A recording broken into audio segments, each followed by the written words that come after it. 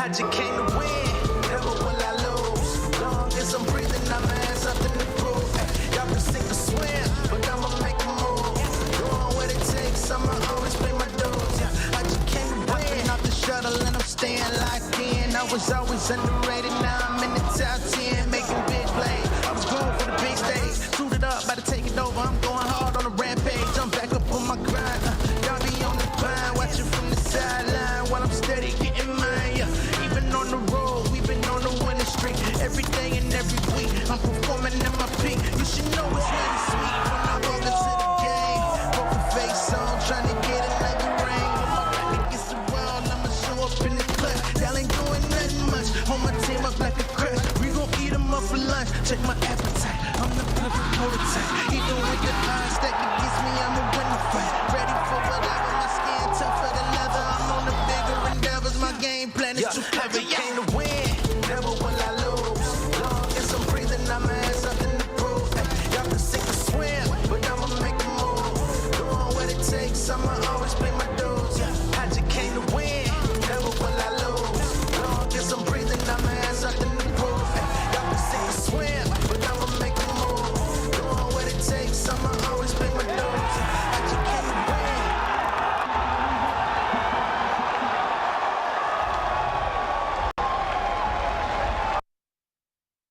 Hello,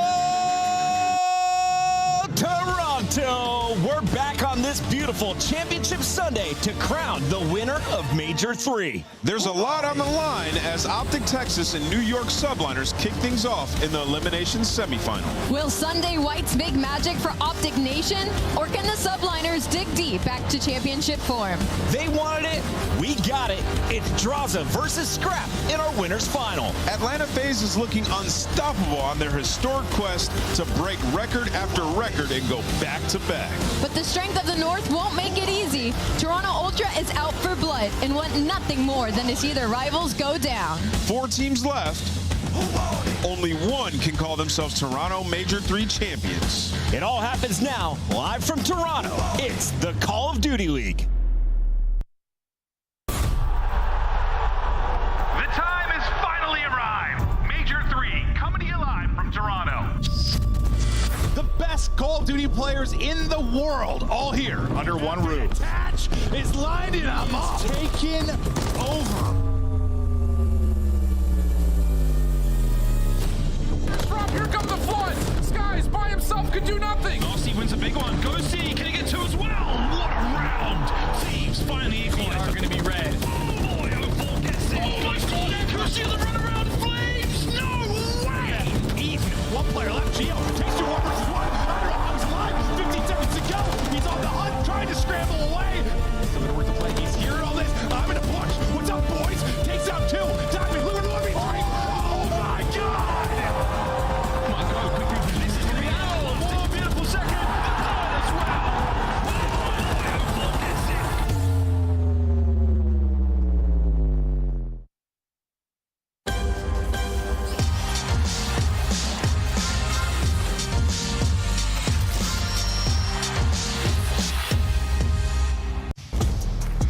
Welcome into Toronto. It is Championship Sunday here at Major 3 for the 2024 Call of Duty League season. Fans once again lining up since midnight, ready to take on the Mattamy Athletics Center for the 3rd year in a row.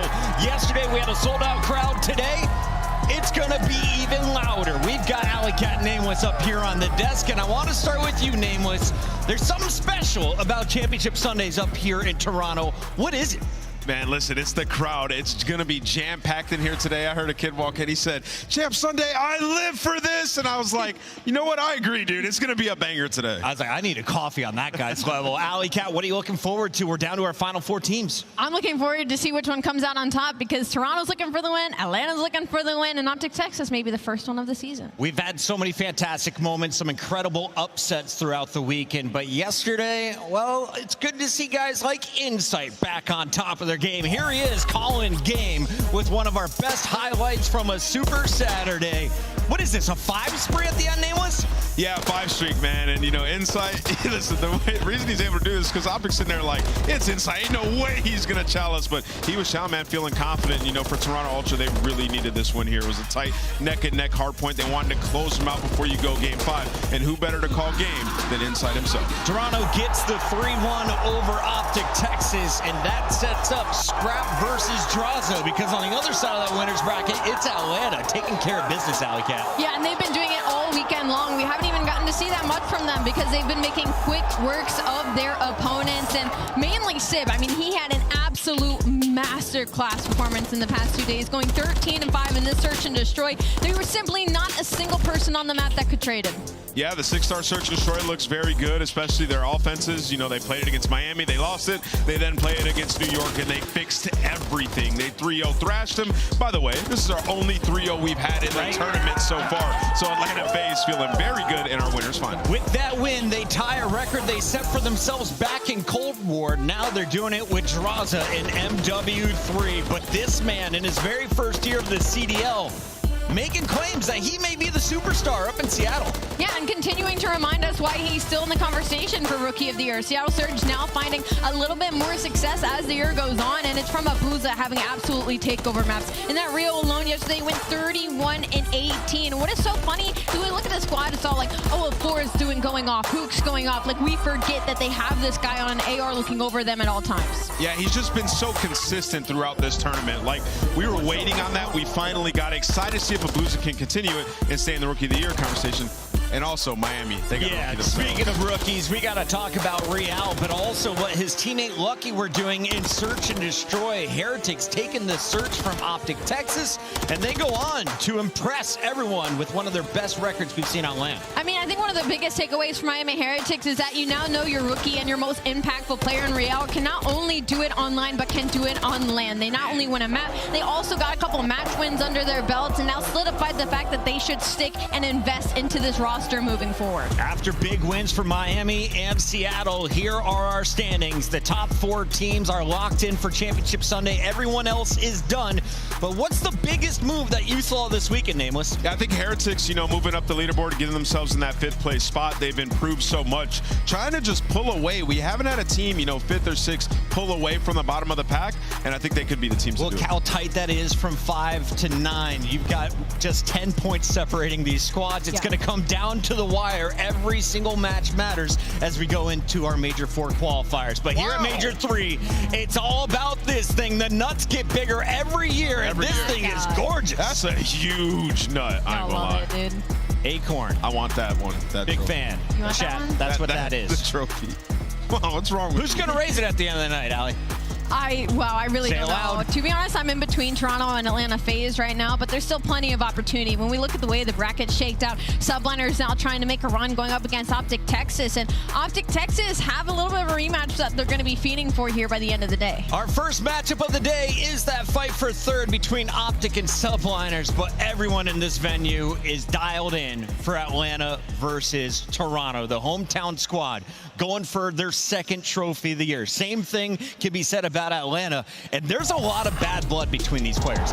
Yeah, I mean, you go all the way back to that Major 1 grand final, right? And it was through the Search and Destroys that Toronto Ultra were able to come back with that win, and that set Atlanta FaZe on a path to just absolute domination. They cleaned up their Search and Destroy. They became literally a final boss, and now they're looking to break their own record from holding in Cold War 13 straight wins. Nameless, these guys have been on fire since the start of Major 2. They haven't dropped a match along the way. They only dropped 1 map so far in this tournament.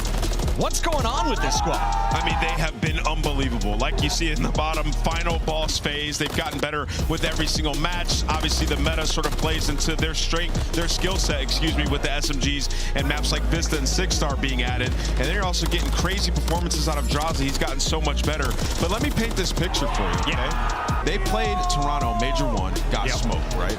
Guess what didn't happen at Major 2? They didn't FaZe play. versus Toronto. They played Optic twice, but never Toronto. So when we talk about on land, they got to go through Toronto here. This is the match everybody's been waiting for. And when you talk about on the season, look at this. They're 13-0 right here, right? But versus the Toronto Ultra, 2-2 this year, and both matches lost on They've land. only dropped 3 hard points since starting this 13-match streak. You get 2 hard points in every single match. You keep those stats up, you're the shoo-in to take the dub, right, Allie? Maybe. It's a little bit worrisome because Atlanta FaZe, where they have shown any sort of struggles, it's been in the search and destroy. But their respawn has been extremely confident. There is extra clips going to every single body It's on the so map. disrespectful, Allie. Like, I can't get over this. This I is the love it. New York Subliners, the world champs, and they have a literal montage of them shooting bodies on land when the stakes are at their highest. Like, this team is full of confidence, and more specifically, Cellium's full of confidence. You can see Cellium is getting more and more confident with every match in his Twitter game. Well, it's going up as well. What's going on in this one, Nameless? Listen, he said, ain't nobody barking today. I got that leash on you. Cellium looks ridiculous. Cellium and What FaZe is he doing? sending Subliners down to that loser's bracket, and afterwards we caught up with Draza to talk what it felt like to be moving on in winners.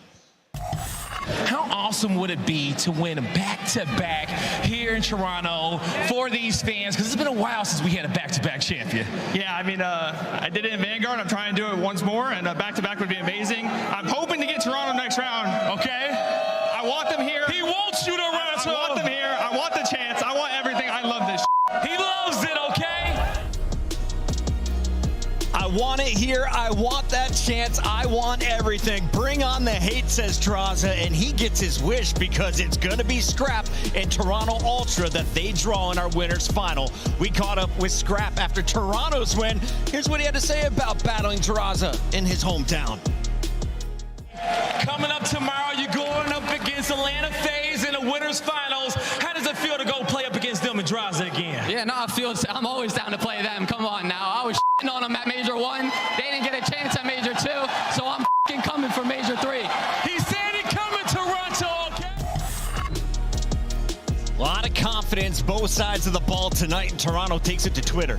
Listen, man, I've been around for a long time, since the beginning of Call of Duty Esports, and there's just some rivalries that hit different. And this is truly one of them. These guys truly dislike each other. They're both at the top of their game, and they're both major champions. I can't wait for this matchup. Despite Atlanta FaZe getting the best of Toronto in the recent online qualifiers, Scrap and crew confident they can get the job done again on land. Let's take a look at what Toronto has done up to this point on the season. I mean, they've beat Atlanta FaZe twice on land already, right? Just like Ant said. And when you look at the layout, we have a couple of maps in that situation that are no longer in the map pool. But regardless, it was through the search and destroys that Toronto Ultra were able to get the dub. Atlanta FaZe have gotten better in that category, but where we have found weaknesses recently has been in the search and destroy. They've been kind of falling short when it comes to that map pool, where Toronto Ultra on land has been finding success. Yeah, you know, Toronto Ultra, they added 6 stars to their map pool in Search and Destroy, which they desperately needed. Now 2-0 on it, and they've won one of them on land. And when you talk about this matchup, Atlanta has dominated the control. So to Allie's point, Toronto really has to be on point in games 2 and 5. Taking a look at what happened last time, Skid Row was in the mix of our map rotation. This tournament, it is no longer there, which means Game 2 and Game 5 not going to be the maps of choice here for our Toronto Ultra squad. But taking a look here at the series, last time you're within 11 points in the first hard point, 13 points in the second one. FaZe is now 19-3 in that game mode. Is Toronto still the favorite? There isn't a favorite in this matchup, to be honest. If you ask the fans, they're going to say Toronto Ultra. If you ask the stats, it's going to say Atlanta FaZe. But honestly, this is the one matchup you're not going to want to miss at all today, because there is not a one-sided answer. Did you miss any matchups, chat? No, you did not. The party starts right now, and it all gets going with our elimination fight. The fight for third between New York Subliners and Optic Texas. After that, they get a chance to take on the loser of Atlanta FaZe and Toronto Ultra, which face off in our winners bracket finals. It all leads up to a 6 p.m. grand finals, all live from Toronto. When we come back, New York, Optic, it all gets going.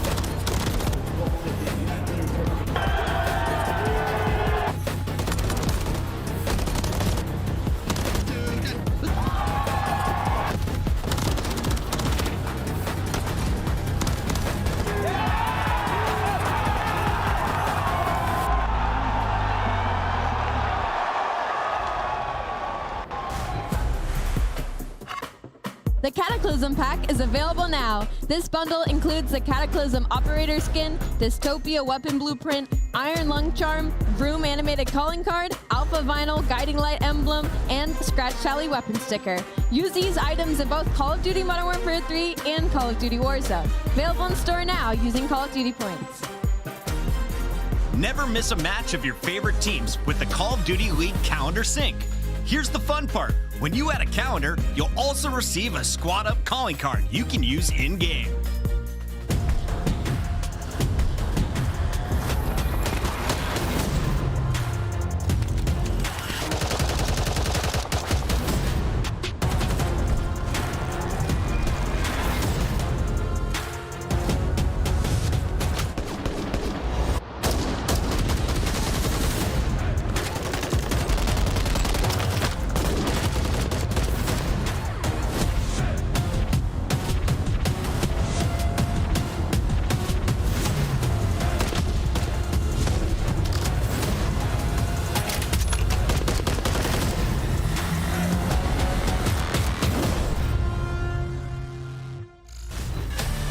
Welcome back. It is Championship Sunday live in Toronto as Major 3 powers into our top 3. We find out who is going to be moving forward. Is it Optic Texas or will it be New York Subliners tonight? Welcome back, everybody. Chris Puckett alongside Rosalie Parker. We got Anthony Wheeler, a.k.a. Nameless, down at the end. But Allie Cat, I want to start with you here. Yeah, what's up? We're about to see a rematch between Optic and New York. And how do you feel these two teams match up? I don't feel like they match up very well when it comes to this game. I think Optic certainly has the edge just because in the top 4 teams, it's been Atlanta FaZe, Optic Texas, and kind of everybody else. All right, let's ignore the previous facts and let's look at our maps in front of us today, Nameless. Yep. Give me the vibe check because I see Vista in here. I see Rio. That means we're going to see all kinds of short-range fights, but high-rise search and an invasion if we get to a game 5. Yeah, you know, I think about the hard points here, and I'm like, it's pretty evenly split. Despite New York's 1-3 record on Vista, they were destroying Toronto on that map when we saw them, and they probably feel pretty confident there. But if we go to that game 5, Chris, is where it gets real interesting. A super square up,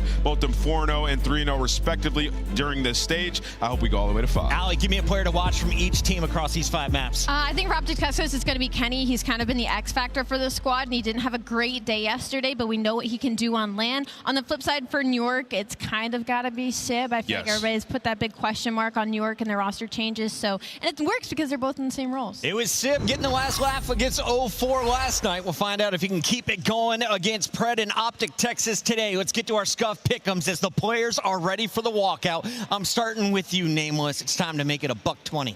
I'm going with Optic Texas in this one. New York have struggled against the top 4 teams this year. Optic get it done. Alley Cat? I completely agree with him. I'm going to go with Optic Texas. I think they've shown me more. Optic has been so good. They've been so clutch. But New York has Hydra. I'm going with New York Subliners tonight. No bias at all, right? Well, my record sucks. Might as well go opposite as you guys. Let's send it down to the stage, Guy Blaze. Time for our Final 4. Let's get it, Chris! Toronto! It's Championship Sunday, and I know you ready to go. We got the 4 best Call of Duty teams in the building, and now today is time to crown a champion. The first squad coming to the stage, looking to lay down a foundation, brick by brick, for a championship. Get ready, Green Wall, because here comes Optic.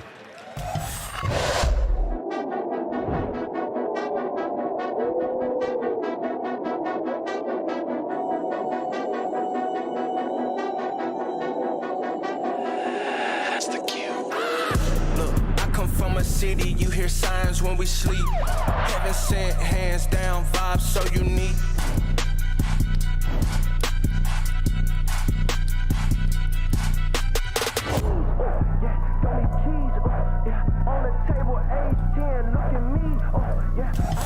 Toronto makes some noise for Optic Texas.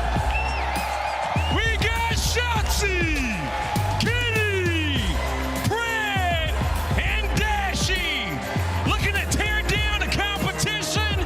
Optic Texas is here.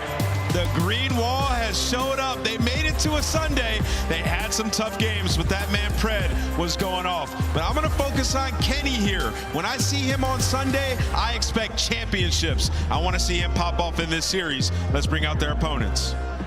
It's time to bring them out, and because these boys, they don't play no games. Looking to stomp out the green wall. Get ready, New York fans. Stand clear, because your subliners are here.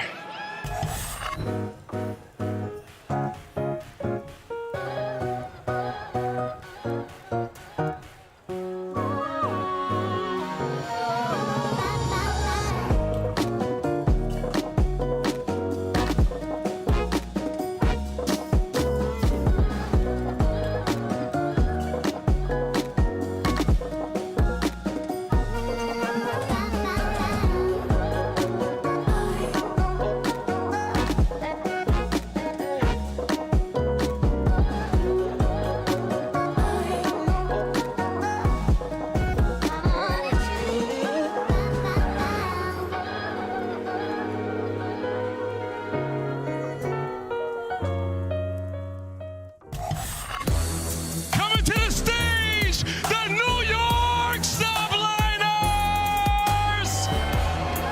Skies, Sim, Kismet, and Hydra. Ready to give it everything they got for the city.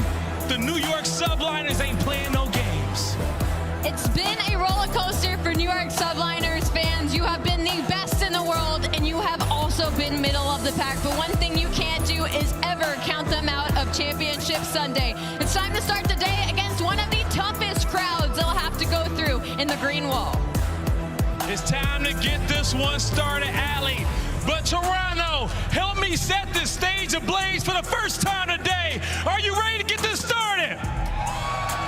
Merc, Maven, let's break it down. Well, we have a phenomenal Championship Sunday in front of us. The top four remain, all battling for that nut. Hey, it's a good nut. It is, Joe. It's a fantastic trophy. I mean, as a Canadian yourself, you would know about good nuts. Yes, I'm an Olympic champion, Joe, for Canada, as you can tell. We're You ready look to like go. a 45-year-old bowler who forgot to pay child support, but you look good. Thank you, Joe. No problem. I'll take the last part of that. Yeah. But no, this is going to be remarkable. Listen, 4 teams looking to make the run, get a championship on the year. Ultra have got to win. FaZe have got to win. Is it time for New York? Is it time for Optic to make that run? Joe, just talk high level real quick about each team. Thoughts on New York coming into this? Well, I mean, listen, they've lost, what, 6 series in a row versus the top 4 teams. They have been struggling against the top 4 to get things going, really, in those respawns. On the other side for Optic, if you look at this Major 3, you are 5-1 in Hardpoint. It has been unreal. Now the problem is you're 2-4 in both S&D and Control, right? Sitting at 1 and 2 between those. It just feels like if you're going to want to win today, Search and Destroy and Control have to be better against the top 4. Well, let's see if they can bring it. Kenny, a guy a little down on himself. He said, didn't really bring it as a team in some of the matches, didn't bring it individually. He's looking to bounce back. But, if you think back to the last major, if there was a guy that's really stepping it up and firing on Sunday, it's Big Ken. I mean, you're going to get an honest answer from this guy. No matter what, he is going to be truthful. He's no bullshit. Yeah, he has been in every single situation. He's a world champion. He knows, all right, I didn't perform well in that first series versus Toronto. His damage was there. He wasn't finishing those kills, though. His stats struggled. But just felt like as a team, they were a little bit off. I imagine he's talking about the S&D and Control. Pred was unreal in the hard points, but again, that 2-3-5 has to be better. It absolutely does. We're taking a look at some of the highlights. Pred going to be a big part of it. He was a monster. He was roaring. He was firing up the squad. The passion has certainly been flowing, but it's been some little mistakes, whether it's Brains maybe turning off in the Search and Destroy, leaving open an A gap when you talk about an invasion control. There's just been these little moments that have been frustrating, and it has cost this team. Well, I guess, listen, if you're going to have those frustrating moments, I guess let it happen on a Friday, Saturday. True. Get into this Sunday, fix those mistakes, that defensive setup on invasion, right? We're going to have that here in that map 3 versus the Subliners here today. So, yeah, I mean, listen, you got here. And before, right, there were some Optic rosters that couldn't get that to Sunday, where if they were making mistakes, they were out of the tournament before they could even put on those championship whites, but they have the talent. Just now, can that teamwork start to click? Well, talking about Canada, maybe it's being big on Sunday, specifically against New York overall this season, leading basically in every category for the team. But let's talk about the Monster Energy pregame now for Optic Texas. What are you seeing, Joe? I mean, map 1's, right? It was sort of this discussion around they're a team that starts slow, right? At the round of the year. where now you can see they have been fantastic. On the opposite end, again, struggling in response against the best. Subliners here on Vista. We'll see if it'll be better. A great start for Kismet because he got smoked yesterday versus FaZe. Well, yeah, getting a double going early as the teammate able to hit and right into the point in early control. Go NYSL as we get locked and loaded for a wild Sunday. Just soared through the rival of Shotzzy. Quick trade there, though. Kismet maybe trying to get some kind of streak going early, but that's going to fall apart with 30 seconds remaining. Joe, what are the team's focus here in the P1 as you're looking forward in this? Well, I mean, a lot of top middle control, right? Obviously, we'd love to earn as much time as possible, but really transitioning this over to this P2, right where Skies is, major power position. Contains the flow of the map of the players off a spawn. Now Dashy kind of spawns near P3, so he's going to get a freebie on Sim. That's going to allow this sandwich to come on through. That is going to be 3 dead. Over to Hydra now, but a quick trade. And they're trying to now push through if they can. Shotzzy trying to get up the gut. It's Sid that's going to get eyes on and try to drop him. How long can he stay up and finesse? Just for a moment, but teammates getting kills on through. Kismet can't get the tracking on. Right over to Sid, we go and still a flurry of trades as no one really getting an early set up. The double from Dashy, will that be enough? More than likely not going to be the case for now as you still have numbers here for a moment. I thought for NYSL, but it's another gunfight, goes the way of Optic. You get in, now you start to create some breathing room for your squad. Yeah, Skies and Sid with the MCWs looking over again, fighting top middle control. That is going to be the play call, but there's always one more player, and of course it is Shotzzy this time through, just slowing them down. And well, he's going to buy enough time for Pred, his SMG duo, to get there.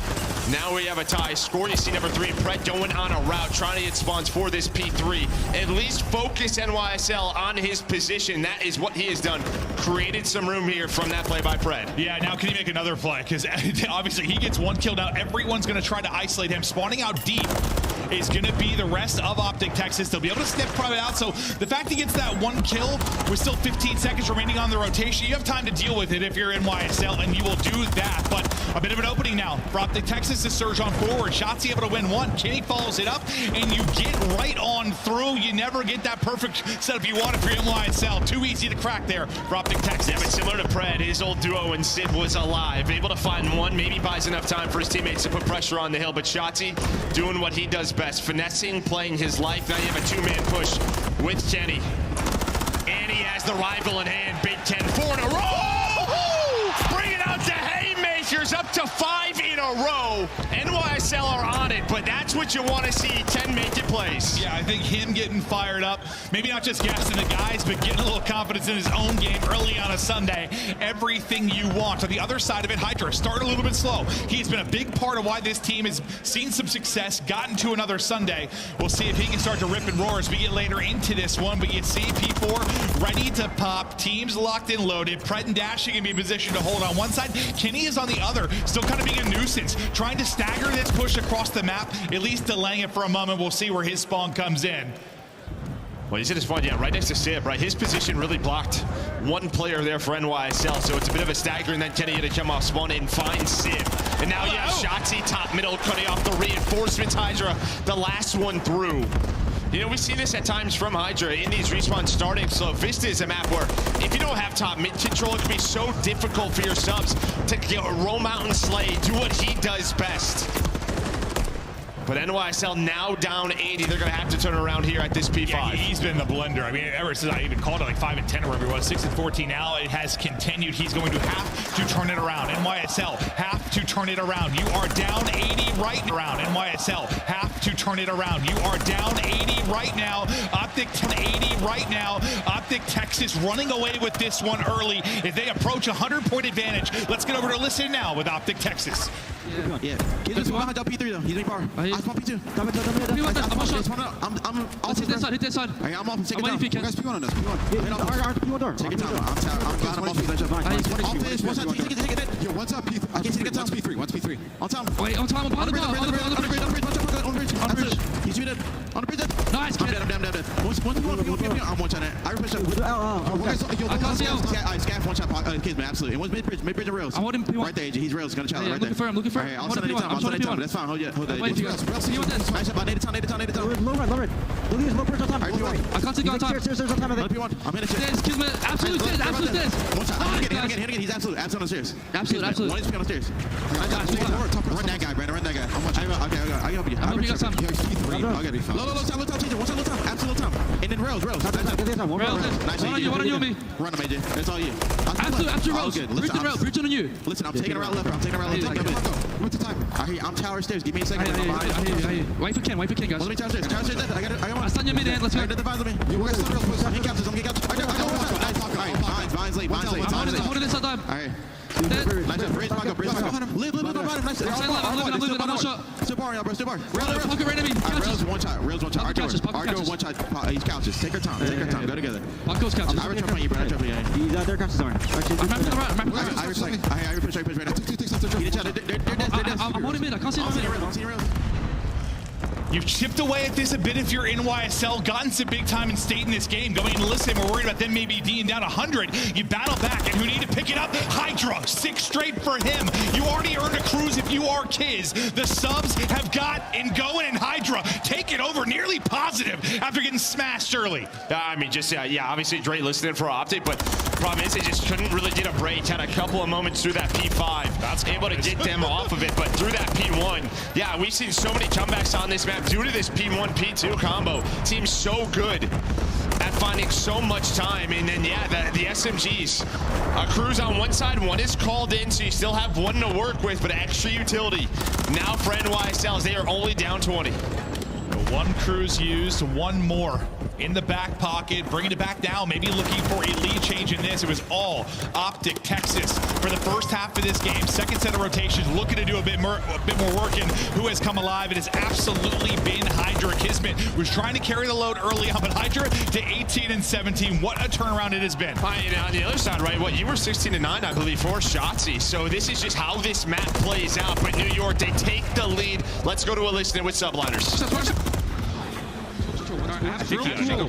One's grill too old. I got hella streaks. I'm playing. I got your low right. I got your low right. He could be left. Heard you. Nice shot, man. On me. Yo, low left, Kenny. Missing guy, Brandon. He was back. Could be in the back. Watch out, the Nice, Paco. I'm getting the right.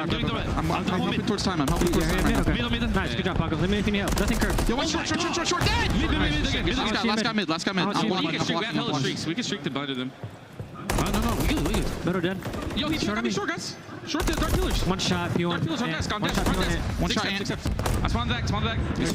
And speaking, one guy's, yo, there's 2 on time. One more outer cat on you, Paco, I think. I need Back in, Zeke, one shot. One shot. Gate in, Zeke, boys. He's looking at the back. He's there, Kenny. I'm waiting. Yeah, Kenny, one shot in the back. Hey, low gate. We gotta focus Kenny if we can. I'm watching mid. I'm one shot on time. I'm in the back, I'm living. I'm watching my I'm going back with you. We're missing kill. Get in the back, dead! One shot, Zeke, Brandon. He's one bullet, Zeke, on time. Nice, looking for Ped and AG. Ped and AG, no, Ped and AG. Or Ped and AG, could be nice. Looking for AG now. I'm stunning the back. Middle, one shot on me. Absolute middle. Nice. Back into a 25-point advantage for NYSL. The comms are flowing. They're in the point now and trying to run away with this one. Optic Texas, and a lot of the hardboards we've been casting this weekend, when it's gotten to the late point, they have iced up. But can they bring it back here? I mean, you just have somebody cruising to deal with as well, right? Skies, right before we got to that listen, and was able to earn another one. So the Slaying has just stepped it up, but maybe a break here. That's going to be all 4 dead. You do get a close one if you are Skies and Sib. Immediate pressure through that P3. Optic are ready for it, though. Stuns and nades are out. Can they at least bring this back a bit? Yeah, just waiting to see when these 2 cruises will come into play. Lead just still hanging around that 25-point advantage. 20 or so seconds remaining in the hard point. Now the rotation across the map. You see everybody trying to get in position. Kismet gonna be the lead man here.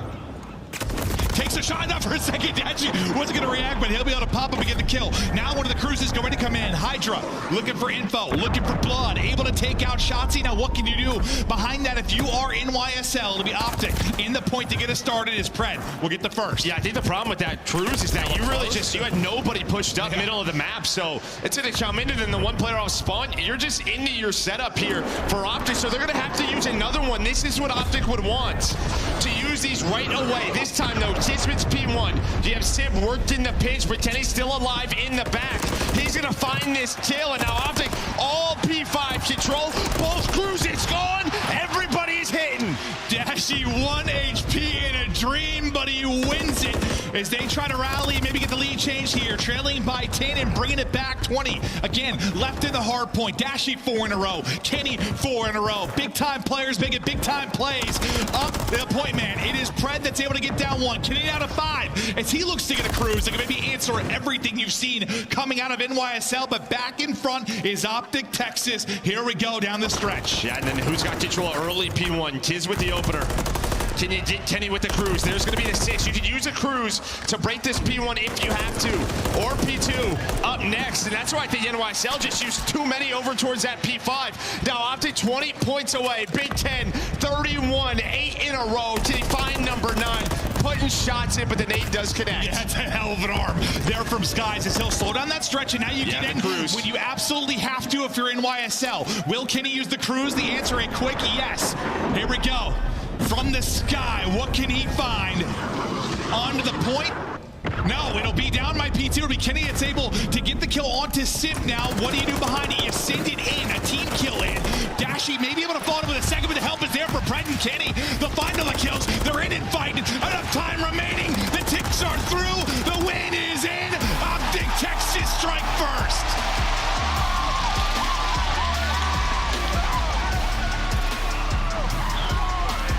This is exactly what you would want to see if you're an Optic fan. Ken going off, leading the way with some of the series that he had yesterday. He's a Sunday guy, bro. Sunday guy. And he is. And he shows it here in this map number 1. But I think New York, I mean, great comeback on their end throughout that second rotation. But when you had 3 cruise missiles, and I just think you used too much towards that P5. We just saw Optic use it to break that P1. They had it in their hands, but they threw it away. Hey, listen, I know we haven't casted every one of their hard points, but several. It's just been a battle for Optic Texas, a absolute battle early on. Then when it is late, they have been able to clutch up. They do it again there, nearly 6K damage, plus 10 for Kenny. I saw a lot of critics on social yesterday with his, negative 30 series, but he was still right there. Everyone around 16K damage, like you said, in that matchup, so he was still putting in work. But that'll shut people up. A monster map 1 and a huge win here. And that was a fun one, 19-point victory. Yeah, I mean, Optic, they stay undefeated on Vista now up to 3-0. This has been another map that's coming to their arsenal. Maybe you will see that Optic FaZe matchup later. Maybe we'll see some Vista, but throughout this one, yeah. I mean, this is just what happens between 2 top teams. Great nades off the start there for NYSL, but it was a slow start for the team. Optic get up to about 100 points. Then once we get back towards that second P1, New York, they get going. Hydra starts to go off. Kismet's having moments. Skies is earning streaks. But they kept it close enough. Yeah, it was right around 80, I think, and that's when we hopped to the listen in. And listen, I think you saw some good things from both teams in the sense of Optic start hot, right? You bring it back, but you're able to deal with that. The resilience is there to bring it back, cool the Jets, get a very clutch win. But for NYSL, I mean, if they continue the pace it was early on, you are just about to get pissed on. But you do come alive, the guns get hot, you make it very competitive, and you have your chances. You even take a lead. 2 top 4 teams, though, you got to expect some wars here. No, I mean, that's just what it's going to be. Right now, Optic up to 6-1 on the weekend in Hardpoint. Their Hardpoint has been fantastic, but what have New York been known for all year long? It's that search and destroy. It hasn't been the best this stage, but it is something with the players on this team, a world championship to their name. You can expect them to be ready for this Sunday. Well, you talked about some of the struggles for Optic Texas this weekend. Like, is it a search and destroys? Maybe were you expecting NYSL to find the upsets, to find the wins here? I think that's where you at. I mean, New York's going to make a run today. I think it has to be through search. Yeah. I mean, the respawns just haven't been stable enough. Really, I mean, that applies the entire year. Maybe beginning of, the stage 2 qualifier, we start to see it come together a bit, but it's been all over the map. So, you're just praying for some W's in those modes at times. You see the game flow, the lead changes, and the late stretch there from Optic Texas to get the victory. I mean, look at that second P5. You got 172 to 226. That's with 2 cruises. So, I mean, if you are Optic, that is just a phenomenal hill. I'd have to go back and watch the exact timing of it, but I imagine, it takes a while to get that cruise out, right? Like, you bring out the iPads, like your 87-year-old grandma working on the thing. But, when we saw Kismet's POV, I think they're probably thinking, call it in. He thinks he has a freebie. He's in a spot. And then he takes a couple shots too early. Dashy turns and kills him. Cruz comes in. Now you have nobody forward. If Kiz gets that kill, that probably goes very differently. Yeah, it might. They might not have to use a Cruz there, though. But maybe. I thought in the moment they were trying to combo that, but I'd have to see how the timing worked out exactly, but things obviously fall apart as that does not go through. But now you strap in. If you are the NYSL side, you obviously have 3 guys part of that World Championship run. You've been through it all. You have seen it all. You've been through your up and down years. You've been through your up and down series. You brush off that map 1. You look to fly forward in the search and destroy. We go to high rise, and what can you tell me about the high rise search, Joe? Well, I mean, listen, this is obviously one Opti has been working on for a long time. It's Hydra having a great search and destroy major. Game 2 last night when they're down on 1, he goes 15-4 on that invasion. Beast. But I mean, listen, overall, I think it's like, it's not great for Optic, but they're 2-2 throughout this stage. So trying to get better and better. And again, for NYSL, they've had their invasion, but this high rise is right around 50-50. Well, Hydra has been what seems to be auto double digits when it comes to search, when that man is playing well. I'm sure he will have his moments when he can get in behind enemy lines, makes better decisions than most, it seems. Never feels the pressure, makes the right play, and well, there's a first blood for Hydra. As he finds one early, Hydra now going to find another one. 2-0 start for Hydra. He is picking them apart. Nearly buddy hop before another. Knocked to 65 HP is Dashy. Final kill will come through. And yeah, Sib had some kills top mid, but unfortunately, right as we hop off Hydra, he gets 2. I mean, Pred's working the outskirts there. That's just not something you see too often on the defense. He hits the hop up. That's just I mean, I don't know if that's VOD prep or what from Hydra, but he's in a position where he's able to watch that. He wins the first one and then wins the second gunfight. It just feels like, I mean, his mind it's a crazy one. His instinct for the game has always seemed supernatural ever since he came into the league. That's a good way to put it, supernatural. No, dude, it's unbelievable. You watch him, like some of the top players' POVs, him especially though, like just his POV, it looks like the guy's walling. You're like, this guy's full of it. But it's just an instinct, man. But now you try to bring it back. If you are Optic Texas, we'll see where the approach will begin from. As they're backing up, wrapping out, looking for a new angle for now. As jump spotting will be Dashy.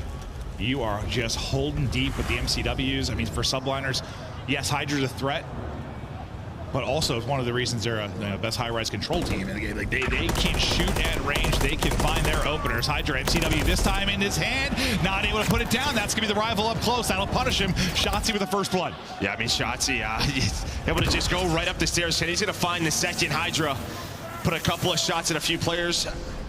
Thinks he probably should have had a first blood. Now we're in a 2-on-2. Whoa. Somehow Kismet hits the headshots. Bomb is planted, but a lot of time here for Kiz and Skies. Now things slow down for just a second as they begin to look for the opener and the approach. Wrapping wide will be Skies. I don't think he saw him though. Well, that timing, I think he saw Dashy. Forward. Yeah, but I don't think Dashy saw him, but he's gonna work down forwards though. Dashy's playing this wonderfully, where he just knows the different timings. Now he knows he's on the flank. Here comes the first gunfight, the second one. Optic win the round. At first, when I saw Skies approaching, I thought it was going to be like a beautiful opener for him, but not the case at all. Dashy plays it perfectly, as you said. Shotzzy able to get off the bomb plant, tuck away an elevator, and win his fight. We're talking about supernatural. That is just, all right, 5 seconds has passed. We haven't seen anything. There's probably pressure on the flank. I'm going to switch up my position, my angle, and it works out perfectly there for Dashy. Yeah, it's like the spidey senses start tingling. Reposition, lock it down, win the round is now. Will be tied up. Offense back over to NYSL. We'll see what they'll have to do with the opening round. His shots through on the cross early from Kismet. They're building this up towards B. Looking to chow it out wide. You'll have Shotzzy here. Shotzzy able to get the pick onto Hydra to start the last round, and he is just sitting it. Hydra gonna go. Hydra gonna go, and it's 2 to open the round again. A first blood machine as he's got 2 openers in rounds 1 and 3. It's not only openers, it's doubles, right? It's even more so. Pred is here though, trying to make the play. There's a team kill. Not gonna matter. It has been these first bloods for both sides. For Optic rounds, like kill Hydra first good, die to Hydra first bad. Bad, yep. But it's just the timings that he's able to find. Working that street, Optic think nobody maybe crossed the propane. You had Shotzzy and Dashy in sort of that back-to-back setup. But we're gonna look at a replay as he's just able to find, Dashy's just not even ready for this. Shotzzy repositions behind the barrel. And Hydra's like, hello. Yeah, and he's like awkwardly swapping, it looked like, as well in that moment. So a tough position, a great timing there for Hydra, but the guy has got a sense for those moments. Will he find many more, but a 4-2 start for him. tracking back, scooping bomb. That'll be Kenny as they start to push out. Aggressive early will be Hydra. So Shotzzy, he spots this right away. Door is open. He's going to give that call out to Kenny. I mean, that is like a Shotzzy route that we have seen him take time and time again. Now Hydra is trapped. So do his teammates get here to help him? They have to try to take another part of the map, and they do just that. They get aggressive behind the Hydra push. That's exactly what they need to do, and now Hydra able to find one. There's a trade, but Pred is left in a 1v3. That's why he's so good in those spots, because even though he gets caught and sees the door, the ability to just kind of shoulder out and get away, play his life, and then get a kill before he drops, even though the gig is up. He seems to be able to make the play more often than not from that position, but also, well, you kind of rely on the team clutch. No, that's exactly what it is. We've seen, you know, through online where, you know, teams are starting to take that more aggressive route down low. If you don't get to that player, sooner or later he's going to get trapped, and then, you know, obviously you lose that first blood. You lose a lot of map control. So the New York just sort of green light. We have to go. We have to get to him. Kismet wins a big one. Yeah, able to find those timings, catch Optic off guard. You have 3 first bloods currently for NYSL, 1 now for Optic, and that will be your score line, and that is how they've gone so far. I mean, pretty standard. No big comebacks, nothing crazy, just first domino drops, and you followed up behind that. I imagine we'll have some wacky moments, so maybe as we get deeper into this, but Hydra, 2 of those 3 first bloods. His POV early on to see if maybe he can find the entry, find the action. It'll be Pred, though, who's able to do it. The trade, though, is swift. Disguise takes him down. Yeah, normally we see that on offense where sometimes he just likes to hit right through the middle of the map. Shotzzy, DMCW, the movement is on point, but who is it? Hydra gives them the man advantage. That's the big one in the round. Give them the 3 versus 2, but brought back quickly as Skies drop. Shotzzy able to do the same dash. He drops. It's Hydra again that gives them numbers as he's on a tear again in this search and destroy, and suddenly it's Shotzzy last alive, 1 versus 2. And this might be the round that's the difference, you know. It's been kind of first blood, get the round win. This time Pred gets the first blood, maybe the one you drop, and it is Hydra 3 in the round. Maybe not the first blood, but the impact still felt. I mean, it's pretty much a first blood, right? Because it's a 3-on-3, then he gives them the numbers. Yeah, it's almost like a reset. And in that reset of a round, he just playing his life. Look at where Sib is. Shotzzy pretty much has 2 one-on-ones. I mean, they're just kind of waiting for him on either side of the map. He did it versus Dashy. He does it there versus Shots. He just stays patient. No, I'm not kidding when I say guys like automatic double digits in search sometimes. And he's at 8-3 right now with 1,500 damage. He's been a monster. Who's going to maybe match that or start to deal with him? I mean, when someone's just going off and he has it, listen, I know it's a team effort, but like he kind of take over. Is there a way to deal with it as a team? Like, do you focus him or just still kind of play your game? I mean, you have to play your game, but yeah, well, I was going to say, when you see that name, I feel like you just kind of challenge, get him out of the round. There is a quick trade early, so we have a 3 versus 3. Yeah, so first pick, again, going to go over to Optic. This time, they will get the kill to get numbers, and Pred wins a monster one. That is huge in the 1-4 hole to come away with 2, but if there's anyone I would not want alive on the other side, it is this man right now. 1 versus 3 opportunity now for Hydra. We know how tough this is, though, with a rival, right? You're just going to get top propane. You're playing angles here. You don't have to plant this bomb yet if you're Optic. Don't want him to catch your timing. Now you're going to move it on forward, and there we go. Pred going to spot him. So nice heads-up play there for Optic. Texas bomb is planted. Shotzzy just going to throw a shoulder. Sputterman's his way on top. Hydra going to read it. Of course he is. Yeah, well, I mean, Shotzzy, so you're probably thinking he's going to go vertical or trying to make a play. Still weak, tries to shoulder, can't back down in time, and you're able to get the kill in a massive round if you're Optic. But that, I mean, it's Pred. Not only does he get eyes on Hydra, it seemed like he was the first spot, but then also the double earlier in the round. Line 3 up for Pred. I mean, we saw it on defense run through B-Dom. We just saw it there on offense. This is a man, and he's talked about it in interviews where, you know what, every now and then, I just got to whip it out and run down the middle of the map. And we just saw him do it. We talking about the rival or MCW? Or? Exactly what I'm talking about. Pred's absolute weapon. Yeah. Dear Lord. 4-2 now for NYSL into the next. Let's see if Optic can start to rally now. You get a big one. Can you bring it in back-to-back? Trying to take out the trophy instead Sib with the kill as we watch Kenny just kind of get deleted. Over to Hydra, though. Looking to make a play. Can he actually do it? Snaps out and gets 2. And those are the painful ones. The guy is a magician. I thought maybe another, but I think thankfully Ermi's still weak. Pred brings it back. The trade, though, there. 5th round on Hydra, the difference. Again, timing's on point. Obviously, you get that first blood from Sib on it, Kenny, with the propane. which we all love. But I mean, yeah, again, just knows exactly where to look. Round, like, he's the ability to get 2. He does this with a rival. As we're going to take a look again from his POV. Hits the slide. Maybe Shotzi's putting some shots in. Dashy, you're not going to win that with the rival. Oof. I mean, it's possible, but it is hard. Yeah. Especially with him sliding across, you know, how difficult the tracking is. You're like battling. He could win it. Oh, yeah. Well, you're like battling your aim assist. You know how hard those fights are. Hydra, 11-5 now. 1 round away from a map 2 victory and tying up this series. That's one way to deal with him. Get him out of the round. Dashy able to take out Hydra. Another first blood now for Optic. They try to bring this back. Shotzi, another Sib. You at least make sure he only gets 1. He had a chance to maybe play playmaker there. Kisman, 2-1 versus 3. I thought they lost him, honestly, Sib, because they were pushing up to B Street, and I was like, uh-oh, are they going to, like, line up, give him a 2-piece? But didn't happen. They were able to find him, get that trade. Now it's Kiz. Was hoping to find that first kill. The timing doesn't go his way on Pred down low. Top propane, shots in, Chow and drop him another round over to Optic. You know, I thought the same thing. Like, when I was saying Sib had a chance to be a playmaker, like, it looked for a second like, yes, maybe 2 line up to check into a third. Like, who knows what it might be, but you deal with it. And those are those moments where some Hydra's Hydra is able to get 2. You deal with it this time, though.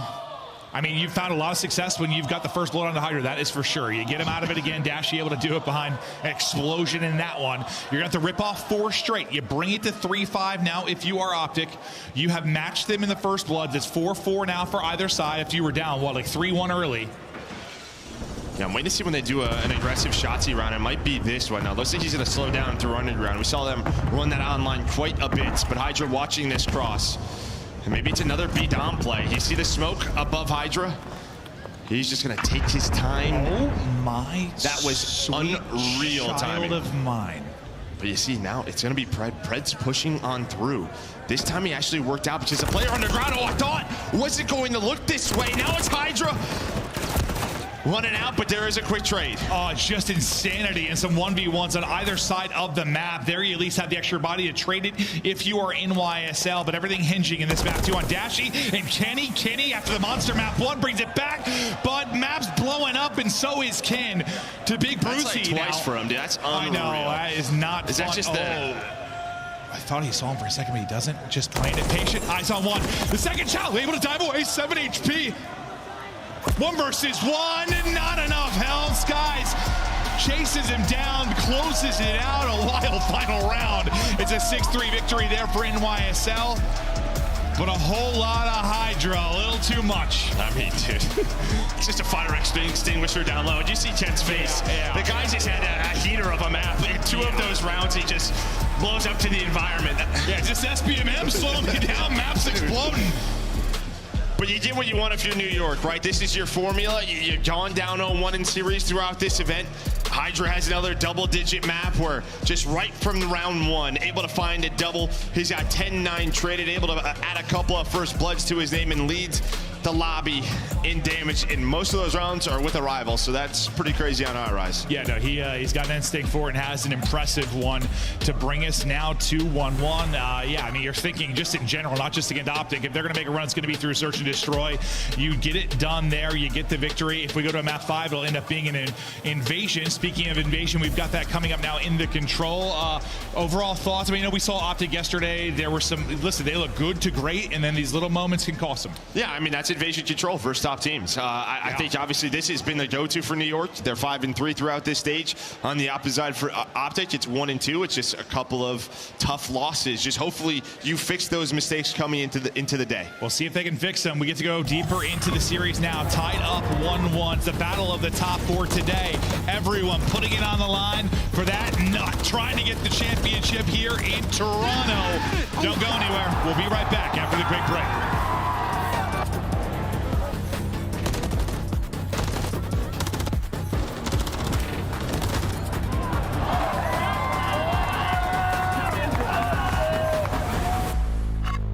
Upgrade your game with the SCUF, the official controller of the Call of Duty League. SCUF Gaming is doing an ultimate giveaway where you and a friend can win a chance to go to COD Champs this year. The giveaway includes 2 VIP tickets, travel expenses, and more. To enter, scan the QR code on the page or go to scuff.co/CDL and enter your email. Terms and conditions apply. The Call of Duty League is brought to you by Monster Energy, the official energy drink of the CDL. In Toronto, they turn it into a miracle. Unbelievable. Linz goes back to the bomb plant. I love it. Is Felony going to get hit fast enough? Oh my goodness, Renetti at the ready. Do it. Do it. Love it. Goodbye, Linz. The round is over. It doesn't get better. Like, your eyes light up when you catch him as he's running away from it. That's the instant call to hop the bomb. Nasty gonna get that trade, but a 3v2 for Surge, and they are still shooting. Oh, Nasty wins a big one. Ghosty, can he get two as well? What a round. Thieves finally equalizer. You are dealing with players that are running you down. Toronto have to reset up again. This is their last hurrah. Only 2 defenders inside the zone. The others for New York. Worried about the overextension. Oh my God. Drop. Here comes the flood. Skies by himself could do nothing. Trophy system this time gets placed safely. On top of that, it's a 12v2. Toronto looking clear here at A, unless maybe some desperate nades land and popcorn them out of the zone. Hydra tries to step up, and Toronto takes the round 5 offensive win. Oh my God, Ultra. Nero on 3 straight. He'll be holding. He'll get the plant down. You lost a man early. This time you're able to get the first blood. Nero going big. 5 in a row. Looking for 6. Able to keep on eating. Maybe the ace. But I love this. It's all 4. Nero, a monster in that round, and he's on 7 in a row. I mean, with the score the way it is. Grab with the double through the hill. Still keeps the opportunity alive for Ultra. They get all 4 dead in the feed. They are potentially going to steal map 1 right now. But the last 8 seconds are coming through. Kleenex over the middle of the map. Oh! Works out. One more hit coming out of Saban. It's Kleenex doing his namesake. Wipes up the floor on the front side of the hard point in Toronto. Turn it into a miracle. Unbelievable.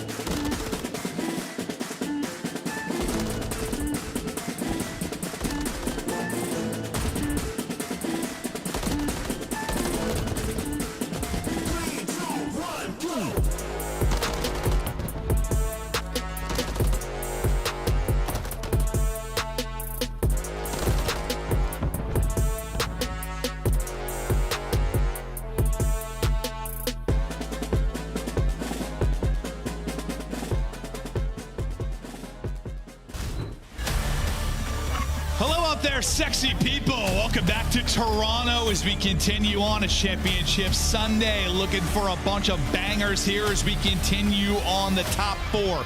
Continue to shoot it out. We're tied up 1-1 in our current series. We got 3 more to follow after this, but who's going to get into the top 3? Who's got a shot? Bottom of your screen, where we stand so far and how it's gone.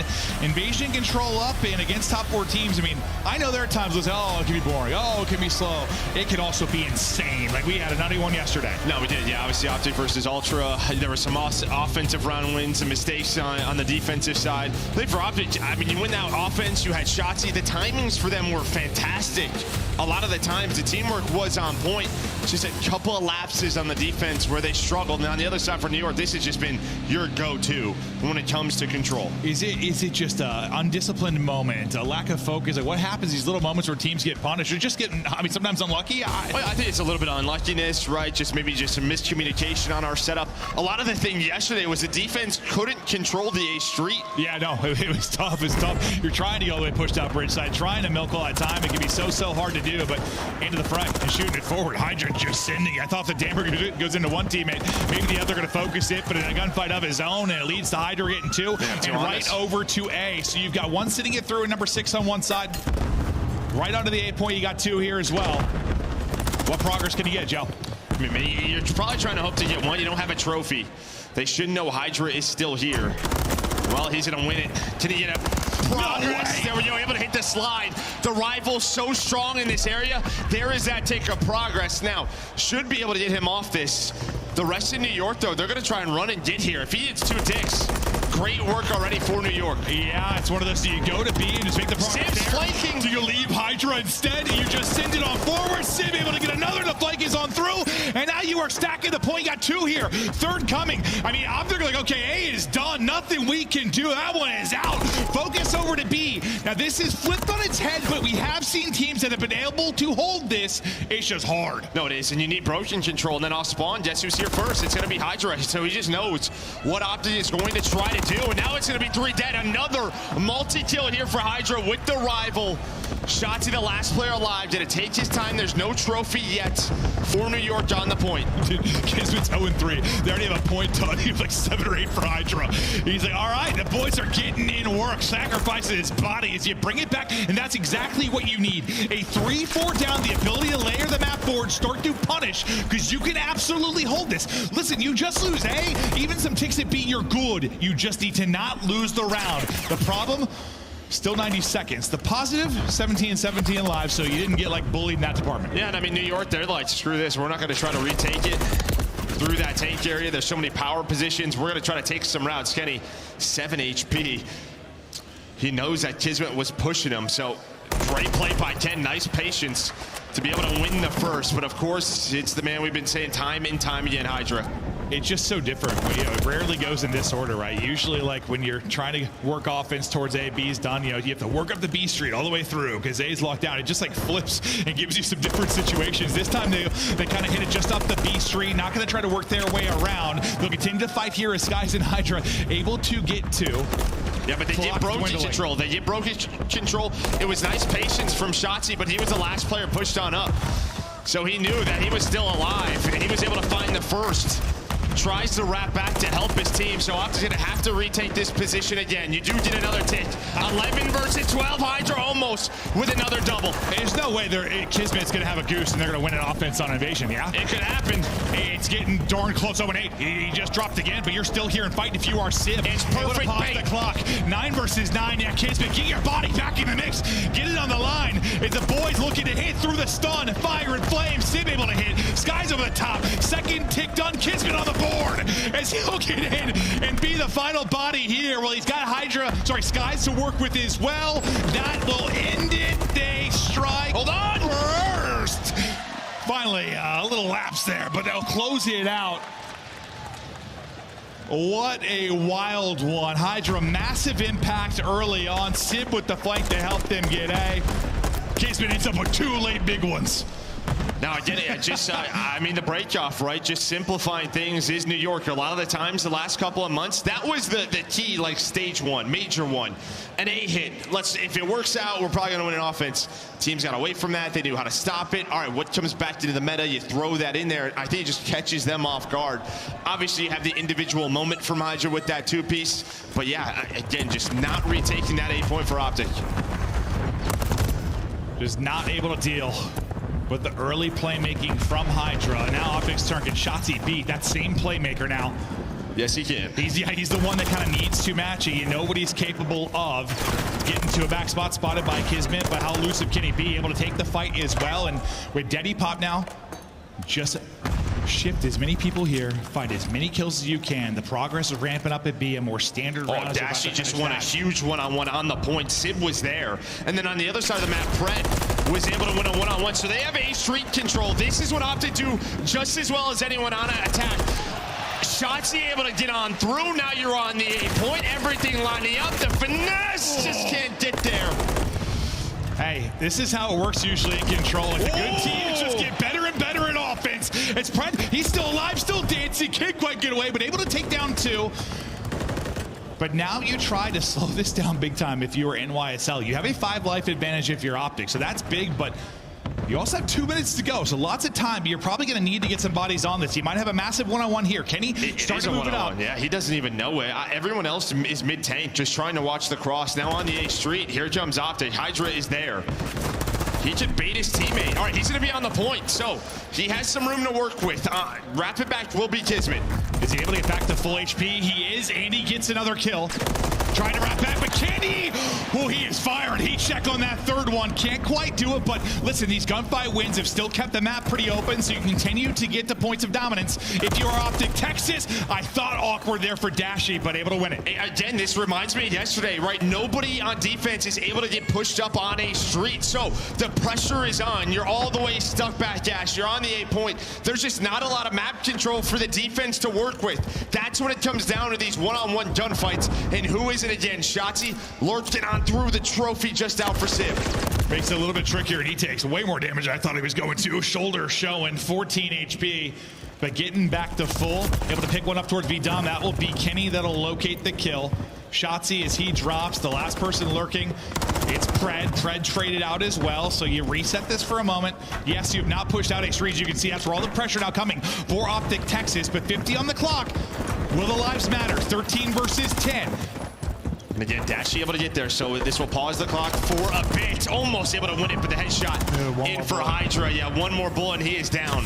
But because you've had someone on the objective for a while, it's a 10 versus 9. 45 seconds left. Again, not very clean for New York. You do have two players over towards A, but every single kill is massive right now for Optic. You saw the reaction there from Hydra. He was frustrated. Kismet trying to be the answer, but the trade once again is on. Sky's POV, lurking, waiting on the objective. A trophy out will be Sib. Here comes the next opportunity, but he's able to snap it. Sky's actually that gets the damage through in the kill. 20 seconds to go. 7 versus 5. It will all come down to this next sequence. But you can just hold if you're subliners. You have to scramble across the map if you're Optic Texas. Deddy out for Kismet. Big fights in. Kismet wins it. Hydra wins it, stuns himself, doesn't matter. He gets the help through from Hydra. Time will dwindle, and the defense holds strong about 10 different times probably on A there. Yeah, but what was the difference maker when you had two dead? Guess where Skies was pushed up? He was pushed up A street. Right, he was able to help his teammate on the 8 point, put those shots in and just halt the attack. So finally, you had someone a little bit more pushed up, able to watch that cross. Well, that's a great example of what you've been talking about, because like, I thought at first, like, Sib snapped, like, that was insane, but yeah, Skies that gets the kill. He doesn't have that angle. Sib is going to drop. You're going to have somebody on the point. All chaos then ensues, but Skies with the angle, Skies with the shots, Skies in NYSL with the 2-0 edge. Can you start to bring it back now? If you're Optic Texas, you got to rally off a defense and offense to get back. Hydra just leaves the gunfight, pushes on forward. 1 HP. He was at 2 HP. A stun hit. He never even got back to full. Finally trying to get back. 4 in a row for him as well. He'll get spotted, but you're already on to A. It'll be Skies already in a position. Now you're just dancing around if you're Hydra, just sitting it all around the map. Yeah, now Skies is able to buy time. He knows it's going to be 2 players. Is he buying enough time for Hydra to get there? One more burst. Maybe he has it. So Optic to recover. No streak for Hydra. Now the focus for New York will be towards B. It is so fun watching players like Hydra and Shotzzy when they are in the back line and the decisions, how quickly they are making them and trying to find openings with 3 straight there for Optic Texas. You get a moment of relief. Sib, I'll say you get 2 there. That's kind of huge to help you not get pinned back. Does he slow it down enough? Doesn't seem to be the case. The crossfire still in for Optic Texas. Hey, you might gamble this if you're Optic, right? If you want a round 5 defense, should jump down to these ticks, because right now it's what, 6-3? For New York, obviously, you have to win the round, next round if you would get to that round 5, but Sib, great shots onto Dashy. Maybe that allows them to get to B. Yeah, Dashy didn't lose many of those, but sometimes he's gonna shift on over. This will mean that 2 players, Pred and Dashy off spawn, they go right on over towards B. Nobody with eyes on the A street. No spawner wrapping back. Now they're going to, but Sib is here. Sib's winning a big one-on-one. Might be enough to get this first tick of progress done. And the shots are in. Enough damage through for Skies. You get the back out of this is Shotzzy, and there's the progress over at A. So you get the tick. Any kind of gamble from Optic Texas starting to fall apart. 14.8 though. Remaining on the clock, second tick of progress done. Decisions need to be made on both sides. 2 players now here. Once again, A is captured first on offense again. We'll watch the fights, then we'll hop right over to B to see how the 2v2 goes over there. Yeah, you still have life advantage if you are Optic. You don't have broken control, but now you might. Shotzzy is on through. Him and Pred try to clear this, but it's a 2-for-1 for New York. Eyes from up top. It's Kismet and Brogan able to do it. Now trying to push on forward to be even more of a nuisance against this Optic Texas side. Sib gets 1, can't get 2. Skies Eyes on with him. 9 versus 9 in the lives department now. 3 straight for Kismet. Snapping back, finding the kill. 1 more in front as he's maybe working towards a cruise. It may not even matter. Working into the second tick of progress. You're just sprinting forward and getting caught. NYSL are set up and going for the jugular. Yeah, I mean, such a good control team, and now Sib with 4 in a row. 3-0 to New York, and they win 2 offenses versus Optic team. I thought Sib was going to get that one as well at the end. Like, he got 2 headshot dings there on the bread, too. Incredible stuff. Not often you're going to see a 3-0 win on Invasion Control when you're having the top teams battle at it. But from the get-go, from the opening of the round 1, it feels like for the rest of that 15-minute session, it's Optic is on the back foot, man. I mean, it was the same break-off that we saw from New York in the round 1. How they go right back to it, and it works out. You just put so much pressure on the map, and then you saw Optic, they were putting a lot of pressure over towards B. They dealt with the A hit. You saw those 2 players spawn up, and Sib's like, I don't think there's anything over here towards A. Let's just hit it. He's able to get on it. Then he has Skies on the crossfire. And then they were able to work the point. Yeah, and you have some of your struggles yesterday. Obviously, Optic can be so great there. They can be great on the attack. But even if you're like thinking about playing something else, that's where it gets so tough with Control. It's why it's been such an important mode when you only have 3 options, because you can't play them on high rise. I mean, you're the best Control team in the world on high rise if you're New York, so Invasion's going to be the pick, and they still come out and throttle them just from the opening sequences, a step ahead of what it felt like at all times. Oh, it was. I mean, yeah, props to New York, and I just think for Optic, just try to simplify things on B. Obviously, you want to be aggressive over towards B, don't want to give up all the time, but just feels like they never had a street control, could really get into a defensive setup.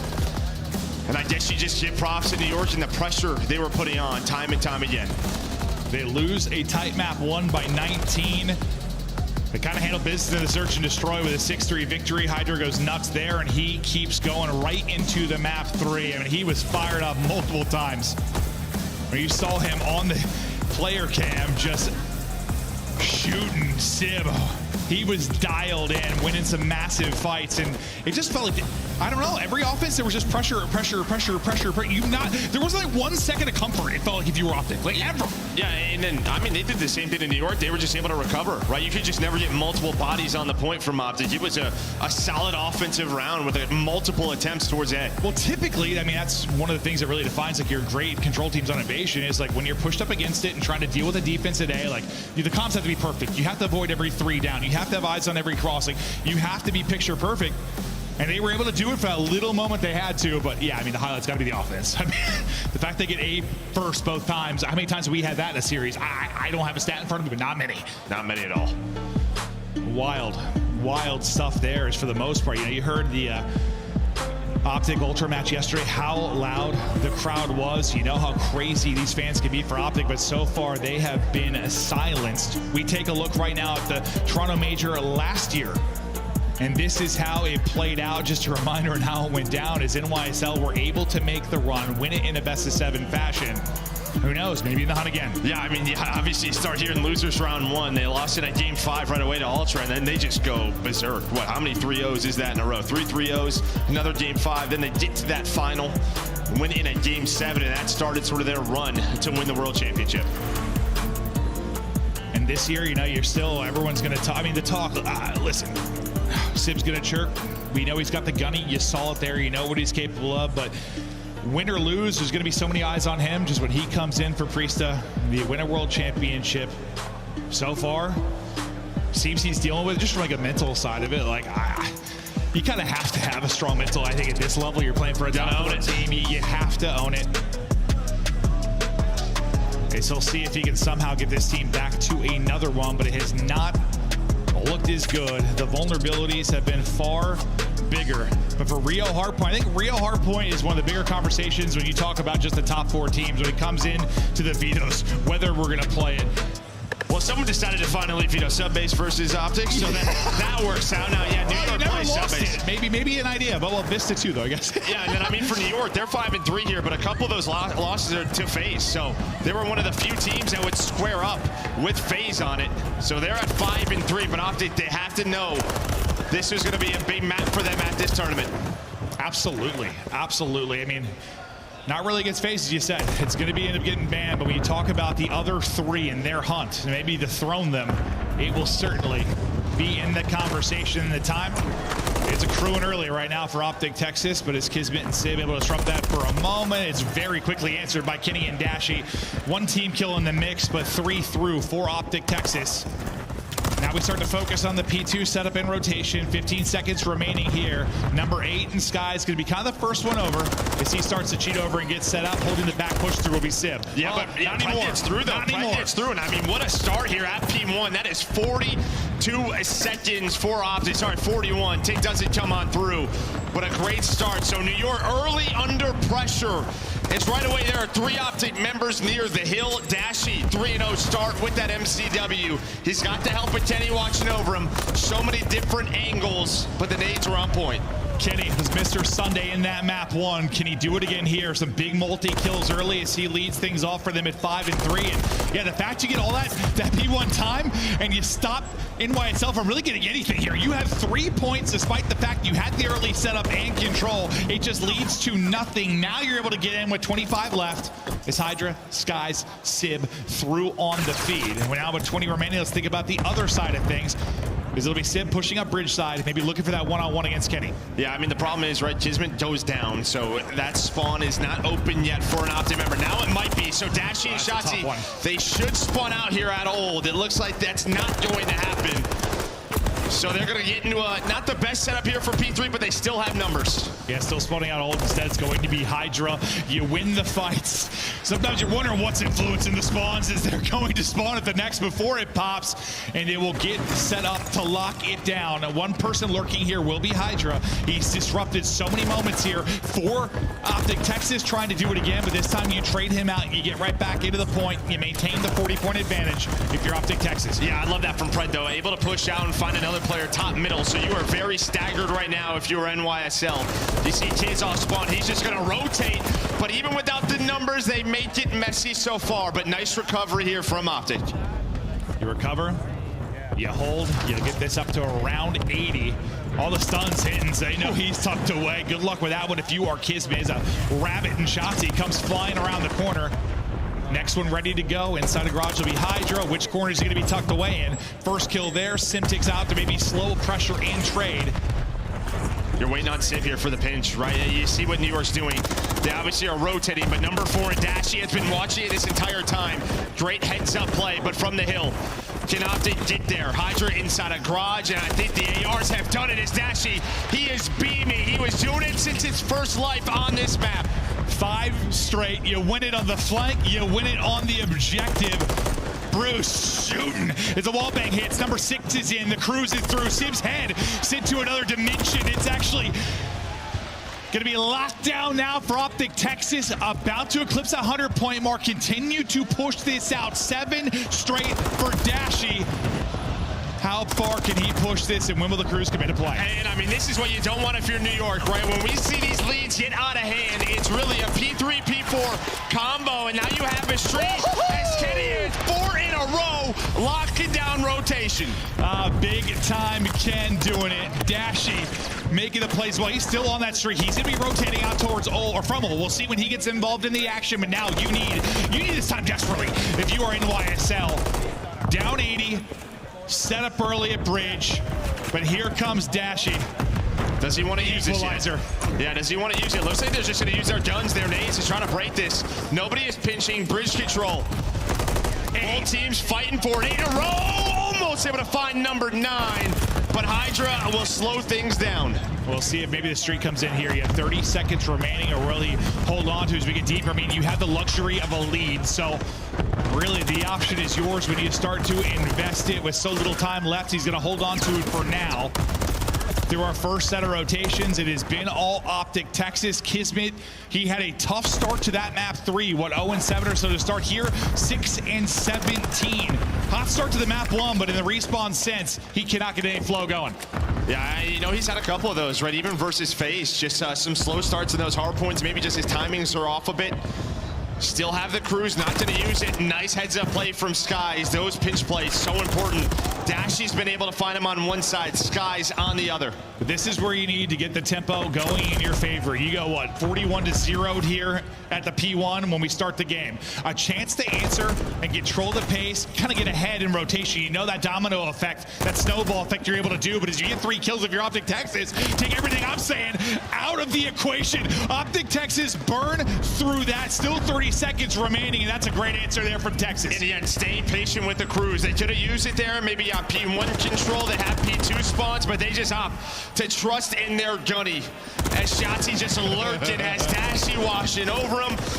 You can see what New York are doing. They're just kind of flooded. Nobody is rotating. So New York going at this one more time. Not gonna work out. Now this scoreline gonna start to get ugly. And they're spawning out real far. Yes, you've got a bit of a trek here if you're Optic Texas. Really just gonna have Shotzzy in position early on, but he's got all the way to Garage. He's been able to push all the way forward because it spawns so deep for NYSL. Most trying to win it through the front. Kenny able to deal with the player Garage side. Dashy able to shut down one as well. And so far the numbers have gone to Optic Texas. They are obliterating NYSL right now. And I couldn't believe when New York went for that one more time through top middle, because you allow Shotzzy into the spot. It has been a clean 25 seconds on this P2. We do not see that often. Trophies down from Dashy and Kenny. On the pinch will be Pred, able to find the first. Can he find the second? The stun was there, but he's just going to try to flip spawns on this rotation.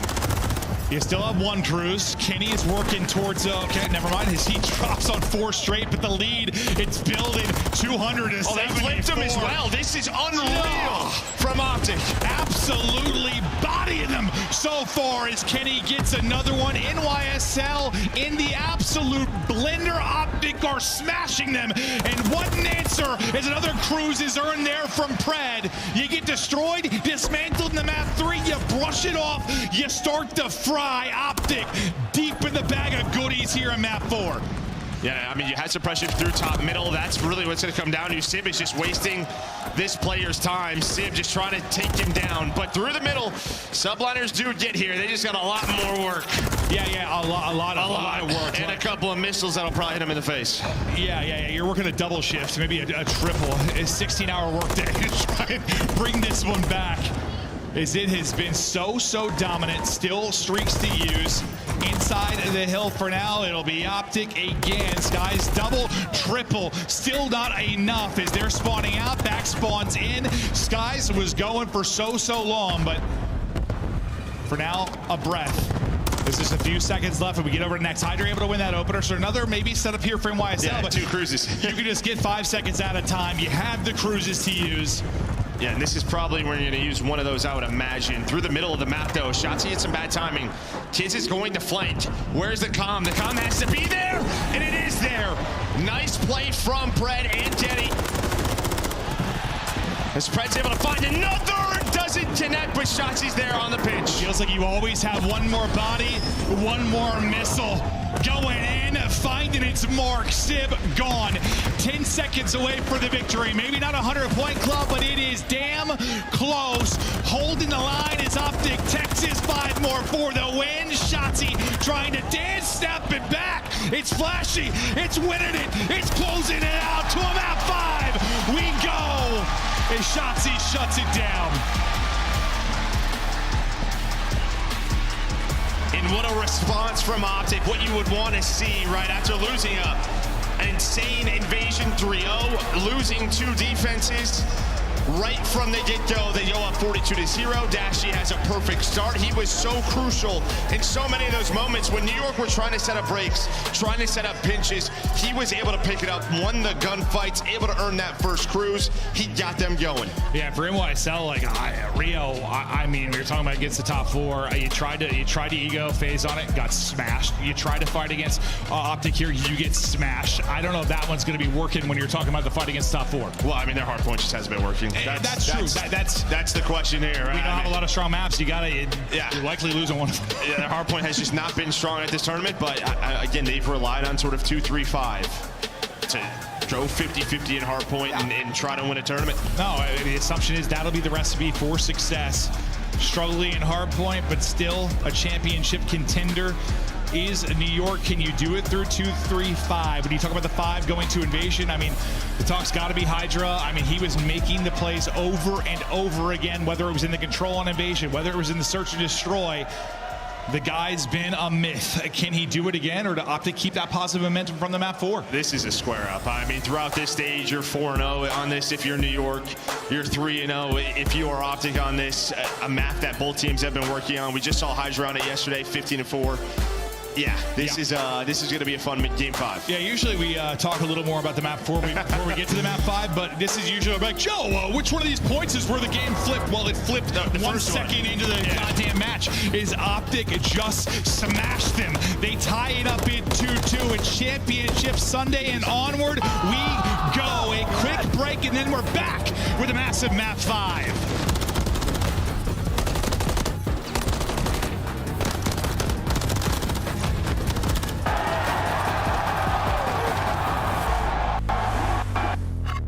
Upgrade your game with the Scuf, the official controller of the Call of Duty League.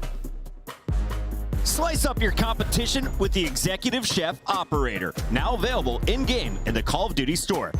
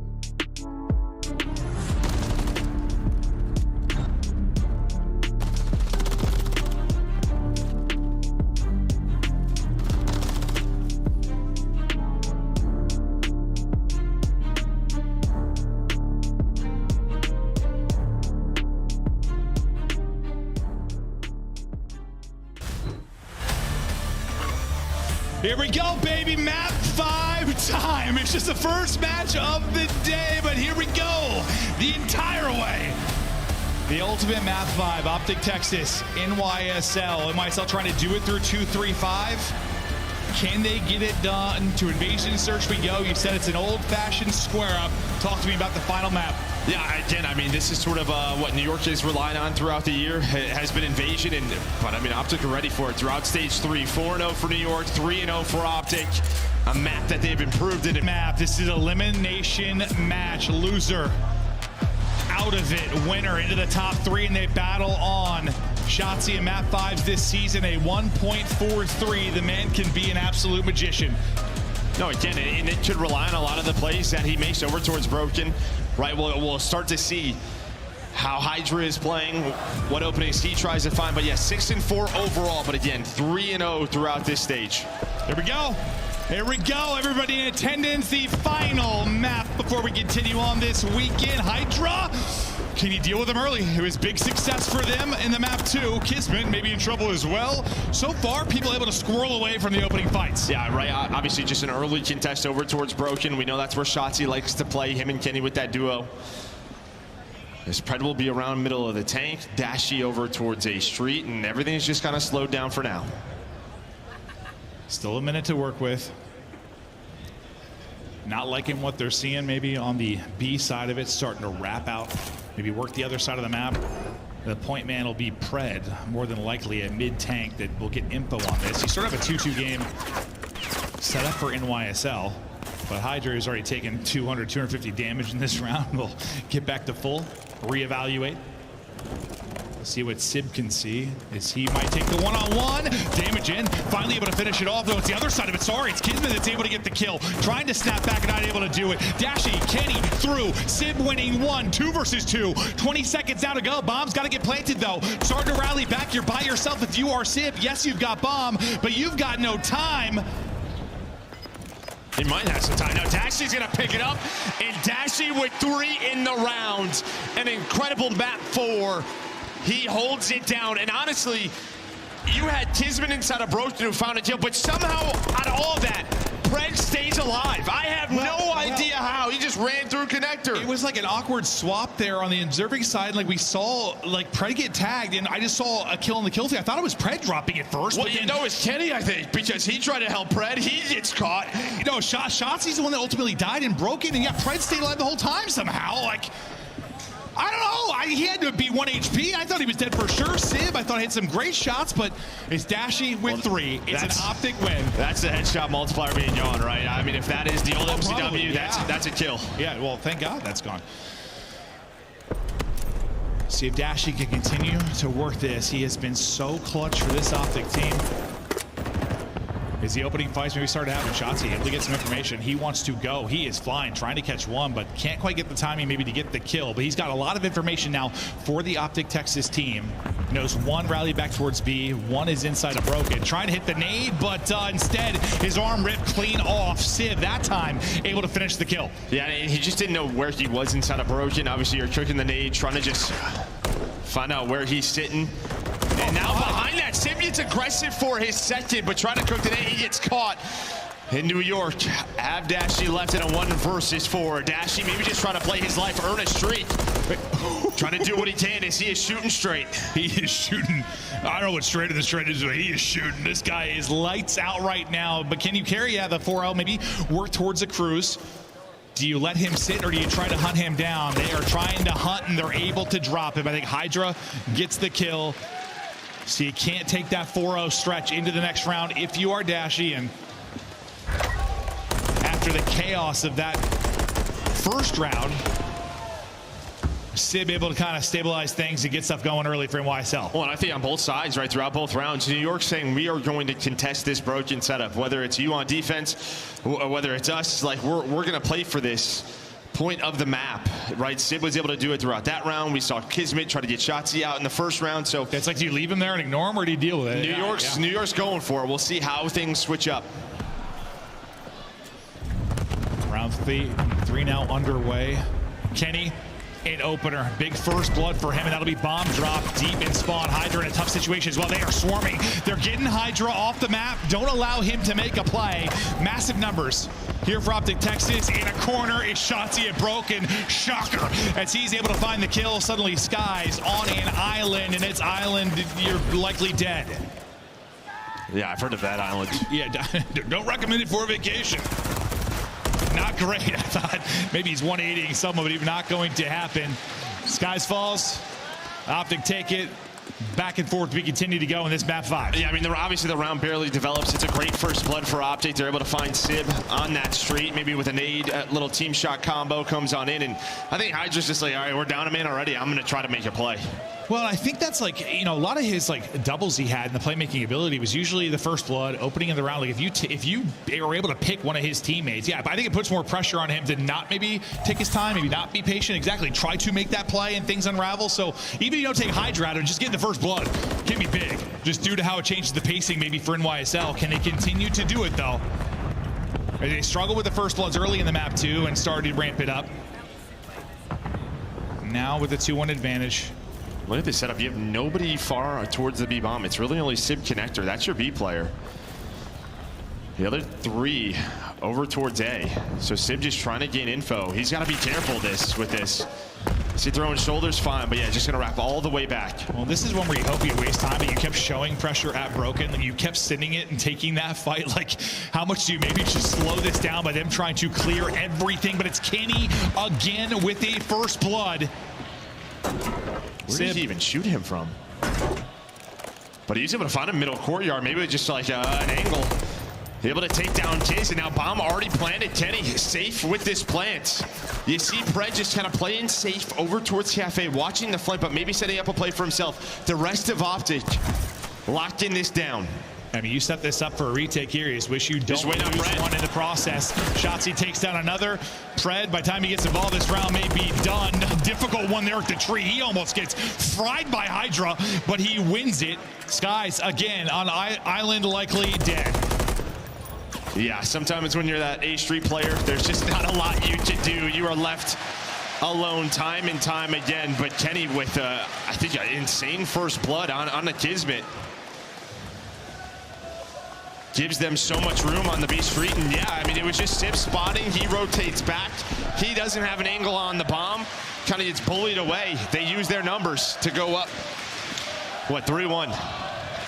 This place was quiet after the map 3. Things not looking great for Optic, but a massive map for the troops. Rallying in the audience for the map 5 as you are up 3-1. Skies on a goose. Everybody making plays on the side of Optic Texas. You got 3 straight for Kenny and Shotzzy. You try to take a defense here to get a 4-1 edge. You need an answer right now if you're in YSL. Hydra has been kept out of this one so far, not able to be the playmaker he wants to be, but at some point you got to think he's going to start to make those plays. Pred going to have pressure to him here mid-map. We'll see if that will be the case. You're starting to play this 2-man game towards the A-bomb. Yeah, obviously Pred just watching that cross. Now Kenny, eyes on the bomb. Is trying to set up the crossfire. Both players so weak.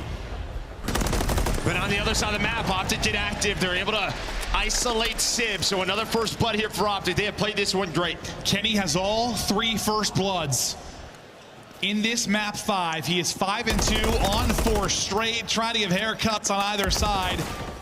But Pred, Shotzzy, both just trying to stay alive as they're taking some heavy damage. Bomb would be planted. Now you have to work the retake. What are you seeing, Joe? Yeah, watch number 6, Kismet. He's working the B Street. He might get behind enemy lines. He's going to find a freebie and just get out with his life. And that allows Hydra to find one. So it was a 4-on-3. They have to work to defuse. Still time on the clock, but you have to hunt these players down. I got an idea of that, or his position is Kismet. Checks it and then tucks away. Skies will drop. 10 seconds to go. Checks it, gets the kill, not enough time, and a big one for NYSL in the route from Kismet. That'll seal it.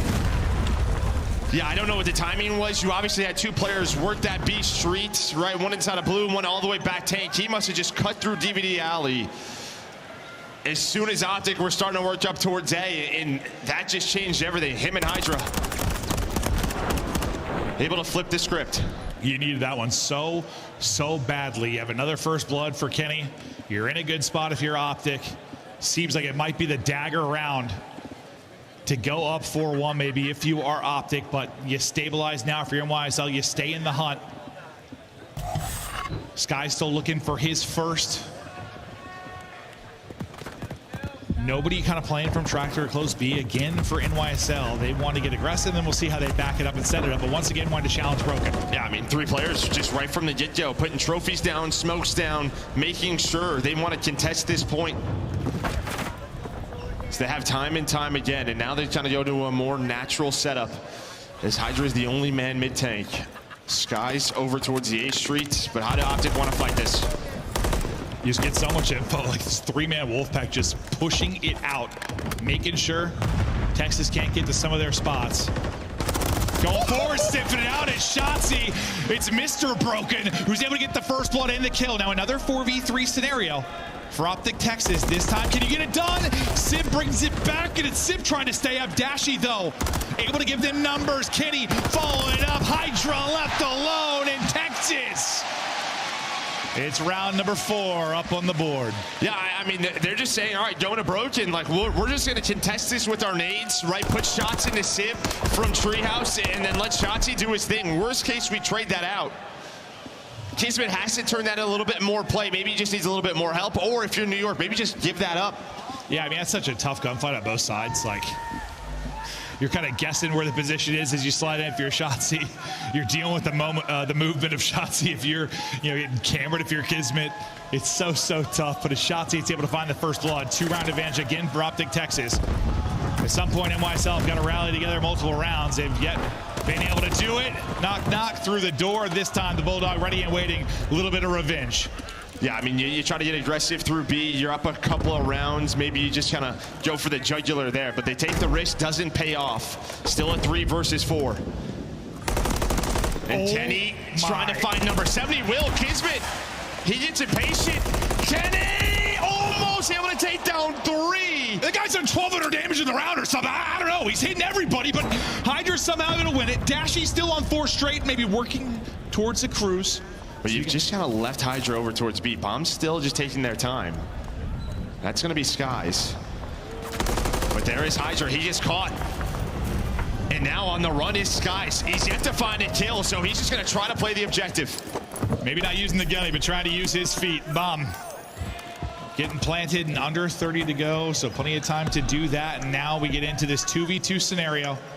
And look, Optic know, like, all right, A Street has been open this entire time. They have no idea where Sib is set up. But it looks like they have now they have a pretty good idea, because you're going to have Pred work all the way through. And that might be the play. You have to wait on Pred. Great shots by Dashy to back him down. Maybe a one-on-one on the other side too, but yeah, it's on Pred to find the opener. He's able to do that. Kill onto Pred, all onto Sky. Still looking for his first. Oh yeah, spotted. 15 seconds to go. Now, what do they do behind this spot? Pred and Dashy, an awkward moment. The search and destroy yesterday. This time, can they ice up? Hops on it, gets dropped. Not gonna happen once again. I think he might have it. I thought it was 7.2. It is so close. He's got it. He got it. He got it. This time, Pred and Dashy, they're able to do it. He knew I saw the fist bump. That man said, I got it, baby. Just milliseconds late yesterday in this same duo. This time, they get it done, and now a round away from moving on. We'll take one more look at this scoop here from Dashy. Kill in, slide in. It is picture perfect. And you're also on 5 straight. Woo!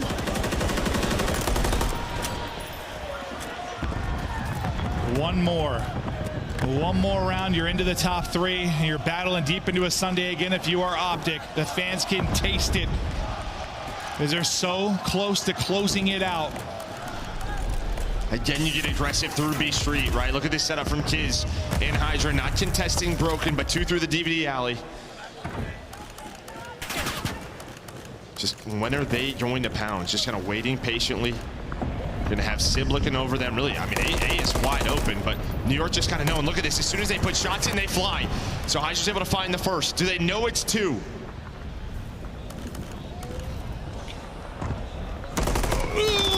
God, Kenny is here. Shotzzy and Pred, though, through with the kills. Kismet up top. Kenny will drop the Hydra. 1 versus 2 now for Hydra. 30 on the clock. It's all on the French sensation, or they are out of this tournament. Oh, no. It gets a little scary for a moment. He gets tagged on the cross as well. Wants to use the smoke, maybe for a little bit of chaos. There's a smoke on the other side. He gets him off the bomb. Just a threat. Stops it down. He'll go for the plant. These timings are unbelievable. Oh my God. Hydra, the magician. Does he find a brilliant moment again, or does he get spotted? I don't think he was spotted yet. Well, now the gig is up.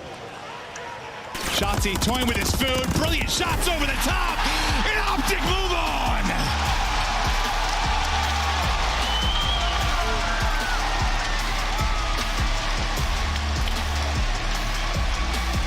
And this has been a mode that hasn't been great this weekend for Optic. You get to a game 5 and they're able to clutch on up. As I said, throughout this stage, 3-0 perfect.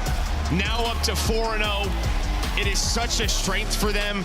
But I'm gonna give so much props to Dashy the way he stepped up games 4 and 5. He took over. He said, I'm not losing today. Dude, if that round was a perfect example. Like when I saw it was him and Pred alive, the time of that clock, I'm like, oh God, here we go again. Like I know it was Karachi, but I know it was a very different round, but still I'm like, oh God, this is deja vu. But this time he gets on it. He ices up in multiple scenarios. I mean, if it was Dashy Lado, it was Kenny early, 3 or 4 first bloods. He had some massive gunfight wins, but it is a team effort. You neutralize the playmaker in Hydra, keep him to 6 and 7. You shut down a great search player in Skies who goes 1 and 7 in that one. It is an all-around effort. And Dashy leading the lobby in damage as well. And again, I mean, for New York, it was just we're going to contest B Street, offense, defense, go for it again and again. It just never worked out. Even when they found a first blood in that last round, it got chaotic, and who comes out on top? It's Optic. And for Optic, you know, when the search has been maybe struggling a little bit, you know, you're going to need that search to click if you're going to win a tournament today. If you're going to win it, it has to get better. Is a map like that, a big map 5 in front of this crowd, going to be huge for you? No, absolutely. Yeah, and I think Invasion Control, they just have to get back on the same page. Again, maybe just simplify the defense, give up B from time to time, just win a couple of easy rounds. Yeah, it's just tough. You don't have a lot of time to work through things. If you're Optic going to make this run, the difficult part of being the first match on Sunday, you're going to keep playing. You are going to be playing and playing and playing. Not a ton of time to work on things. It is what it is. Can you improve? Can you fix those minor moments? But Shotzzy was going nuts on the stage after that victory. The boys are firing. Let's kick it to an interview now with Shotzzy. Thank you so much, Merkin Maven. Toronto, show some love to Optic Texas as they secure top 3. Job not done yet, Shotzzy, but just initial feelings to take down that Subliners team. How you feeling? Feeling amazing. You know, we were up 1-0, somehow got down 1-2. You know, we bounced back.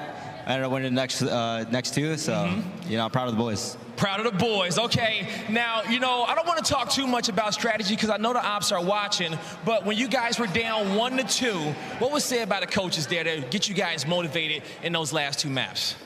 I mean, we were playing good. We were just doing fundamental mistakes that we weren't used to doing, and I feel like once we just, you know, make sure we weren't doing mistakes, we were just, you know, fine. So now, at the end of that, you know, towards the S&D rounds, you know, 4-3 versus 5-2, completely different scenario.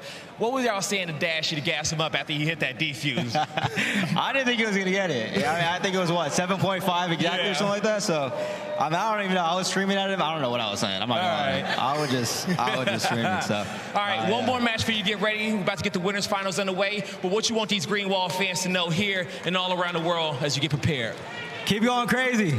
You know, keep going crazy, for sure. Keep we love you guys. going crazy. That's going to do it for us on the stage. Chris, take us away. There was a war in the chat during this series, but Optic comes out on top not only in this series, but also in the venue. The fans getting behind them in that game 4, and when they did, 100-point club was basically on the table. Let's talk about this comeback from Optic Texas. I mean, that was just unreal. The 100-point club, I don't think anybody could have saw coming, and neither could they see that Invasion Control out of New York Subliners to take 2 attack rounds, and for Optic to come back swinging in the way that they did. Kenny, we know what he does on Championship Sunday. Easily kind of my MVP overall for this series. He opens that map number 1 with 6K damage, 34 and 24, and then they follow. They drop 2 maps in a row just to come back in that Rio and hit 100 points. Nameless, I got to ask you about this game 5, though. Dashy putting up some MVP-like numbers to seal the deal and lock in top 3 this weekend. Yeah, you know, when I saw that game 5 being Invasion, I'm like, this is truly a square up. I actually leaned towards New York, but I said if Optic Texas were able to dominate B Street and make plays, we know where Sid plays behind that tractor. We know Kismet likes to play in bottom broken, and Optic absolutely exposed the defense of the New York Subliners. And let's talk about Dashy for a moment. You're talking about a guy who was #1 in clutches coming into this event, has the absolute ice in his veins to clutch up some massive rounds needed by Optic Texas. Dashy gets the job done for Optic, and Shotzi and crew celebrate as the final kill is scored on Hydra.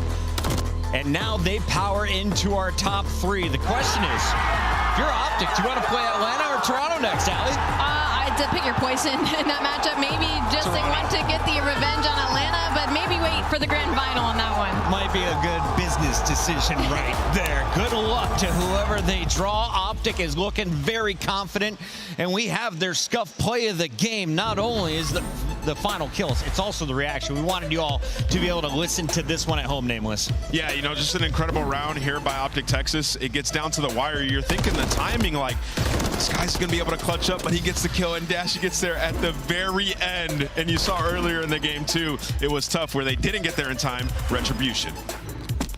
I got it. I think I got it. You got it? I don't know.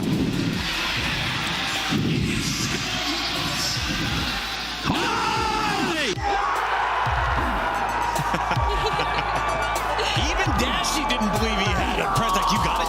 No, listen, they were due one from yesterday. Remember when we were on Prodigy and they were like, Pred's not getting it, Dashy's not getting it, and the bomb blew up? They were owed to defuse at 0.0. That is manifestation at its finest. Listen, things are going our way. We're not making the same mistake twice. Optic get it done in 5. What a series. Congratulations to Optic Texas for back-to-back top 3 finishes. And of course, the 3 teams remaining, we got FaZe, we've got Ultra, we've got Optic, but it's that big one coming up next. #1 seeded FaZe versus #2 seeded Ultra here at Major 3, coming up on the other side of this break.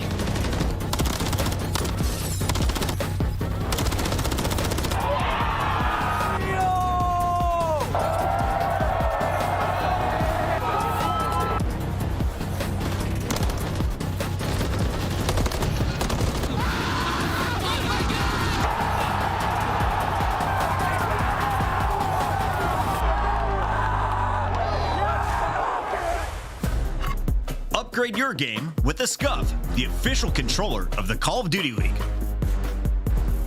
Start the season strong with the Call of Duty League pack. Grab yourself the CDL Operator, Weapon Blueprint, and so much more. Check out the Call of Duty store in-game now.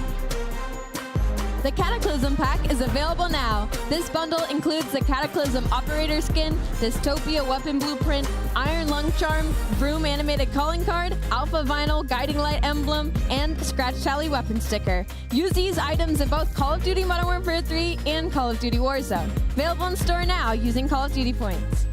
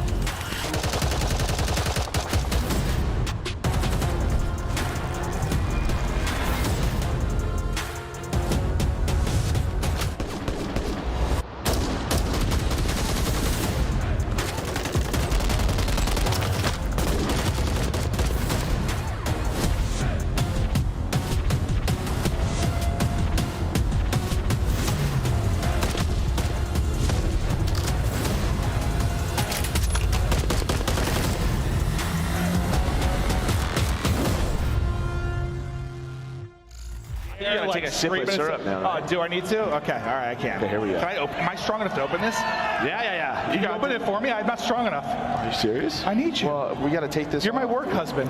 We got to take this off. Oh, that helped. Now can I do it? Yeah, probably. Go. Come on. I can't do it, dude. Twisted boy. I need to chug the syrup. Is this guy serious right now? Oh, you're very strong. Did you get it? Not the headset, please. Yeah! Woo! Oh, God, what are you doing? Oh, my gosh. That was way too much. We've got insight on stage. That's delicious. Okay. for, right? Champs is solidified. Now it's about getting that championship. We know how that momentum can get you the ring, and look at that trophy. What's that? The best in Call of Duty history right there. We did pretty good in Black Ops 2. I think that thing is better. Let's take a look at the cash. Now, as hot as the game may seem, I know one thing that won't be that crazy, and that's the comms of Toronto Ultra. We kill him?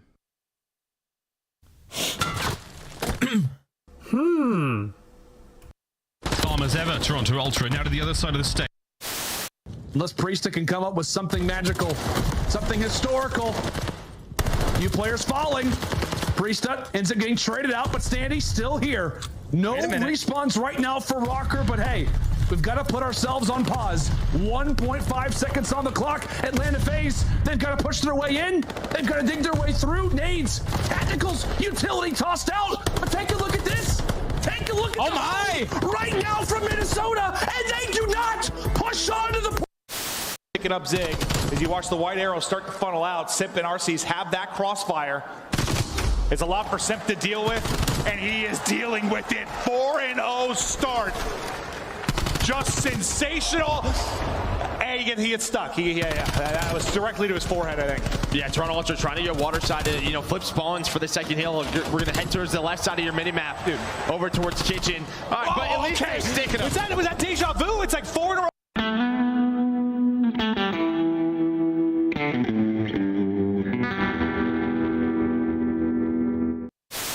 They're sticking to mid-map control.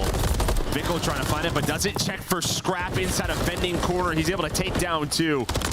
Okay, this guy is just trying to get sassy with it now. 10 and 6, and you are seeing it here. Give him all 4. He is dialed. Trying to retake from, but Dashy maybe just gets given a gift. No, Dashy didn't see him. Open your eyes. Oh no, he didn't see the player Kleenex lying down in the alleyway. Oh my word, and Kleenex. Trying to clear out every single base he possibly can, but Draws has found 2 in the middle of the map with the Renetti. He's going to find the 3rd as well. Draws are lighting up the kill feed. Atlanta FaZe sending us to around 11. Honestly, it's just us in Toronto, but as you've seen, we just 3-0'd them, so I think they're ass and we're on top. That's the problem. You gave them all the time in the world, and now Ultra have set themselves up perfectly for the barbershop hardpoint. The apartments, the alleyways, all the nooks and crannies are now full of Canadians. And you have a BZ at 9 and 22, and this is only a 20-point game. You're looking at big plays in the final moments, but Envoy takes down 2. Envoy the front line. Craziest play I have ever seen in my entire life. I don't know if anything will ever stack up to this play. I mean, I can't believe he had time to reload for the first, part of that at all. And the fact that Priesta accidentally mantles the Godheady. Top blue on point. 7 AR. All right, close already, close our side. Yeah, he's pushed out. DJ, wait. Slam. DJ, nice. Blue. Lane downhill. Absolute weekend. Absolute hill. You. Absolute. Nice. Oh my God! Step. We got blue. I'm hot blue. Oh my God!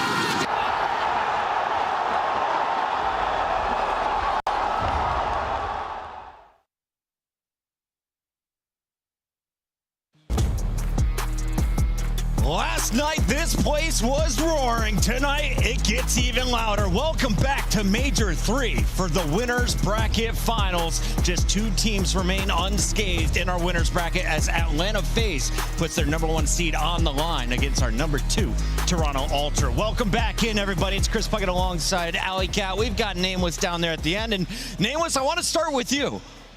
Why is there so much animosity entering this matchup? Listen, because Scrap and Draza have beef. Everybody knows this. If you're not on Twitter or X, they don't know what you're doing. Follow these guys because they truly don't like each other. One of the best rivalries we've had in the CDL era. Can't wait for them to go at it on stage. Draza and Atlanta trying to make it back-to-back. They're on a 13 streak, but it's Toronto Ultra in their way. And it's not just the 4 players on the stage. It's this crowd that has their back. Yeah, the home crowd has had their back all weekend long, and we were a little bit worried about Toronto heading into this because of their search and destroy woes, but it seems so far so good on land. They win one versus Optic Texas, and they're one of the worst attack teams in the league. league, but that's what got them their W on that Karachi Search and Destroy, and they're going up against an Atlanta FaZe team that there is any weakness. It's been in the game 2 and 5s. I will say also, if you're looking at the numbers here, Nameless, maybe a weakness for Toronto is simply matching up against Atlanta FaZe. Taking a look at Kleenex and Envoy's numbers, in particular against FaZe across the whole season, they're both below 1.0. Yeah, they have struggled, but you know, you talk about some of their losses, it's been them getting cooked online. When you talk about LAN,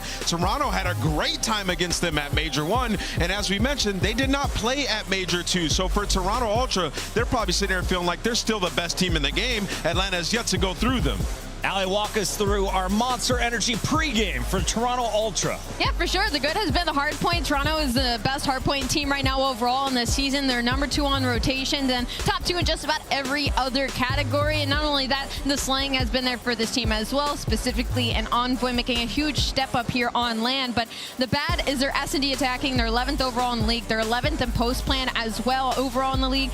And they're 14 and 21 in those rounds in attack. So that's going to be their biggest focus against Atlanta FaZe right now. Yeah, sorry, we're just looking at some of the numbers. Is Toronto the best hardpoint team in the game?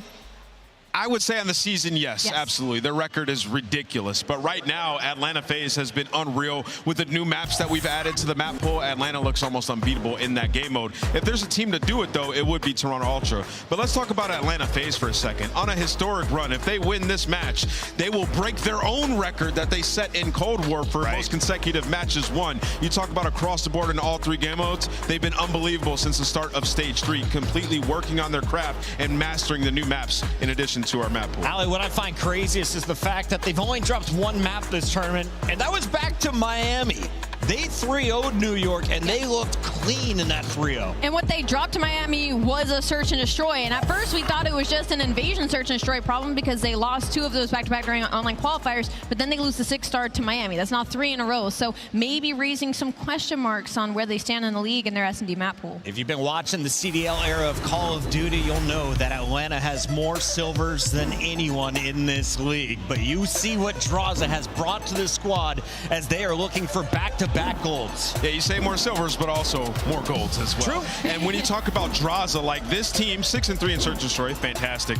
But he's been unbelievable also in Control. They're 8-1 in that game mode. He's 5th overall in the league. So you added a heavy hitter when it comes to just downright slaying, right? Like if you need a guy, you want to call upon his jersey to take over, make game easy for yourself, he can do it. And we've seen it in this tournament so far, which is why in this matchup, Atlanta is 4-0 when it comes to the Control game mode, a lot due to Draza. And for the Atlanta FaZe pregame, the good is still the hard point, 13-1 record with an active 12-map win streak. They have been the best team during the split in that game mode, but on the flip side for the bad, like I just talked about, their vetoes haven't really been there for Search and Destroy. They're 0-2 on Invasion, and they haven't played Karachi, and 1 has to be put into this series. So we could see some glaring issues for FaZe in this situation, but these are the 2 best S&D defense teams that over the course of the league. So it really just depends on who has the attack today. Yeah, you know, and for you FaZe fans out there looking at the Invasion 0-2, like it's been tough throughout the stage, but on the season,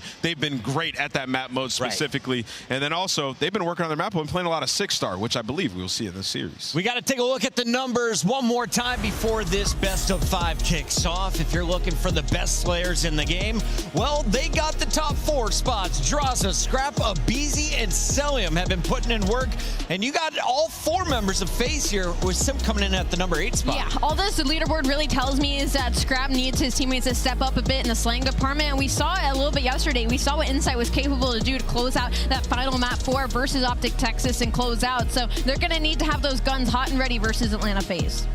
Draza and Celium, 2 ARs in your top 4. Scrap looking for Insight to join him with some more ridiculous numbers like he did against Optic to close things out. As we take a look at our maps and modes, who's got the statistical advantage here, Allie? I want to say both of them are kind of trading off here. They both don't mind to play that Vista in the map number 1. It leads a little bit more heavily in Atlanta FaZe just because they just played it versus New York, but the 6-star could be either one's game. Yeah, I mean, I think it's interesting. If we go all the way to that Game 5, that Rio S&D, man, it's going to be so tough for Toronto to beat Atlanta FaZe on it. But I hope we make it there. I think it could be special. Toronto, are you guys hoping for a Game 5 tonight? Oh, yeah. That's what we like to hear. It's time to take a look at our Scuff Pick'ems. Nameless is leading everybody, and he is now up over 120 correct predictions before Major 4. Well done, my guy. Let's make it 121. I'm going to go with Atlanta FaZe. They look untouchable, like the best team I've ever watched. I think they take this series. Calling 14 match wins in a row, a new CDL record. Allie, what do you see happening? I don't know. I think the record ends here. I'm going to go with Toronto Ultra. Didn't see that coming, did you? Scrap versus Dashy. Draws over. I'm going to go Atlanta right now, but Toronto's coming back. Don't y'all worry about it. Fans not happy with me right now, Blaze, but I know that Chad is, because the winners bracket finals starts right now. I'm hoping to get Toronto next round. I want them here. I want the chance. I want everything. I love this. Phase the up. Let's get it. Come on. I was on them at Major 1. They didn't get a chance at Major 2, so I'm coming for Major 3. Looking for the full team point. Sure, why not? Let them know about it. Dials up a triple, and it's over. Ultra team. Hey, let's come out and win this shit, right? Let's win this.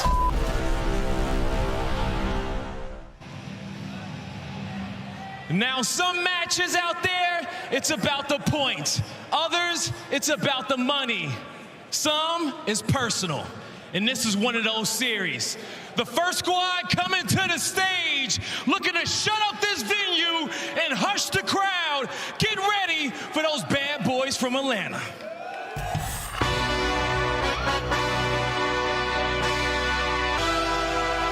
Yeah, let's see how you do under pressure.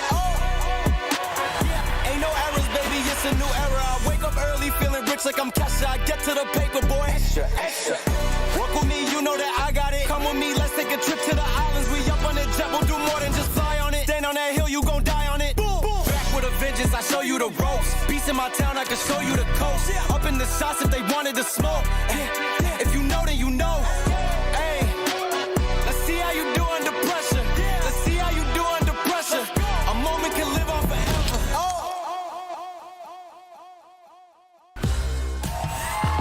You can love them or you can hate them, but get loud for Atlanta FaZe! Here comes Celium, Simp, Abizi, and Draza, the bad boys of the CDL, Atlanta FaZe. They're looking to go back to back, and you heard their intro. I feel like Atlanta FaZe has just been saying, man, who wants smoke? Somebody give us some competition. And it's been Scrap in the background like, hey, I do. So it's time for that matchup to finally happen. Draza versus Scrap. Let's bring out Toronto and the hometown team. I'm so ready to do it, Ant. But Toronto, help me out. When I say Toronto, you say Ultra. Toronto! Toronto! Here comes the home squad. I love when the news coming in on a day-to-day. Already know what's happening, I don't gotta shake the hay. Big moves, big stepper in the right direction. The trip continues, every double use a psychedelic. I think they gon' need a minute.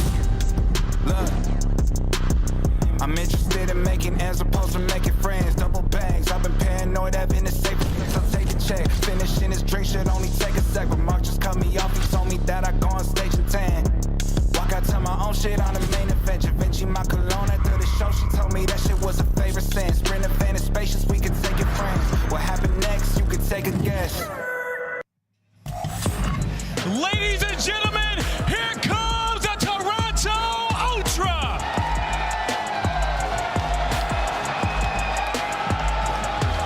We got Scrap, Envoy, Insight, and Kleenex. Ready to ice the competition. The home team not playing today. There's been a lot of talk from both sides of this stage all weekend long, and even before that. But all I see in this crowd right now is a sea of purple. It's our winners finals, and one of these teams got to drop down to go against the green wall, and I don't think it's going to be the hometown one. It's finally time to see who's going to take it into that grand final in the final match of the day. Take it away, Blaze. The stage is hot, and it's a lot of beef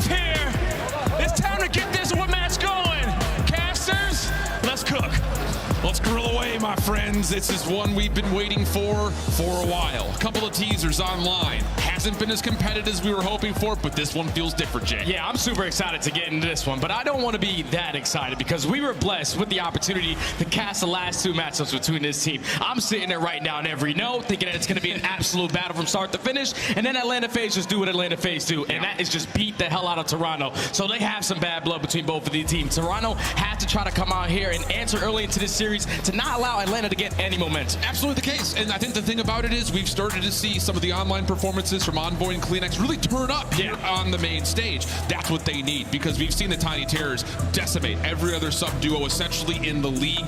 That has to be different here if Toronto want to find a way to essentially upset. Yeah, all throughout Major 3 qualifiers, Atlanta played all the top 4 teams, and every single time I go back and look at the numbers, it's the SMGs on the opposing side sitting around a 0.8, so that's what Atlanta FaZe are so damn well at doing, is neutralizing the SMG pressure on the opposing side. So with Envoy playing the way that he has been all weekend long, same thing with CleanX. Those guys need to be able to perform here. It was a 0.5 and a 0.6 for two of them respectively last time they met online. But again, that was online. Yeah, we've seen the SMGs across the league really step up and bring a different form. So that feels like win condition for Toronto. On the same front though, you have a map pool here that does allow you some opportunities to possibly take away, especially some respawns from this very strong Atlanta squad. Yeah, Atlanta, they have figured out how to play the new maps really well. Vista Hardpoint to start this one off. That's been a bread and butter one for them all season long. Ever since it's been added, they're sitting at a perfect 4-0. They are great in the hold percentage, great in the break percentage, but in the back of their minds, they have to start thinking about that rotation. Here we go. A matchup we've all been waiting for. Doesn't matter who you think is the hero, who you think is the villain. The time for talk is over. Time to put up or literally shut up. Ultra FaZe winners finals. Let's get it on. We're ready. The hometown crowd here is ready. Even Stevie Wonder can't wait for this matchup to start, but here we go. Winners finals. Map number 1, Toronto and Atlanta. Let's get it on. Vista, a map that we've seen Atlanta really struggle on rotation, but they've done great at finding efficiency in and around the hard points. That feels like an area that Ultra really need to embellish if they want to find a way to win. Get to these hard points, lock down the favorite sides, and do not allow Atlanta to do this. Get Mixie inside the hill. Yeah, Atlanta at least find all the opening kills right off the rip, but Envoy finds a double to at least allow his teammates to work their way back in towards this P1. But Cellium finds 3 in a row, so it's still Atlanta in control of the spawns, in control of the hill. Then Ultra have to find their way back on in. That double make it a triple is the answer. Numbers are decent. Eyes over towards Straza as well. The push is on, and CleanX takes him out of the hill. Atlanta still a chance to try to re-break this hill, and they're sending it forward, but it beats all of the waiting guns for Ultra. 4 straight kills, and Ultra start to rotate down to the bottom part of the map. Plays right there from Ultra to work their way back into that P1 hardpoint. You already sent Envoy off the rotation. He is going to lose that gunfight to Cellium, and now Atlanta FaZe put themselves in a position to get some much-needed time here at P2. How do Ultra decide to break their way on in? A couple players attacking through the middle of the map. It's traded equally as CleanX finds a double. A great start from CleanX. 4-4 just even, but a lot of marquee eliminations to allow, again, entry into these hard points. Shut down, though, as the ARs for Atlanta FaZe now set up and ready to go for where this next break attempt is coming from. aBeZy trying to push forward, creates a little bit of space here, and FaZe actually not just winning over the hill, they're actually finding success on the rotation to Sip sunning down the long round. That's unbelievable plays right there to Sip. He was the sole man on that side of the map watching the overextension. He's able to find a double and hit that reset button for Ultra because they're only sending a couple players at this HP, but here comes the pinch from aBeZy. He's so damn annoying to play against. He's only able to take down 1, but the teammates rally around. They find the rest of the kills. Final 10 going to be theirs, and they're in control of the spawns. Cellium already started with the body shooting. 8-2, 4 in a row for Cell. He's good for the scrap time. Over towards New. Ultra looking to play through the old hill here. It takes Cellium off the potential streak.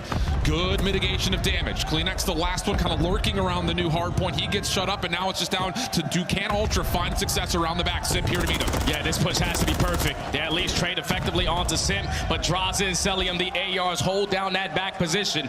Now with CleanX being the only player from Ultra that was in the position to spawn his way out, his position is now known. aBeZy takes care of him, all Ultra, all the way across the map, and Atlanta FaZe is just turning up to a different level. And when aBeZy runs around the map, finding success like this, that's when you start to see Atlanta FaZe, those hold percentages, the efficiency they find on the hill is just so damn good. They may not be the first team to the hill all the time, but when they get there, they do stuff like this. aBeZy, 5 in a row. Cellium still at 10-3, and Atlanta FaZe are going to break past the century mark. Yeah, we need to stop the bleeding if you are Ultra. It's not going to be easy, though, because all these hills are preferred on this side of the map.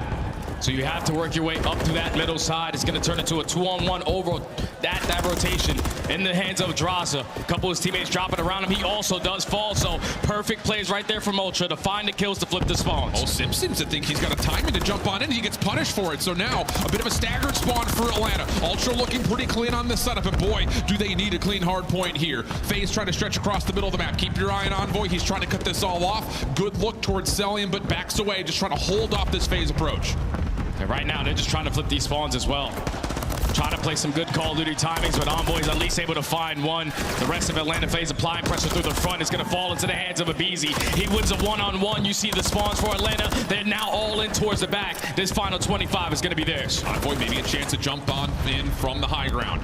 Stuns, nades starting to land. No trophy system here for Atlanta. Simp taking a lot of the beating. Drazah on the pinch though up top. Trying to just stall out this Ultra hit, but Simp enough separation to get the regen, and with that, the scrap time goes the way of Atlanta. And we've seen this out of Ultra the last time that they played this map versus the Subliners. They were down by 140 points and then slowly started to work their way back into this game, but it starts with this P5. It's a route being hit by Drazah, taking his sweet time, working his way behind enemy lines, but I don't know if he's going to read this position on a scrap. He wins that one-on-one off the rotation, so it's Ultra holding on to the hill. And, you know, there's going to be a lot of players and a lot of people in the crowd trying to tally up how that 1v1 is going to go across this series. Ultra only a chance to contest, though, for now.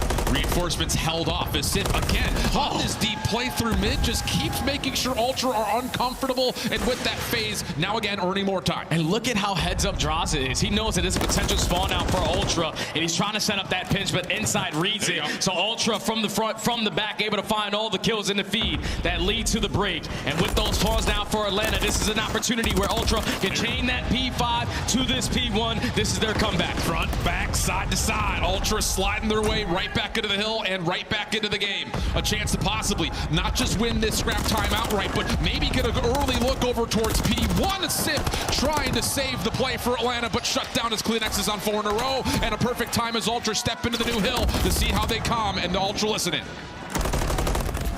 Couches, for sure. One mid. One bridge, one hell. Couches is it dead? Nice, bridge. One mid. Maybe close the doors. Bridge. Mid. Nice. Nice bridge. One was left. In third door. Weak in the railings. Stun him. He's close. Bridge. One bridge now. He could go low. Bridge. Bridge dead. aBeZy could go low. Eyebrows. On the I'll pick up, right? Gotta be laying on the bridge. Third side dead. aBeZy's still close. I think one's pinching, boys. I have pinch. Yo, one's third side shot. Yeah, no, it's bridge though. That's aBeZy. Dead, one more bridge. Yeah. One pinch. Pinching, one's their side. Pinching, one their side. Their side, one shot. Dead, one's absolutely behind it. Nice. One more their side. Weak. Close right. Nice. One there. Nice. Let's go. We got this shit. You're got time. I'm going mid. They might have spawned like back mid. Weak. He's flowers right now. Flowers dead. Nice. I'm coming to They're gonna be new. No, already fit. He's going to couches right now. Couches? Hey, may hit all. Flowers dead. Nice. Well, having I'd kill short. Oh, he's pretty short. Make a push. P3 dead. Nice. Go, Jamie. Go. One flowers, I think. Flowers, weak. Laying down on the heady. Flowers, absolute. Flowers, absolute on time. Absolute on time. He's outer time. I spawn out. I can charge time. Footsteps. Nice. I'll charge outer. 1P1. There's that time and flowers, I think. One team out. P1. P1 push it through short. I can't pick that up, by the way. Third side dead. Time. One shot. And one's our short. Cell, I'm pretty sure. Mid, one shot weak mid. He's still trying mid. Trying to play it, Jimmy. One's heavy close. One's heavy close. 18, nice. There's side time now. There's a time challenge. And then one's heavy mid. Mid as well. He's already two mid. They're already mid steps. 2 mid steps. Close left. Two close left. Down time. I'm living. Yo, top flowers, one close first side. Top tower now. Rails, laying down. Rails, absolute, nice. Going up here again. Rails, not weak. Absolute. Nice. No one needed. He's there. That's first kid. Mid. Flowers, top flowers, step down. Flowers weak. Weak. He's in time now. There's hope. One's gonna be rotating too. Nice. Side dead. Close. I get low, right? I got some mid, bro. They can be short. Low then. I think there's no one here. Just hold this, Jamie. Okay? Alright, one's on old weak. Yeah, one's done for mid, by the way. They could play me. I'm gonna go. Ultra doing exactly what they need to do. Keep that P2 rotation a bit more mixy, and now as we head to 3, 50-50 battle for the opening time. Yeah, this is fantastic so far to Ultra on this potential comeback. They have holding down the priority on this side of the map so they can chain it to that P2 and P3. Now with a couple kills going in their favor, effective trades through down low. Envoy's able to find a double with the Renetti. Ultra slowly but surely find themselves down by 30 points, but they can still run up this score. Atlanta trying to run quickly through mid-map, but it's been scouted out. Scrapper on the pinch side, able to find two. Huge shutdown for Ultra. Back 30 looking good as Atlanta default into playing over through mid with eyes over towards forward. They have to give up that old hill. They know that they have to potentially try to flip out these spawns. You can see that spawn there for Scrap all the way over towards that bridge side. So Envoy's gonna have his hands full. He's able to take down one, puts in a couple shots onto Simp, but he gives the info to his teammates. They try to set up a pinch, and Atlanta FaZe just have too many bodies on that side of the map, but it's a tie game. It's gonna be another photo finish. Big one versus Scrap. Deep out towards Celiam. Help from Draza allows Atlanta to stabilize on rotation. They're going to get the opening time here, and now it's just down to what route does Ultra want to hit. Bit of a split spawn situation and staggered, so it's 2 players on one side, 2 on the other. And you have to make this first push count because of how spread they are around the map. You're wasting a lot of time. Atlanta just running away with all this hill time here as they're finding the kill. Scrap is at least able to take down one, but now it's only pressure from Ultra through that front side. You have to break right through that front side if you want to take down Atlanta. Long crossing angles here from Atlanta. Contest going to be decent right now for Ultra, but one of these gunfights start to come through Cell. Cutting off the angle, draws a following up. And Abizi right there. All 4 dead. Abizi on 5 in a row, and Atlanta over the 200-point mark. And this is a scary moment because if Abizi earns his cruise missile, you know how impactful that can be. And when he shoots like that, it's just simply too easy for him. Is now off the rotation. Inside at least wins a big one-on-one gunfight to potentially set his team on up, but Abizi's here to instantly find that trade, and now Atlanta FaZe have grown this lead again by 50. Decent stretch of kills though as the yard point starts to move over towards bridge for Ultra. The big factor here is that cruise missile. When does Atlanta want to pop this? Sooner rather than later, or do you hold it for an emergency situation? Time will tell. Draws a mid-map, only takes one inside tag, but still Ultra in the hard point. Yeah, they just don't have any map control right now, so Atlanta FaZe are trying to send someone on this deep pinch, but Abizi's going to be in an engagement, and Kleenex is able to pick it on up. So all of Atlanta cannot get even remotely close to this hard point. They have everything cut off on the side of Ultra. It's been very difficult for Atlanta to work their way up to the middle of the map, but with Simp finding a double, a perfect opportunity for the Cruise to get called. Scrap trying to step away, and the cruise missile will not find any eliminations, but Atlanta do win back this front cafe area. Just down to can Ultra, again, replicate the magic they found versus New York for going from 5 to 1. Another respawn comes through, Ultra able to fight themselves closer towards the hard point, but again, look at the mini-map. You've got Ultra spawning bottom right, Atlanta top left. It's a mad dash to the middle. Yeah, and Kleenex is going to try to make this play. He can only take down one, but now his friends are going to be a little bit late to the party because Atlanta FaZe have rallied the troops in towards P1. They only need about 5 seconds to close out this game. The spawns from Ultra all the way across the map. Got to find a way to touch. Nades are littering the front door. There's 248. It does get contested, but Draza with the double. Draza gets all 4. All of it coming one direction. And Draza finds a way to pack it home and take map number 1 in dramatic fashion. Woo! That's how you start off the winners finals. We know both of these teams have some bad blood between them, but a 46-point difference to start off this game.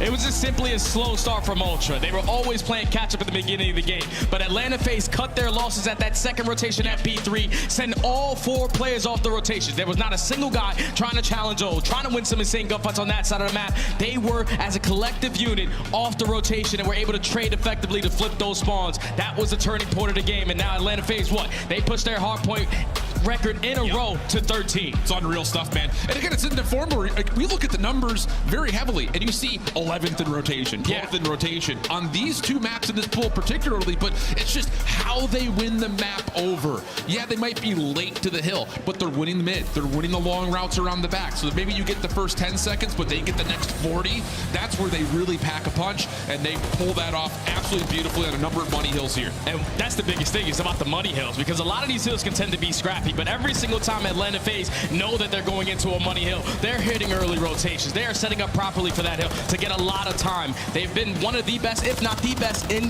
teams in HP in points per 60, and they show it there. They might be late off the rotation, but that simply doesn't matter. They're more focused on just maintaining the map control, outslaying when they need to, and just keeping the game mixy where they usually find themselves out coming on top. On the other front, though, you got to take a moment to kind of tally, hey, the SMGs for Ultra are still playing well. I mean, yeah, a couple of moments late where Bees is able to earn himself that cruise missile, and maybe that's a bit of a difference maker in terms of not necessarily the cruise itself, but when he finds the timing of 7 in a row, That looked like ultimately, though, Ultra were hanging with the power that Simp and aBeZy have shown over the course of this entire major. Yeah, that's the biggest thing, because every single time they matched up, it was always Envoy and CleanX having such a slow start, but if they answer into this series early on, so you now have to know going forward, they are going to be a part of this series from start to finish. But when you allow Atlanta FaZe to take those opening maps, they are now 9-1 in opening EXPs. They usually find a lot of success going forward because you got to think of the history between these two teams. The controls have always been won by Atlanta FaZe. You start up 1-0 in this series. I know Ali said that they've been shaky a little bit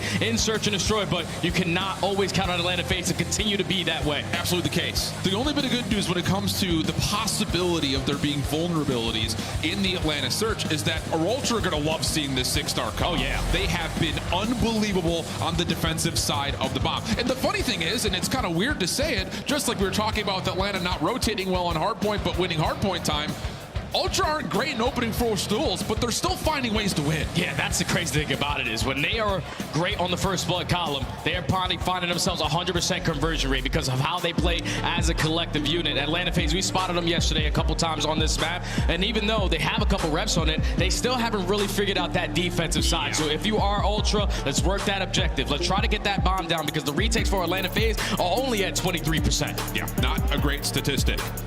And you got to remind you that even though these two teams, the last times they've played, has all favored Atlanta pretty considerably, when it gets to things like LAN, the Search and Destroy often feels like it's going to be a grudge battle between these two teams.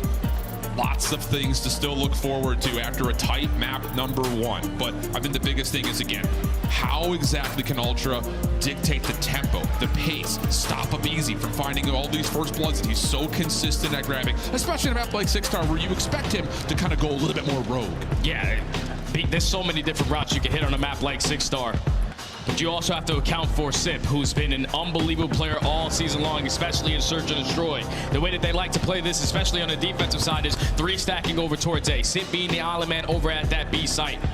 So for Ultra, even though they struggle in their opening dual win percentage on this map overall, whenever they find it, they are always walking out on top. And Scrappy saw it there for a brief moment. His S&D prowess has been electric. So looking to bounce back and eliminate after that first map loss. Ultra back to what will be their Search and Destroy map selection, and they will start on the offensive side with a little bit of a feel-out play here at B early. Yeah, there's no trophy systems to work with, so no one wants to drop early on for that first blood. But you have Ultra slowly trying to take a little bit of space at this B site. Atlanta have yet to bite on that play call, but the rotation coming in at A, it sets up Envoy for the first blood. Yeah, Draza quickly trades it back. Early 3v3. Bomb easily collected. Draza seen over the top of the Varhetti, but CleanX can't quite find the final shot needed to secure the kill. So everything resets and everything starts to pivot back towards Scrap's direction. He just gets caught trying to jump pink to see if someone was close, and now numbers go the way of FaZe. And now if you are Atlanta, you simply do not have to move because you can tell that Scrap was just trying to take a little bit of ground at this A site. So they can potentially work that objective, but you gain info onto Insight. You have to know that they're sitting right next to each other. Now you just have to trade, and that's exactly what Atlanta do. Yeah. They trade efficiently to start off with that first blood, but then they're able to cast the timing on the Scrap, keep the numbers in their advantage. Atlanta take the first. Quick trade back at mid also. We've seen that be a very highlighted battleground for these two squads, trying to win out that bar position. How much of a focus will that continue to be throughout this particular search? Atlanta now off to the offensive side. This is where you really have seen them find success, especially on this map. Looking to go 2-0 to start this one off. And now with a potential couple of kills going in their favor, you can have trophy systems in your back pocket, but just going to show face a little bit over towards A, throw a couple nades to potentially pull Ultra on that side of the map, but the play is coming over towards B. aBeZy has been seen tagged, but still the commitment is looking pretty decent. That stun does not get over the top at this top patio position, so Scrap, first blood good. CleanX nearby, just to support, just a touch. FaZe killing a little bit of noise, but Toronto not going to let him stay here for long. The push out is successful, and now it's just down to Cell. First one decent, but he's got a lot more to deal with, and he will find nothing more. Yeah, that's perfect plays right there from Ultra to set up around that B site. You do not allow Atlanta to work that objective, but when you find that first blood, you have to know that the pressure is going to be on you. Great plays from Scrap from those side steps to find a double. And when you put your team in a man advantage, you just got to trade it out. And that's exactly what they do to tie the game up. And I love that call, just to be proactive. We got first blood. That could sometimes be a cool, let's back off. Yeah. Let's play the 4v3. No, not here. Don't give Atlanta any breathing room. So a quick response. Now back to the Toronto Ultra offense. Again, they love to put focus in mid-map. This time, 3-1 split though for Atlanta. Looking to get aggressive here at A. It's just Scrap to try to read it. Oh, and Scrap is only left to 19 HP. You have to try to play your life because you're at least forcing Atlanta FaZe to stay in this position while the rest of your teammates take a lot of ground at that B site. They can work that objective, but here comes the smoke, and here comes all of Atlanta. Envoy, that's such a good smoke. Keeps himself tucked into a corner, predicts the push through, and then Scrap right through mid-map. Able to tally it into a double. Kleenex another. Cellium last one left again. No way, no how.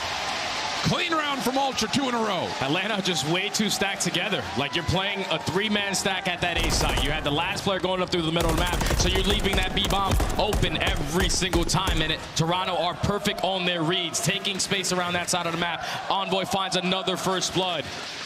And then you just keep the numbers in your advantage. Just great plays from Ultra so far in 2 rounds in a row. And it's that proactivity. Yeah. It's not just being happy with the first. Let's get more. But what the finesse was that from Envoy? A little self-smoke placed perfectly. Allows him a chance to isolate. So now 2-1 the count. Back over to the defensive side. Atlanta still looking to get aggressive just as much as they had in the previous offense. A lot of focus over towards B. Here's Ultra with the heavy stack. Here, because it's going to be a 4v4 now. All you have is mid-map control. You see that positioning right there out of Simp, watching that deep pinch, but now you just have to try to leave him alone and work your way over to the objective. None of these Atlanta stuns up top don't connect on anybody, though. So can Toronto maybe surprise with this patio play? The hit, the pinch through mid, largely dealt with. 3v2 situation favoring Atlanta. The push forward for BZ shut down. Simp, one trade in the mix. Insight waiting for the regen. Not a lot of time to play with here for this 1v2. He still hasn't seen Cellium yet, but you know where he's going to play. Isolation was decent, but the shots do not allow any antics here. And right there, if you're Ultra, you're going back on the defensive side. You said, there's no way in hell they're going to go back over towards B with the way we were able to shut them down in that first round. But Atlanta FaZe said it was a couple minor adjustments we had to make. You get that bomb planted for free. You find the opening first blood, their first one of the entire map. And it leads to you having the numbers in those engagements, able to tie the game up. And so far, we haven't needed to really worry about the objective play as much as we would have figured.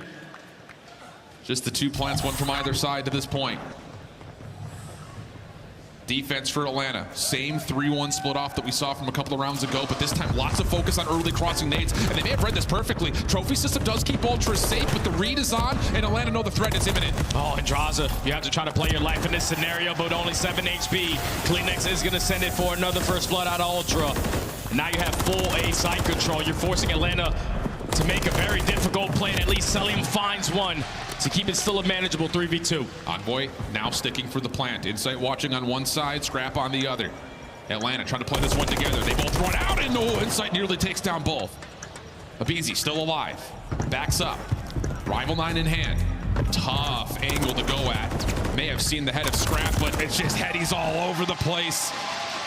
And Ultra, there we go. Quick plant, quick success on the post-plant success rate that we already talked about. Yeah, that was all about the pacing right there. The fact that Atlanta FaZe didn't send this time anyone over towards the Satcher side.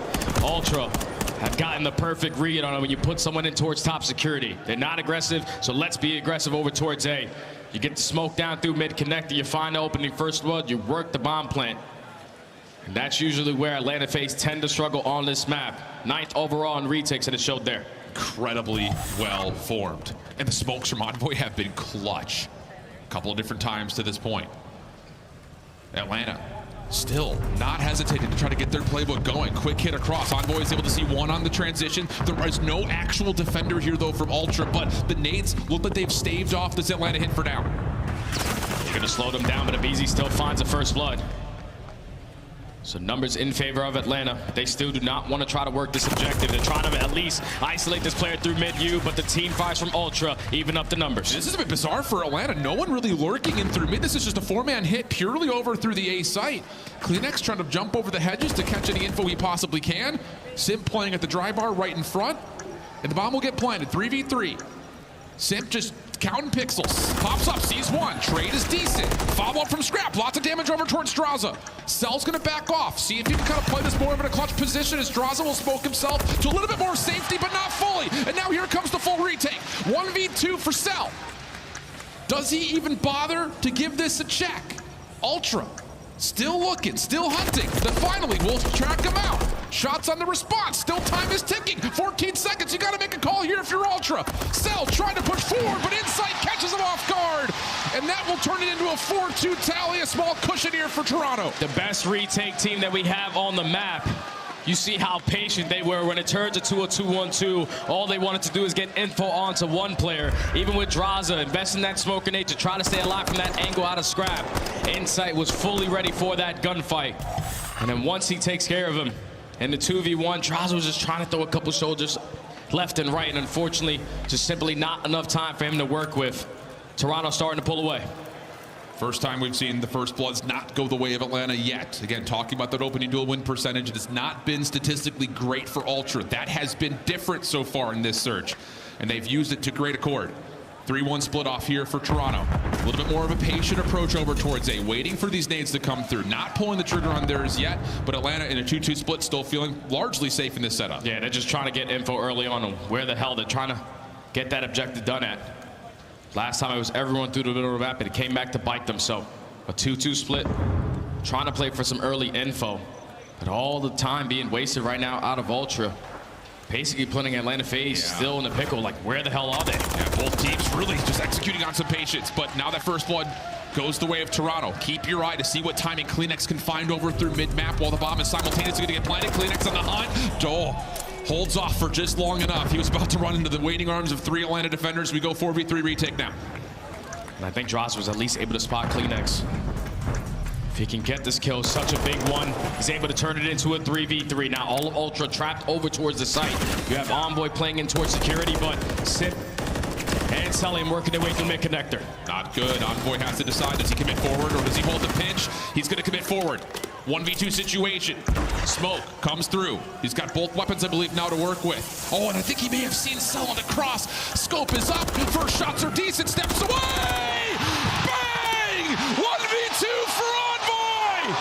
And a 5-2 tally now for Toronto. The playmaker is always going to make plays in the biggest moments. You invest the smoke grenade, you're able to get the info as well as they cross through that middle connector. We got to take a look at it again. It's only 14 seconds left. Atlanta FaZe know we have to try to find this kill. Someone has to work that defuse, but Envoy getting it done leads to Ultra now at game point. How big has he been for this squad this weekend? Oh, mercy. 5-2 tally. Crowd can feel it. Trophy system denying a lot of this Atlanta utility, who's still trying to play on the up and up, trying to get close and looking for a really early Planet A, and they may have it. Because Ultra are playing this a little bit different now. Going to put themselves in a situation to at least hold down all of that mid-map, just in case anyone from Atlanta FaZe try to make an individual play. But they have still yet to work that objective. And Insight's seen these crosses, so he's at least able to count one. Simp will still stick for the plant. BZ playing up, Simp going to join him. Semtex held closely though, and that's going to work out for a 2-for-2. Where are the rest of FaZe though? That's the question. Draza, nice double over the top of Statue. Has a little bit of Sanctuary off the regen. Insight has not left this position yet. Hoping he can get an isolated 1v1 versus Draza. There's the initial push. Prediction towards Cell, decent, but doesn't lock him up, and Atlanta extended to another round. Yeah, that's good plays right there from Atlanta to not rush that objective plan over towards A. They just take their side of the map. They're holding down that mid connector. You're also watching the flank. Then when the engagement started, it was equal trades, and then Droz was able to find a double to put them in a man advantage. You know, the last time around, Insight loved to play around that mid-U. Droz just simply throws his shoulder. He sets up Selling for that final kill. Atlanta FaZe still alive. Cool as ever. But it has to be 4 in total in a row. First one checked off the list. Defense coming up next now for Atlanta. Same 3-1 split. A lot of focus in towards mid-map. Draza, trophy system denying Toronto from finding any utility early. So this setup should still be pretty concealed here for Atlanta. They at least know that Ultra aren't super aggressive this time around over towards that A site. So now they're going to back down from all that mid-map control. Start to spread out. It's not a single player from Atlanta was pushed over towards this B bomb, so that's why BZ still holding down his angle just in case anyone's deciding to push through. Yeah, CleanX going to step up in towards mid stairs just a touch. Insight still watching through the security push on the flank. Plant will be successful. How do Atlanta set up this retake? Does Insight see the cross right there from Draza? Spotted him, yeah. He's on the hunt. Now it's just down to can Atlanta find the kills from the front fast enough? And Insight's got to work. Insight's got a lot of ground to cover, to at least assist your teammates in the fight. He's able to find that trade onto Draza. Now all of Atlanta FaZe trying to jump over the top, and they are not winning the gunfights. Envoy finds a double. It's Cellium in a 1v3. And he's just completely distracted by the smoke. He doesn't know where exactly Envoy had gone off to, and the smoke dissipates. It's Envoy touching double digits. Huge response from Toronto. And all the questions about, whoa, was the Atlanta search not as clean as it may needed to have been, comes to fruition here as Ultra tie up 1-1. And they take full advantage of that first blood column. That's what led to early success for Ultra. Every time they found that kill, they always put themselves in the advantage to where they're trading efficiently to always come out on top. But in those final moments, Envoy again just gets it done. I don't know if that was Batman, Robin, anything with all the smokes he was able to invest in on that map, but the playmakers are always going to make big-time plays, and he gets it done there for Ultra to tie the series up. 10-4, 8 non-traded as a Rival 9 player. Big plays, man. That's absolutely massive. 3 first bloods as well. 3 first bloods. Absolutely the case. Again, that was the one category where Ultra really have not provided the success that we've needed to see. Now you all of a sudden have that, plus the success on the retakes, like you mentioned, gets us to a level series and an absolute square-up. Invasion control, plus also a second hard point that will look a little bit better for Ultra overall. Oh yeah, I'm excited that we're going to be able to get to that Karachi hard point guaranteed in this series, but this invasion control is going to be everything because Atlanta so far all throughout the season have got the better of Toronto in this game mode. If you are Ultra, you have to just figure out how to make sure you keep those guns hot because Atlanta simply never get outslayed in control. Absolutely the case. It's definitely a lot of things to look forward to, especially if you're a FaZe fan, because defensively they've been perfect there. So you got to change something up if you're Ultra. They played it a lot on the weekend. Can they take the swing map and feel this home crowd? We'll find out when we come back.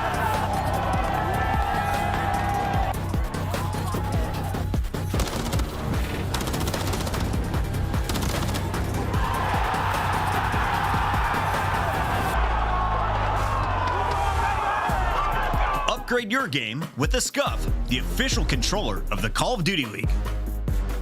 SCUF Gaming is doing an ultimate giveaway where you and a friend can win a chance to go to COD Champs this year. The giveaway includes 2 VIP tickets, travel expenses, and more. To enter, scan the QR code on the page or go to scuf.co/CDL and enter your email. Terms and conditions apply. The Call of Duty League is brought to you by Monster Energy, the official energy drink of the CDL.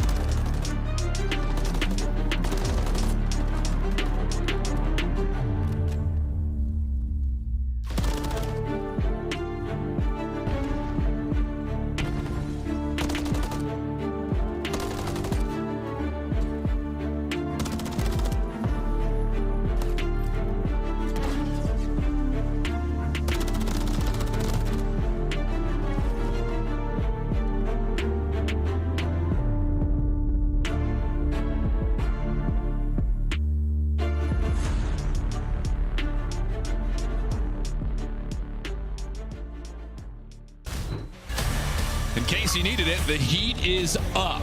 I don't think any of us needed it, though. This one pretty much sets the stage for itself.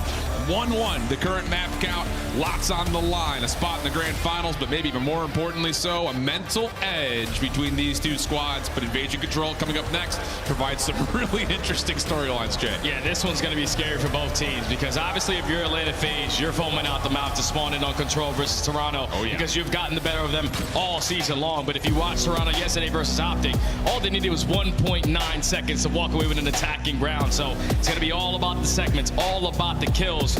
Whoever's going to set the tone early on. And let's be honest here, as much as we can praise all the defensive success that Atlanta have had, we've seen a lot of offensive wins on Invasion Control in this tournament. So, yeah, the 2.9 ticks per average that Atlanta allow is the best in the league, and that is scary. But that stat hasn't necessarily come true for any of our other defensive teams, largely thanks to the SMG play out of the complete top 4 teams right now. And if you are Ultra, you definitely have to focus on Draza, who's a 1.5 in control all throughout Major 3 qualifiers. He's made such impactful plays for this Atlanta roster as they're going to be the team early on the defensive side. Ultra not trying to do anything freaky. We're just going to go over towards B and try to work up these segments to extend this time. Looking pretty decent for it. Atlanta still trying to work back some position up mid. CleanX pushing forward through tank. Doesn't see anyone initially and says that's good enough. Clock still stays stopped at 110. First tick already done and gone. And now Atlanta FaZe still holding that mid-map down. They want to make sure they're accounting for every single player on the side of Toronto Ultra. But with all the kills going over towards that B Street side, it's finally time for aBeZy to send his way on in. He's able to find the double. Now all of Ultra coming off spawn, still working up their way up B Street. Bold commitment for Scrap. Low on HP, thought he could maybe get the trade onto aBeZy. Instead, he finds Cellium. Damage onto both players, though. Allow Ultra off spawn to get right back onto the B zone. Inside off the flank, aBeZy dealt with. That should be the second tick, if not maybe also the third. Atlanta don't really have anyone to really contest unless Cell can make a play. Envoy shuts it down, and with that, an extra 60 looking good. Yeah, it's a big kill, though, from Sim to now allow Envoy to be a nuisance around that cafeteria area. He's able also to take down CleanX, so you still have an opportunity to potentially take them off, but the time is now going to get extended for Ultra. Now you have to work your way out of this overextension, and you cannot afford to all die at the same time because now you're going to set up Atlanta FaZe to put you in that headlock trap. Yeah, they're so good at finding space after the exit kills go their way. This time Ultra just taking a bit of a pause, making sure they hold off those previous B defenders, and they've done well to this point. aBeZy also seen over towards mid dumpster. He's stuck, and here comes the Ultra hit over through Dark. All 3 players coming through. Wait a second, Pizza's got a little bit of help, but Scrap's double allows Ultra to repossess a bit. Yeah, it started off by taking down Draza over towards that B Street side, so now you have an avenue of attack to work your way up through the map, and now you have all mid-map control, all of Atlanta FaZe now stuck in towards Mannequin. Have to iron up and clutch up in these fights because this is an opportunity that Ultra are trying to take advantage of. The play front in towards Rugs is good. Clock stops again. Scrap on the point. Draza seen, and he's in no man's land. The fact that he gets one almost feels like a miracle, but it doesn't stop this Toronto Ultra from continuing to find success on the zone itself. FaZe a bit split spawn, trying to make the most of it, and they will find recovery on A. And the first segment is not going to get complete. So you allow Atlanta FaZe to reinforce their way back on in, keep that time continuously dwindling down. And now all of Ultra working that overextension. You sort of have a little bit of mid-map control, but this route from Envoy has to make a play. Oh, Simp reads it absolutely perfectly. So the defense holds strong. Those forward positions getting more forward, but a little bit of a self-trade out of CleanX's Semtex. Stalls out the Atlanta push forward for a spawn trap, but still the mid-map control so good. They're just accounting for every player right now. And now with only 30 seconds left, Ultra have to haul ass all the way across the map because this is going to be their last push, and aBeZy shuts down the double on the overextension. Sip through the middle of the map, finds a third. Now the last player is Scrap. He falls, and with only 15 seconds left, Ultra are not going to have an opportunity to even get close at A. No, this is just about seeing if maybe you can find a couple of Atlanta members stretching too far forward. And we're going to see 3 ticks tallied, 9 for the current lives. Atlanta still trying to pack a little bit of punch here over through this topside Palace wall, but no more action will occur. So the defense largely still good, but hey, 3 ticks not bad for Toronto. Yeah, 3 ticks is definitely not bad, but now you cannot afford to give up anything over at that A point.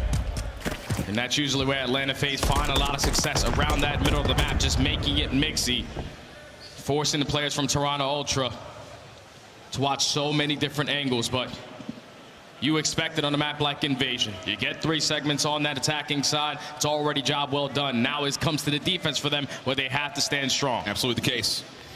Again, this has been 4 straight plays on the invasion for Toronto, 3-1 overall record in those last 4 attempts. A lot of success from the offensive side, but yeah, you're going to absolutely be right in terms of making sure you're keeping up with what Atlanta wants to do in the map. And so far, it is just a normal focus here for Atlanta over on B, but it's 2 members here, so the quick stack leading to early progress. Yeah, but Toronto Ultra, they just don't want to allow anything scary to happen. So they're still just stabilizing around that middle of the map. aBeZy eventually gets his first kill on the round. Drazah finds the second, and you can already see what those kills do. You're able to work your way at least a little bit over towards A, but with Drazah getting cut down, now at least Selling by himself at that point. Yeah, Sel just flat out overwhelmed. Nothing he could do from that point, but you're going to be dealing with 2 minutes, 20 seconds if Atlanta can convert onto B. That's a lot of time that you have to defend against, and there's only been 6 total kills so far in this round, so a lot of lives to play with at the same front. Atlanta are taking their time on this push, but that B capture does come in, and now you're just allowing Simp to put himself in a position to be the playmaker. Yeah. All the players from Ultra coming off Swan now have to be aware, like, where the hell has Simp gone? Because he's just waiting for his teammates before he makes a play. You do have Envoy over towards Palace side. It's been seen, though. Drazah finds the kill. 3 dead. Sel can start to make the play out. It's just down to Scrap inside of Laundry. He really can't do too much of challenges. He needs to keep his life, otherwise Atlanta can full stack this.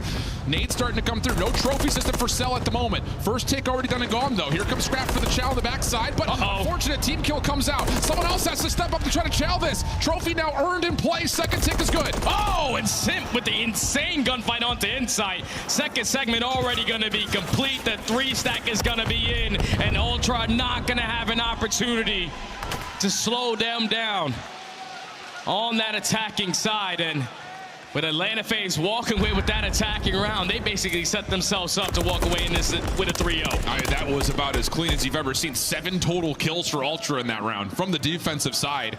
Not what you want to see. And like you said, the bar has now been thrown through the roof in terms of what Ultra have to do, not just on this next offense, but what they would have to do on their following defense. Yeah, you need to complete all 6 segments here. Yeah.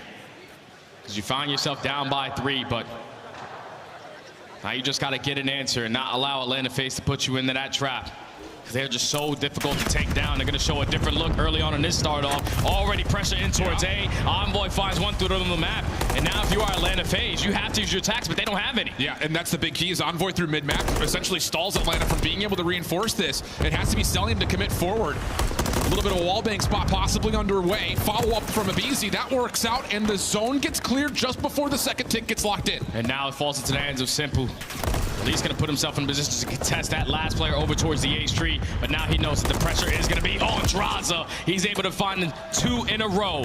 It's going to slow down that pressure from Ultra over towards that B point.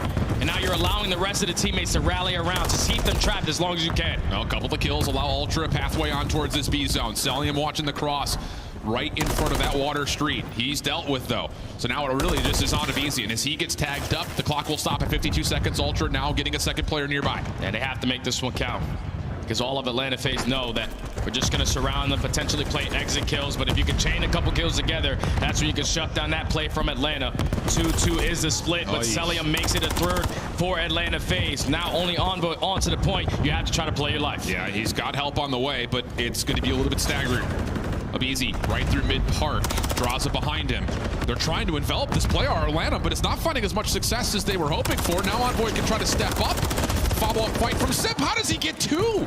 Insight not having a great map, trying to secure the trade, but he's lost track. Simp's already out of there, and Sel will find the kill. A 3-16 start for Insight. The clock's starting to dwindle. Oh, and Simp just taking ground, knowing that Ultra have to run right into his pre-aim. Not able to lead to any kills, but it's going to slow down their aggression over towards B. There's only 20 seconds left. You have to make this push count if you're Ultra. Not looking good. Sel on 4 in a row, just holding this cross, waiting to see when the zone starts to get touched. Maybe he'll make his move. He may not even need to. aBeZy with the opener, Selling now over the top. No problems there onto Envoy. The turn back over to Scrap, the last one standing. He's got to be a hero. Finds the first nicely. Sel, though, off the regen, secures the kill, a little bit extra, and that will be a quick 3-0 with Insight only finding 3 kills in 3 rounds. That's 1 round, man. That's not good. We could have spawned it and did that, Alan. Well, that's tough right there, man. Atlanta FaZe have gotten the better of them all season long in control, and it's not going to stop now. It's just when you're the team early on, on the attacking side, you're thinking, okay, 3 segments is good enough. But then now, for the second team going on that attacking side, they have trophy systems to work with. They can slowly work up that progression over towards B, but Ultra, every single time on their defensive side, when Atlanta FaZe were taking a lot of that mid-map control, they were just way too slow working out of their spawn, not really taking the map back. No one pushing over towards that Water Street side. No one finding themselves at B Street to contest that point. They were just so worried where the hell Atlanta FaZe were, and that was just very hard to keep track of. And unfortunately, they fall short here. That's what Atlanta does best. It doesn't matter if it's invasion, high rise, it doesn't make a difference. They're always all over the map, making you feel a bit of punish. And that was absolutely the case. I mean, it's not often you see Insight feel that lost on the map. And that is, again, I think a lot of credit to the fact that Atlanta wasn't just finding success with Easy and Simp. Draza was getting forward. Cell was in your base. There's just so many obstacles at so many different moments. And that's what they do every single time in control. They're just so hard to keep track of. And then when you're losing track of those guys, they also win some insane gunfights around the map. So you were just affording yourself to not go 2 to 3 dead. But that's where Atlanta FaZe every single time take advantage of that moment. You saw how fast they were on their attacking routes. They just kept one person at B. Everyone else was fighting around that middle of the map. And as once they found 2 to 3 kills, they instantly pounce over at that 8 point. They get the job done, spun all the way across the map for Ultra. And it just comes down to the slaying and the big picture things, because you just simply could not keep up with the pace in that Atlanta FaZe set. And that's been the case for every opponent against Control. Every time. The defense has been suffocating. The life differential has usually always turned up in favor of Atlanta. And that was absolutely the case here. So a quick invasion control. But the Karachi hardpoint, both teams well rehearsed on this map. It really just comes down to execution in my mind here. That's simply all it comes down to. We know that Atlanta FaZe another map where they don't find themselves successful in that rotation. Sure. But points per 60, #1 team in the game. And breaks, they're 3rd overall in holds. They are 4th on this map. And in the opposing side for Ultra, they are actually #1 in hold percentage on Karachi. Yep. You have to make sure you're doing the same exact things you did in map #1, just not starting off as slow as you did. Yeah, that's absolutely the case, because again, when it comes to watching FaZe play hardpoint, especially in this map, you look at them dominating on things like P2 or P3. You know, they find ways to get full 60s in spots that you need to have them. You know, if you want to be the best team on the map in any given hardpoint, you need to be able to take advantage of key hardpoints. And Atlanta is the exhibit of that. Yeah, they put their main focus on this map. We have 5 hills. The Cafe Hill is a money one for them. P3 to chain that is also a money one for them. They keep P4 and P1 scrappy, but then they also rotate early on at that P5, which can turn out to be another money hill for them. So that's where Atlanta FaZe start to take over in hardpoint, is that you can keep it scrappy, everything else. But the money hills, they're always going to guarantee themselves to play the fundamentals correctly, hit that early rotation, and put themselves in an ideal setup to shut down that first push. Okay, lots to look at. And I think most importantly, without the ability of putting the headset down and stepping away, Insight needs to have a rubber band match here. He needs to bounce back in a big way, because he's going to be, I think, again, a critical player, and trying to slow down Cellium from finding his 1 point a million, it feels like KD he gets in every hard point that we have. He only has 1 negative series all season long underneath for 1.0. KD, I don't know how the hell he's able to stay so consistent, but now you are just 1 map away from, again, having another dance in that grand finals. Trying to go back-to-back is Atlanta FaZe, but Ultra trying to respond here to force that game 5 at their own home major. The lowest respawn map, KD, a .18. Yeah, let's just forget about that. Yeah, absolutely. Well, that don't even matter. Shake it off, back into the next one.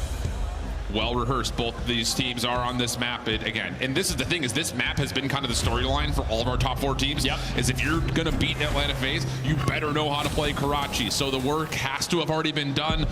The lab is shut down for now. It's just down to execution. Ultra starting off on the right side of the map, trying to get in quickly over towards Rebel, but Abizi already inside. Draza up top. The setup for Atlanta looking pretty good. They find the initial kill. They're finding the initial time.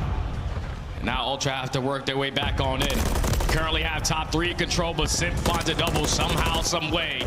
Now all of Atlanta FaZe, this is exactly what you want. You're soaking all this P1 time. You still have the spawns over towards the next, and Ultra have yet to find a kill. You got to find something early here if you're Ultra. Like you said, you just cannot afford to start slow. Not on this map, not from this side of the map. And Estraza shuts down Scrap from rotating. You're already up to 35 plus, and you have members looking at rotation to 2. Ultra need to find a stretch of kills, and they need to find it right here. At least they're able to take down Abizi to not allow Atlanta FaZe to walk up away with 50 seconds here at P1. But now they're going to be late off the rotation. Big gunfight win out of Scrap. Kleenex also finds a double. Now Abizi is going to fall. That's 3 dead off the rotation. Simp, you got to iron up. 50-50 fights coming forward, but Simp on the corner deals with the opener. Atlanta trying to get in through backside yellow alley to help out, and Simple will get taken out of the picture. So Ultra will get in for some time here. Follow-up shots from Envoy are decent, but Atlanta starting to battle back. Now they're the ones who've got numbers with the favorite spawns. Can they get to the hill, though? Insight just locking things down from top single. That will do nicely as Ultra find a little bit extra time. Yeah, this is good stuff from Ultra because you can see a couple players from Atlanta FaZe. They're trying to potentially flip these spawns over towards next. They do not like to fight in towards this cafeteria area when they're jumping over that backside dumpster.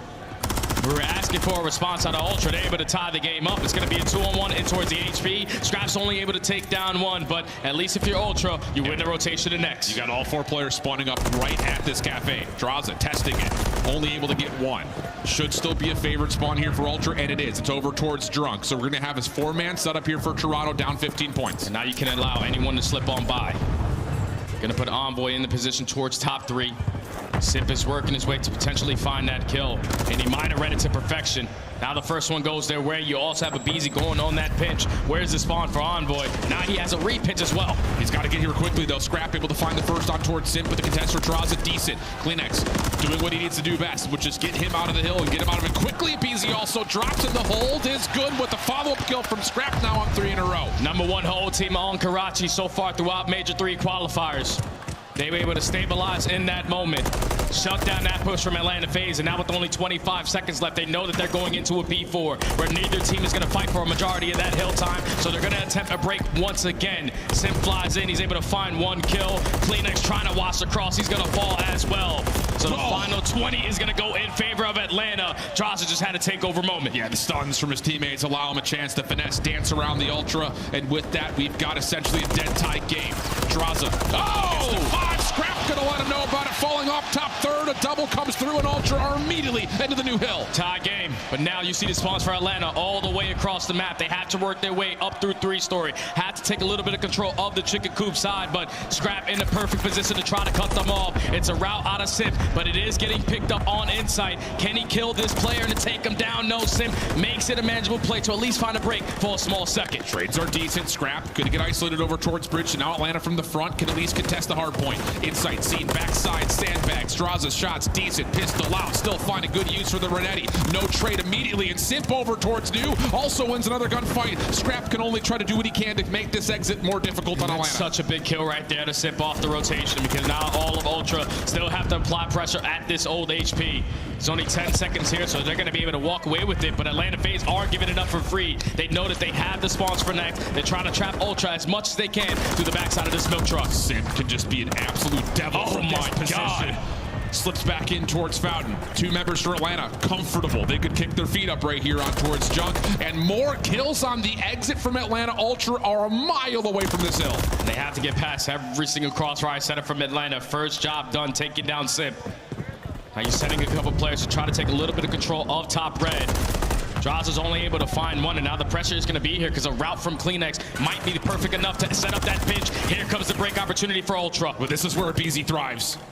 Just dancing in and out of Junk. Car to car, shack to shack. Draza, pinch set up. Abeezy still alive, by the way, back here. They just cannot find a way to kill Abeezy. 3 in a row. Atlanta looking good for the scrap time, and here's Simp again, already putting pressure on Ultra from getting up to the high ground. He knows exactly where the spawns are going to come in for Ultra. Now it's Draza's turn to contest it, but he's also going to fall short in that engagement. The Atlanta FaZe have a little bit of a lead. They're trying to close out this series in 4. Let's step aside and go to a listening with Atlanta. Yo, he's on the fucking heady. I'm top 3. He jumped top coop. Jump top coop. Nothing right. I'm 60. Top coop on me. Scrap. Top coop. Nice. Hey, hold on, I'm short. I hear. I had 2 things on trophy. TV 10. Hold on, low left. Nice. He's challenging. He's supposed to be 2. Get my wrist. You have left? I have left. I hear. I'm trying to get over it. Top set. Scrap. One shot. Top set. He's going TV. Pinch is open. TV. Nothing red. I'll see because. Short. Still weak. Ivor help. Let's add 1 second. Sit down. See. Ivor short. Nice. Ivor short. On time. Nice. Ivor help. They might hit you. No. Yeah, I think they're. Scrap broken. I'm looking at. I'm seeing Toby new. 1 shot. They're gonna hit me all. Listen. We should set up a pitch. Yeah, I hear. I'm stunning for you, Tyler. Laying down on me. Scrap on ult. We should break the chat. Yeah. He's laying down. Watch out. Okay, let's go. Hold 1 short. You went short. Yeah. He's gonna go TV, I think, okay? Yeah. I'm going plat. It's your TV. Up here. He's TV in the corner, maybe? I don't see anything back. I'm plat right now. I don't see anything. Yo, long. Yeah, long. Long, scrap that. Nice, I'm one shot. I'll point. I'm hitting the back. I'm hitting the back. Nothing help. Back alley. Back alley. Weak. They're hard playing inside. Yeah, they're trying to tight side. Okay, we spawn new.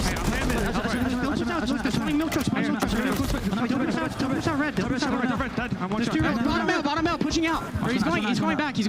I'm one shot. Yeah, middle. Nice, good shit, Chris. That's good time. That's really good time. Nice. Another short. Oh my god! This is spawning out. This is spawning out. I killed him before. He's top there. Dead. I'm with Genie. Alright, back here. Spawn here. I think he's just him. I spawned down. Listen. Okay, I'm staying down. I'm spawning out with you guys. Yeah, no. I'm getting in there. Two middle.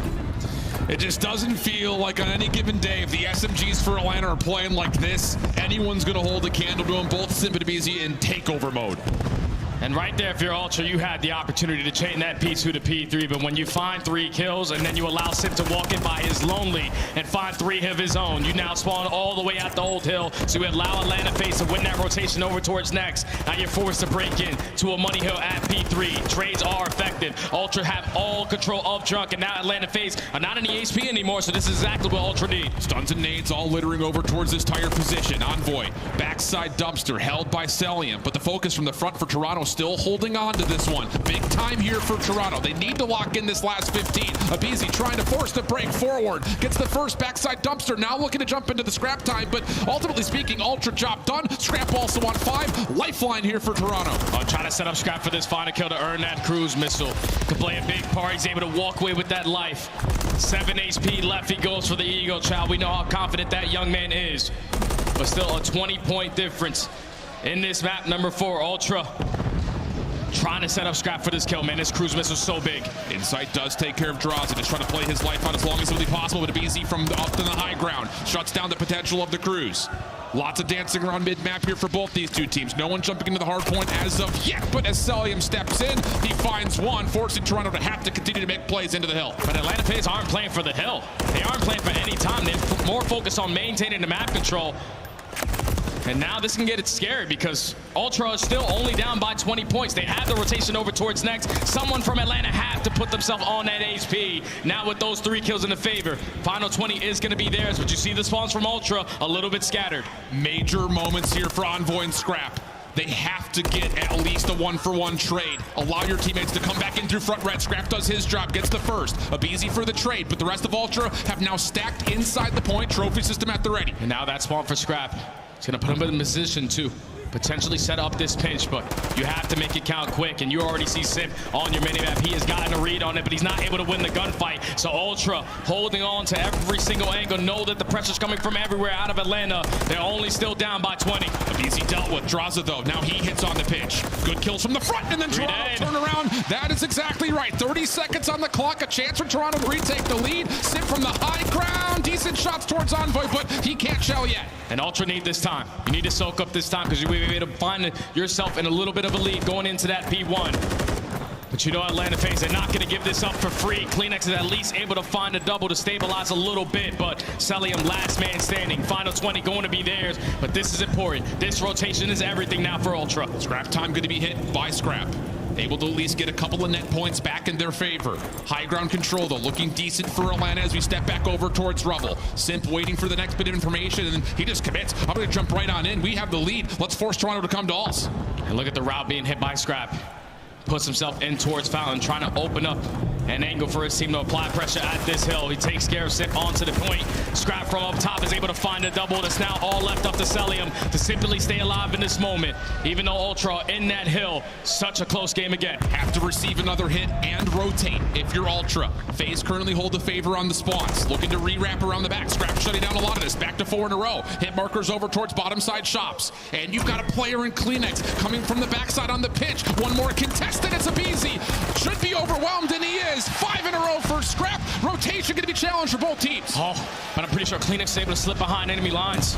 So are you going to be able to spot him off the cross? And I think Draza is able to gain that info. But Scrap, if you can find one kill, that cruise missile could play a big part at this moment in the game.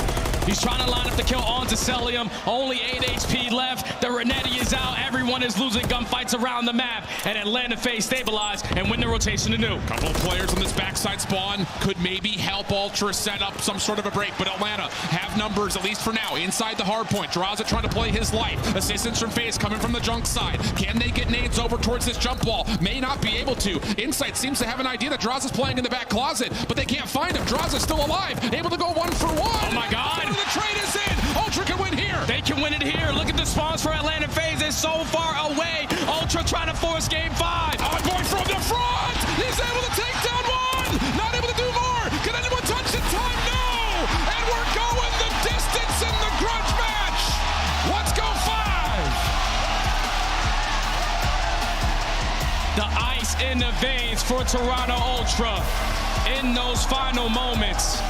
Scrappy's been the MVP all season long for this roster.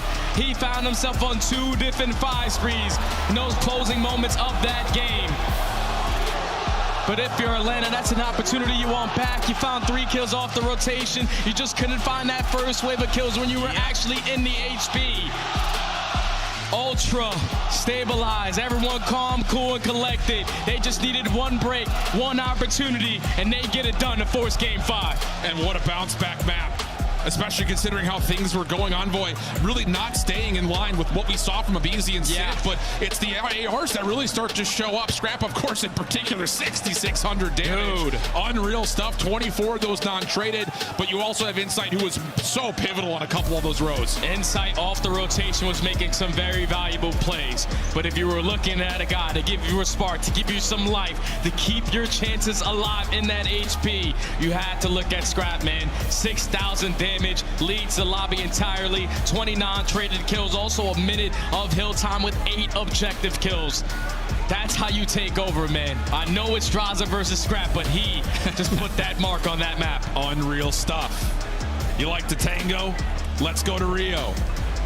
Lock in, stepping 1-2 into the search and destroy, where again the storyline from Hallie and the desk has been Atlanta's search. Not particularly up to standard, maybe. Problem is, the Rio search is pretty good for FaZe. So we've got a square up on map number 5. We step away, but don't go far. We'll be right back.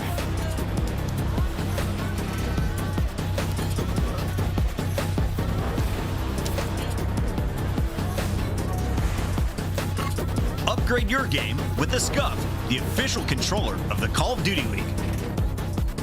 Slice up your competition with the Executive Chef Operator, now available in-game in the Call of Duty store.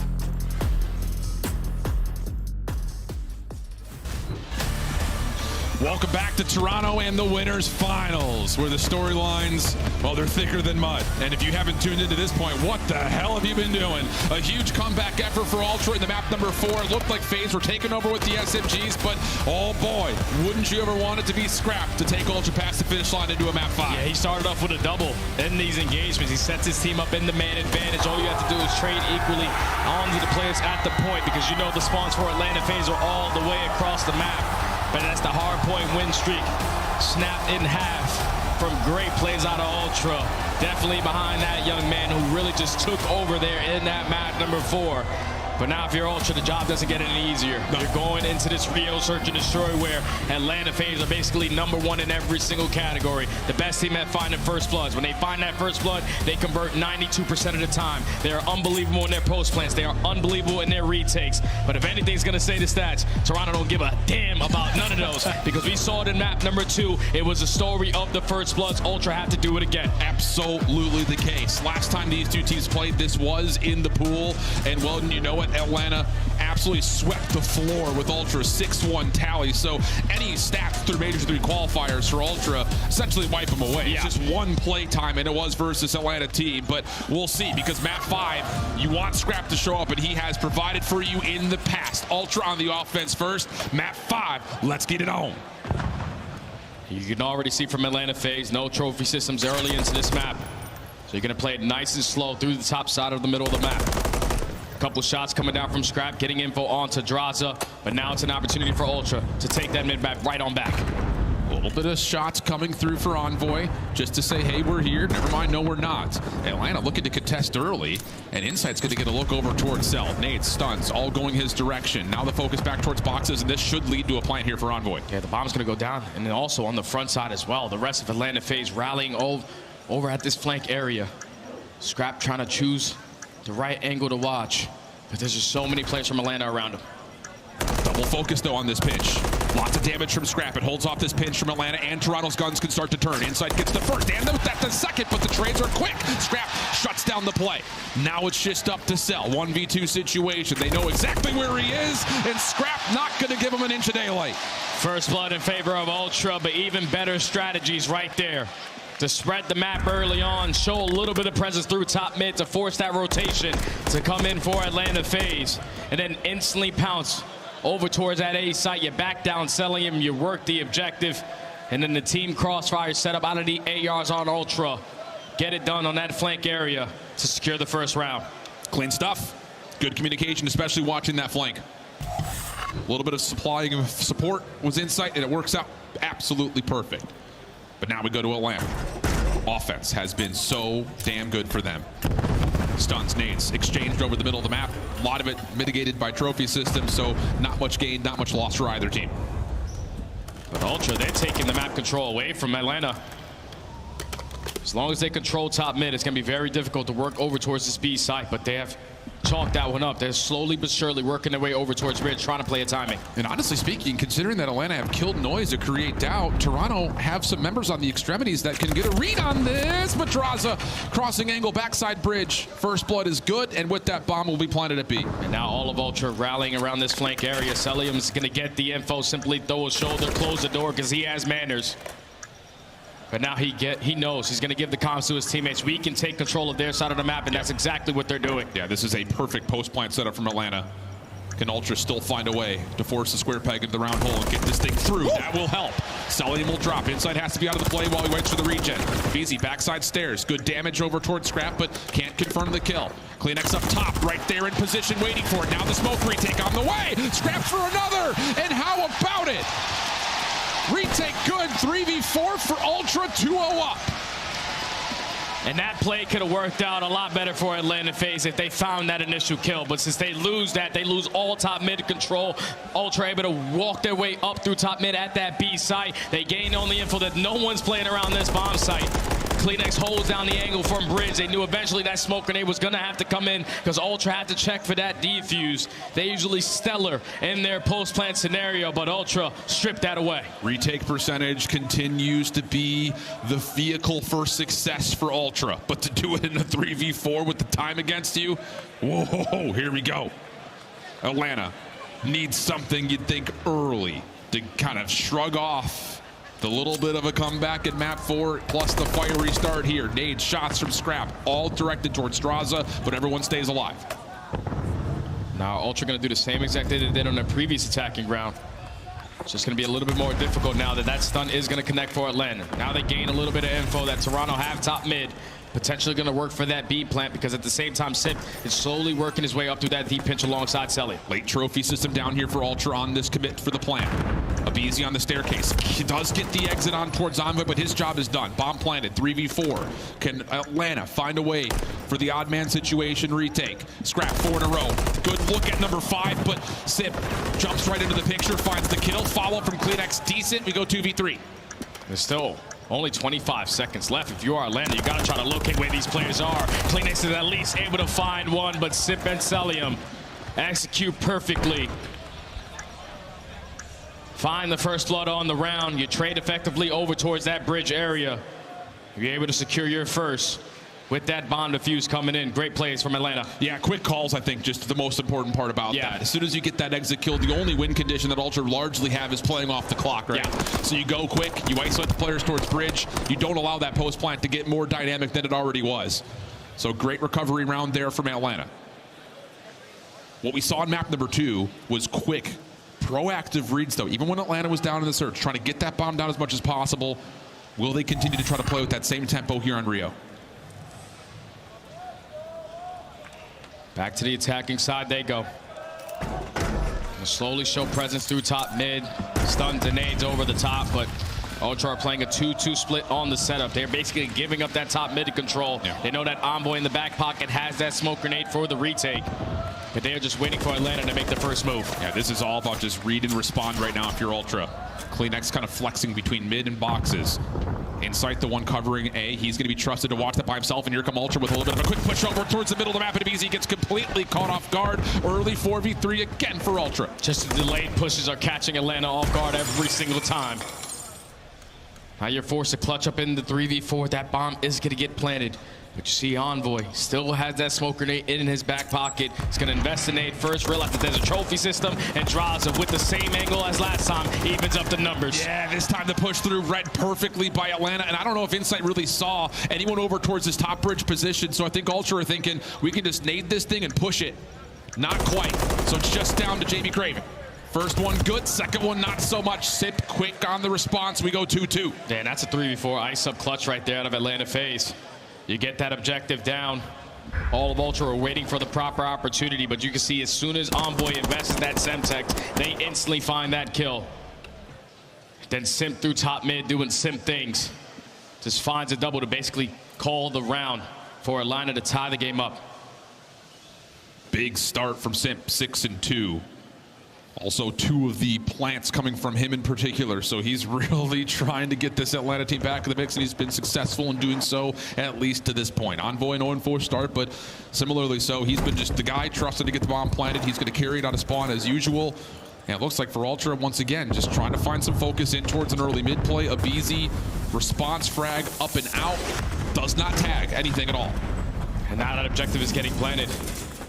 I don't know if they're going to be fast enough in this scenario, because Simp also finds himself on 5 in a row, but draws it with the first blood. This time around, you get your trophy system down. Now it's time to hit that go button. Shots are decent, though. Envoy for the first. That will work out. Smoke also placed. Abizi waiting to see if anyone pushes through this. And now all of a sudden, maybe a chance to try to hop on over, as Draza's been able to take down 2 from the outside of the map. Just down to CleanX. Double play coming in from Atlanta, and the 2v1 goes the way of FaZe. And that's Draza finding 3 on the round. He realizes that every time they attack over towards this B site, they are working a lot of players over towards bridge. He finds that opening pick through Eskies and then rotates back, knowing that where the pressure was going to come in, and single-handedly gains that round for Atlanta. Couple in a row now, puts them in the advantage. 3 straight. And that's in the face of a couple of, like you said, first bloods going the way of Ultra. Conversion percentage not turning up yet. Feel like you have to kind of cauterize the wounds here. Get something going in your direction if you're Ultra. Change up the trends and patterns, which is favored. Really FaZe playing off the backside of these bombs, whether it's on defense or offense. Back to the attacking side we go for Atlanta. This time a lot faster on this retake, on this objective work at this B site. Ultra is simply not going to be ready for it. It's a 4v4 retake opportunity. No chance to contest on the exit either. Lots of pressure sent over towards Ultra, but a couple of deep stuns will land. Abizi, the first one to try to make contact over the top of the bomb site. Here comes the full stack. Decent shots for Abizi. Tries to back up door in his way. Response hit marker starting to come through as Ultra have regained the middle of the map, but they need to find some kills. You need to find something before you can hop onto this bomb. Simp, backside vending, dealt with. Abizi still tucked in the corner. Draza looking for possibly a pinch, but he gets shut down. All the retake looking good, and wouldn't you know it's a 4-for-1 exchange. Ultra continue to find success on the re. And Atlanta are consistently mind-blown right there because you're thinking, all right, time is getting away. There's still 20 seconds left. Someone from Ultra have to be trying to stick that defuse, but they knew that as long as they hold down those power positions, every single angle was going to be cut off. They started off with that first blood. They were trading efficiently. The teamwork was on full display. Another successful retake there for Ultra to tie the game. Unreal stuff. And I think if you're a FaZe fan, you're looking at that round develop and you're like, wow, this is incredible for us. 4v4. We've got the post plant set up. No one's nearby. All we need to do is just trade out our ones. Easier said than done. Back to offense, go Ultra. And this may be one of our first gut check looks over towards A. Cell has been the sole defender for a while, but opening nade from Draza this time. That elongated 1v1 we've seen towards the B side of the map will go the way of Atlanta, and the rotation in also met by this FaZe defense. And now it's all left up to Insight in the 1v3. Bomb being down around that A bomb. And it's not going to be easy because positioning already known. Atlanta FaZe starting to pounce on him. Draza just simply not trying to turn this into a one-on-one gunfight, just running away with his life. Take the safest route, you know. Just get away from him. Don't give him a chance to isolate. And it looks like FaZe have also read that, yep, the bomb is down here right in front of boxes on the stairs. So no need to move anywhere. Just set up a lockdown triangle here on this A site. Yeah, they didn't even budge on their setup. No. They know that the bomb is down. The only way Inside is going to walk away victorious here is by collecting it. So with only 30 seconds left, it's just not going to be easy to get past the setup from Atlanta FaZe. They find the first blood. Draza and Scrap have had that engagement the entire map so far, but it has never led to that first kill. But this time the nade gets it done, and Atlanta back in the advantage. And the thing about that nade landing and finding the kill so quickly is that you can commit another defender over towards that play. On the cop car side, and that's exactly what comes through, and the timing is just perfect for FaZe. Legitimately, they just get the absolute most beautiful read you could possibly get. And now if I'm Atlanta FaZe, I'm doing the same exact thing I did on my previous attacking round, just a little bit better on your post-plant setup. Because Ultra, they have been playing slow and steady, wins the race on their defenses. 2 successful retakes at this B site, and they're going right back to that aggressive play at B, but they only sent in the bomb carrier. Yeah, this is different. Ultra are also stacked up here on Eski. Scrap going to join them. Do they get Abizi off the bomb? Yes, they do. Plus, they get the first blood. So now you got mid-map control. You know the bomb is down, and this is a very difficult round for FaZe to try to reclaim. And now you just have to hold down this position. You have 2 of your SMG players holding down top mid. Scrap watching the overextension. Every single angle is cut off. Atlanta FaZe have to try to work their way over towards A. Yeah, the only player that could possibly do something crazy is if Draza can find an isolated exchange on a crossing angle. It does push Scrap right back over to Atlanta, though. Ooh. Maybe taking a step too far away from Draza, and that leads now to a 3v3. Plenty of time here for FaZe to work with. Yeah, you're giving them an opportunity now. That kill comes in from Kleenex, able to stabilize the moment, keep the numbers advantage in favor of Ultra. But this route getting hit by Cellium is at least able to find one. Now everybody from top mid has to turn around. The immediate snap from Kleenex. No follow-up engagement yet. Draza and Cellium looking to work this thing together from bridge side. Envoy the one in the way. First shots are perfect though. And now it's just down to Cell. 3 in a row, pistol out. He finds himself the 4th. There is still enough time for him to collect the bomb and possibly plant if he wants to. But instead, he's looking for the timing on the kill. Doesn't find Envoy, who just slips away. No chance for the plant. Envoy gets the read and says, I'm out of here. We're tied back and forth. This time, Ultra says slow and steady is not going to win the race, but if you are Atlanta FaZe, someone has to go with Abizi through top mid, because Ultra found the perfect timing to take care of your bomb carrier. They had all the info gained. Bomb down through top mid. That's the only way you're going to be able to defeat us on this round. The SMG stays strong on their setup, did not budge a single ounce. And they're able to tie the game up at 4. Man, what a map 5. Tensions are thick here in the Mattamy Athletic Center. Heavy stack for FaZe on this defense over where exactly this Ultra setup is. But it's different now because Draza isn't playing it deep over towards that B Street side. They have all bridge control. So if you are Atlanta FaZe, you slowly have to work over towards A, and that leads to aBeZy finding that first blood. Sully have great shots to at least back down Insight from his positioning. But now in the 3v4, Ultra have to find some ice. First blood's unbelievable from aBeZy on that angle, especially.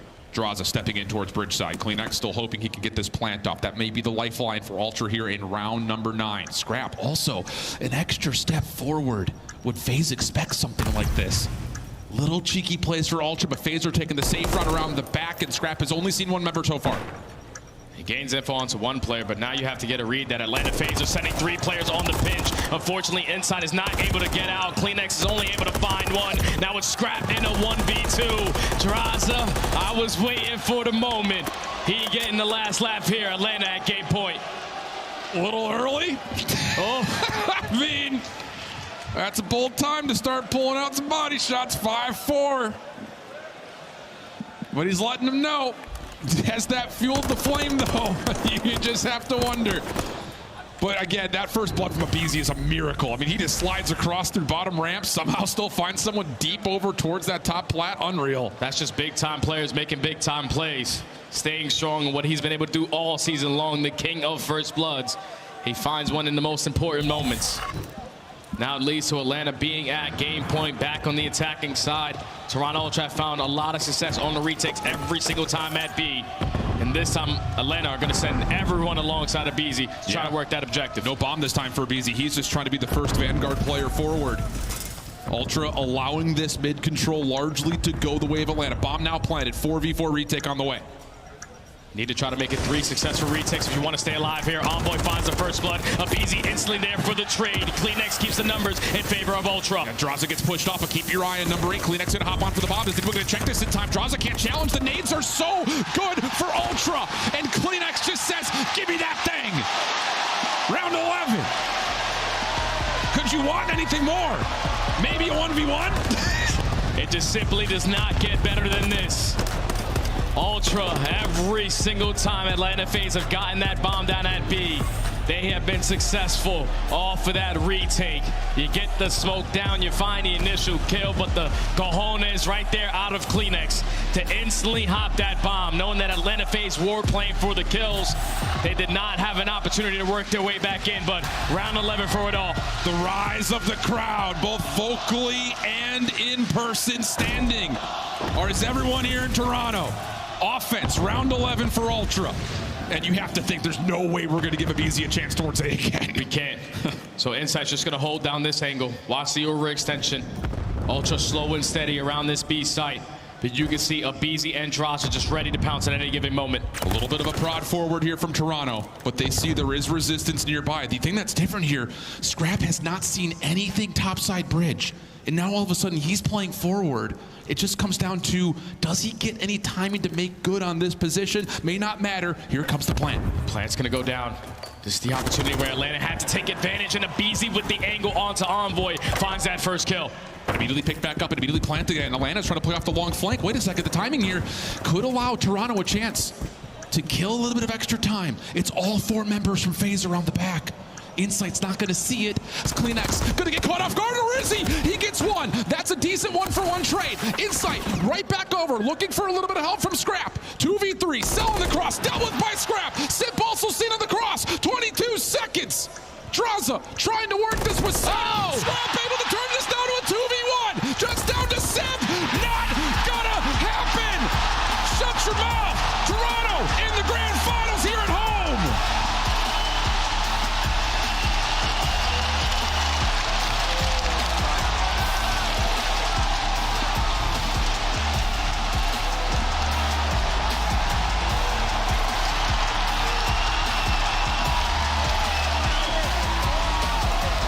Ultra, Ultra, Ultra. You can always count these guys to be icy in these kind of moments. Scrap, the MVP of this series for me. Just put on an absolute performance to not only keep them alive in this series to force the game 5, but in that final round, he finds a couple kills. You look across and say, I'm so damn happy to play with these guys, man, because it's Scrap who gets the final laugh in this matchup versus Atlanta. You're going to shoot my body? Not today. Hello? Oh, man. Someone at COD events that precede unfortunate events on Twitter because yikes. Wow, the drama has just gone from 11 to 15 in this series. An unreal map 5 win, round 10, round 11, and like you said, no one better for it than Scrap. That is just unbelievable, man. What an unbelievable series between the two top teams that we have in the league. The home crowd is playing a big part for the success of Ultra. They're letting their team know, you guys are the best. This is your tournament. Try to make it two-time champion on the year. And Toronto's got a chance for both sides. Unbelievable series. And the composure from Toronto just in the last two maps in particular, so damn tippable. A comeback effort of the Karachi hard point comes by way of Scrap turning it up. The round 10, round 11, after a couple of stray body shots come through, a little bit of a wall bang, Scrap lets him know not once but twice. And well, let's be honest, there's only one guy that's on main stage. Toronto, give it up. It's Scrap on stage with Blaze. You heard him, Toronto. Make some noise for the home team as they will be the first squad in our grand finals.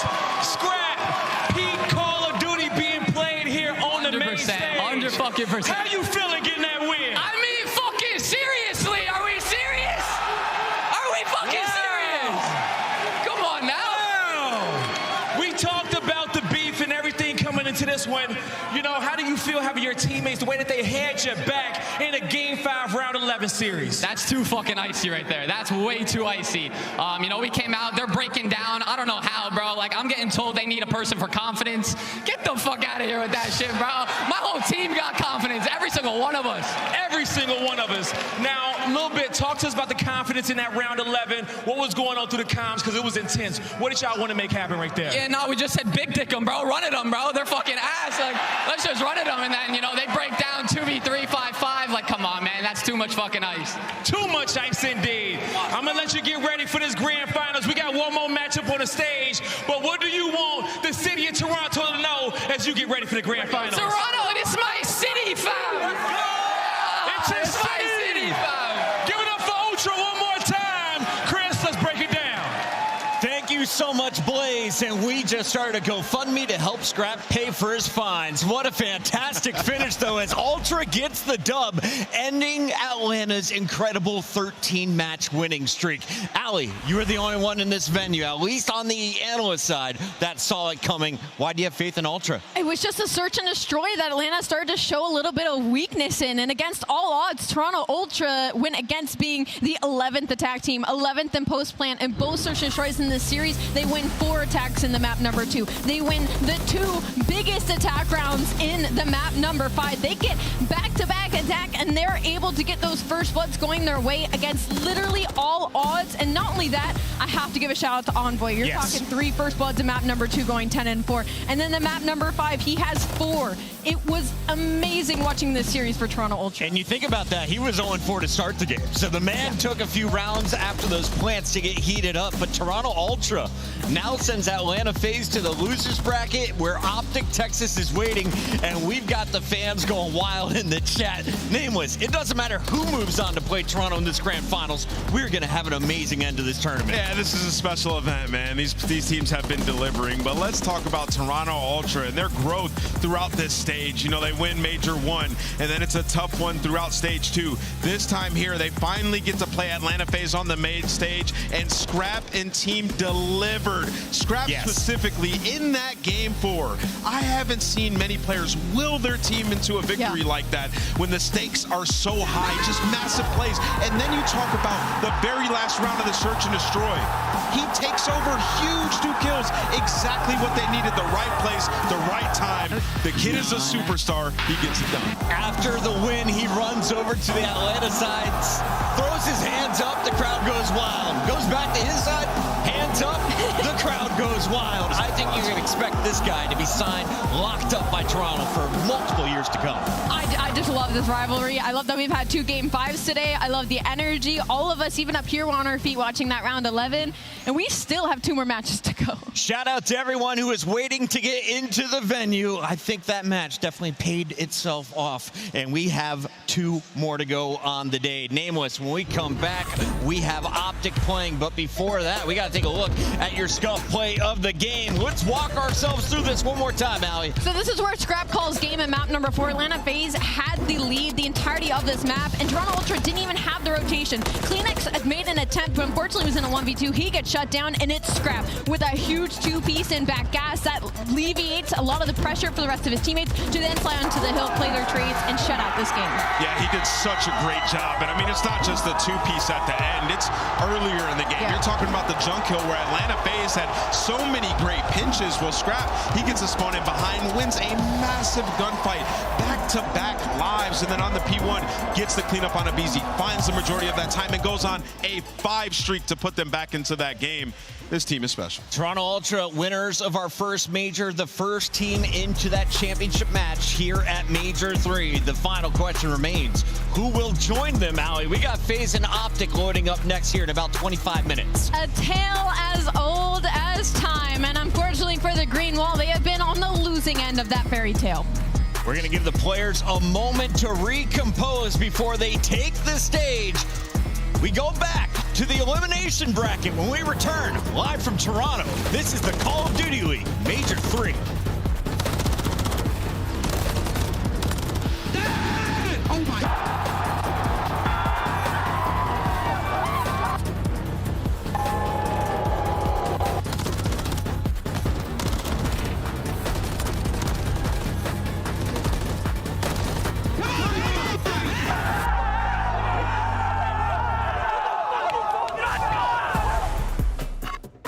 Upgrade your game with the Scuff, the official controller of the Call of Duty League.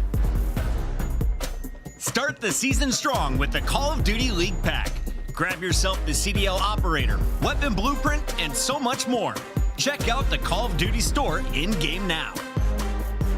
The Cataclysm Pack is available now. This bundle includes the Cataclysm Operator Skin, Dystopia Weapon Blueprint, Iron Lung Charm, Vroom Animated Calling Card, Alpha Vinyl Guiding Light Emblem, and Scratch Tally Weapon Sticker. Use these items in both Call of Duty Modern Warfare 3 and Call of Duty Warzone. Available in store now using Call of Duty points.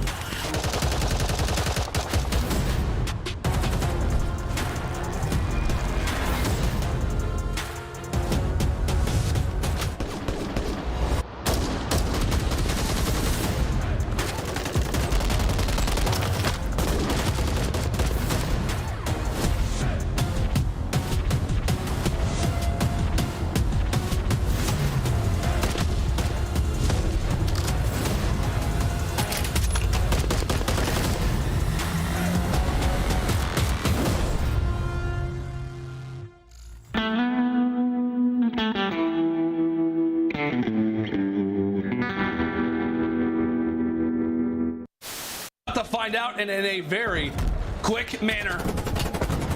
Archie's putting in a few bullets toward the tractor as here comes the nade. That could be big. That's massive as Octane's able to find the first classic. Everybody explodes and that will be it. That will be it, Seattle. Getting one of the biggest upsets in CDL history.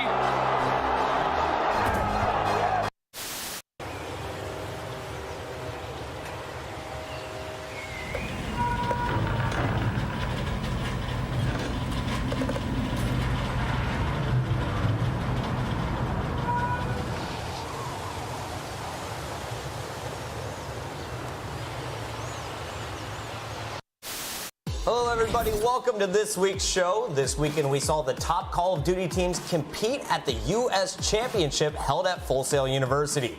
In a surprising turn of events, strictly business, the 9 seed came out of nowhere to dominate the bracket, defeating 9-time champions Complexity twice to secure the #1 seed at the Call of Duty World Championship. With the help from his teammates, actually. What is this? What is this? Hydra from Mars. What do we have here? There's nothing left but 3 in the backpack. The ace for Hydra, a magician early in the round.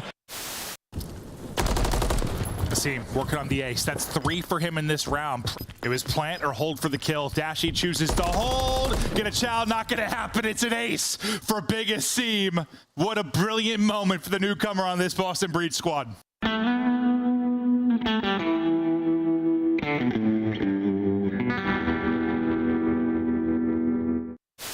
Airings now 16-9 and forcing the issue on the flank. He's inside of their face as that's going to be 5 in a row. How about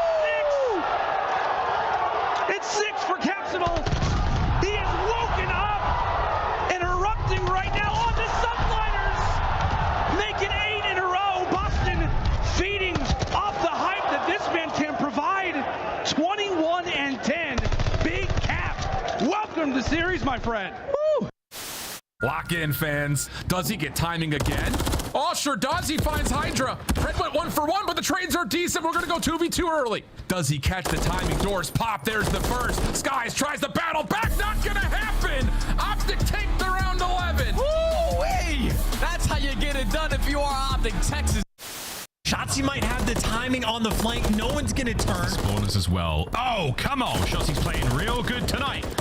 Nice tags. I don't have a clue as to how he has managed to survive. Shotzzy versus the world. He can't get the 3rd, but here comes Shotzzy, 10 in a row. Looking for the 11th. That's the round. You may never see one like it.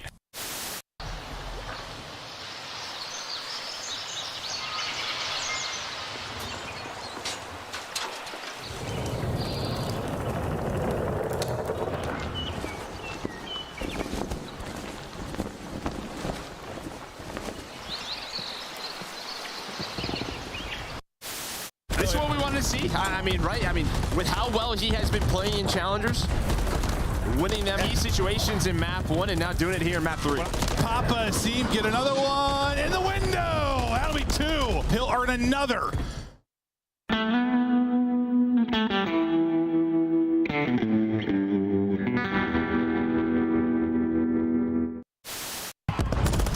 Now to Cell. In the stun. The stun catches Kenny again. He's going to check the corner. Oh, he didn't check it. Doesn't clear the corner. And Atlanta FaZe take it. Your Major 2 champions for the 2024 COD League season. Atlanta FaZe. Atlanta FaZe, our Major 2 champions, will be taking on Optic Texas. And if you're an Optic Texas fan, the bad news, Atlanta's beat you 5 times. The good news, you got luck on your side today, Allie. The diffuses are starting to work for Dashy. Yeah, unfortunately, did not work out yesterday, but today that luck got handed back in twofold. And one of the bigger rounds in the series during game number 5, Dashy gets that perfect timing and defuse. This was against the New York Subliners to lock in for the top 3, and Optic fans went wild nameless. Yeah, they went absolutely insane, and Optic Texas needed that, man. You got a huge series from Kenny, and then Dashy in the clutch.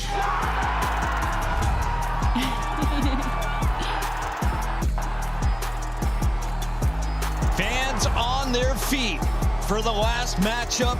I expect it to get even louder in here as we close out the night. Optic ready to take the stage against our #1 seed, and we got to break down all of the action we're about to see. Welcome back in, everybody. Chris Puckett alongside Rosalie and Nameless at the headquarters desk. And I want to start with you, Wizard. What do you expect to happen this time around, Alley I expect, unfortunately, history to repeat itself. If I was Atlanta FaZe and I just heard that post-interview by Scrap, I am fuming to get into that grand final. Let's take a look here at another team fighting for a spot in the grand finals. Optic Texas rocking the green, Nameless. What have you seen from them this weekend? They were able to get to the top 2 last event, but now they're fighting for their lives in the elimination bracket. Yeah, I've seen a lot of fight from these guys, right? I've seen, Sunday Kenny come out to play, which is scary for the opposition. Obviously, you go all the way to a Game 5 where you show your ice up against a New York team that has been strong at that map invasion, search, and destroy. For Optic Texas, though, it's all been preparation for this specific match. You're anticipating making it all the way to that grand final and playing Atlanta FaZe. We are late in the tournament, and they prepared their map pool for that specifically. And you can see the ice leaderboard. Dashy is leading it so far in the 1v1s and 1v2s. 14 clutches. 9 of those 1v2 pluses, Allie. Dashy has been the Iceman in Search and Destroy. It's been unreal, and I think all of Optic Texas have been incredibly clutch. I mean, you look at the numbers, and they're actually really average across the board, but when it comes to records, they're top 4 overall in the league, and that's because they have just such a talented roster that when the things going and start getting tough, they're able to close out these matches and get these series wins. So for the Monster Energy pregame up against Atlanta, the good right now is that their map ones are 10-1 record with 6 straight wins. So early on in the series, they are coming out swinging. The bad, though, is their control hasn't looked as strong as it had previously. They are 2-5 in the last 7 maps and 1-3 in round 5s in that span, meaning in the invasions, like they just lost 3-0 to New York Subliners, and we just watched Atlanta FaZe bibbity-bop Atlanta Toronto. Yeah, I mean, the most important thing in this match is like Optic Texas, I mentioned they've been preparing for this specific matchup, and they've played high-rise control 5 times this stage, a map they previously did not want in the lineup. 3-2 on it now, and they're going to have it in this series. It could give them a potential edge versus Atlanta FaZe. Optic is going up against a squad, though, that has played nearly flawless Call of Duty over the last 2 months. They were on a 13-match win streak before finally falling in that round 10 to Toronto, and Drazah is pissed. He is going to be bringing that anger and feeding off of that fire with the rest of his squad at his back. You take a look at this matchup, they match up incredibly well against the roster of Optic Texas. So walk me through it. Where's the strength of our #1 seed? I would say, these guys, their resilience, 1, but 2, like across the board, they're just so consistent, right, in every single game mode. I will say from Atlanta FaZe throughout this tournament, and Search and Destroy specifically, they've been getting retaken on in their offensive rounds way too much. We saw like glimpses of it in the Miami Heretics match, and then we saw it full-fledged versus Toronto Ultra right there across both those Search and Destroys. But against Optic, that hasn't been the case so far, but there certainly are still some things to exploit. And of course, notice that Optic was able to take that first game in that best-of-5 before Atlanta rattled off 3 straight. The 4th game, very close and a hard point. Allie, taking a look at these numbers against Optic, though, it's crazy to think that this is against another top 3 team.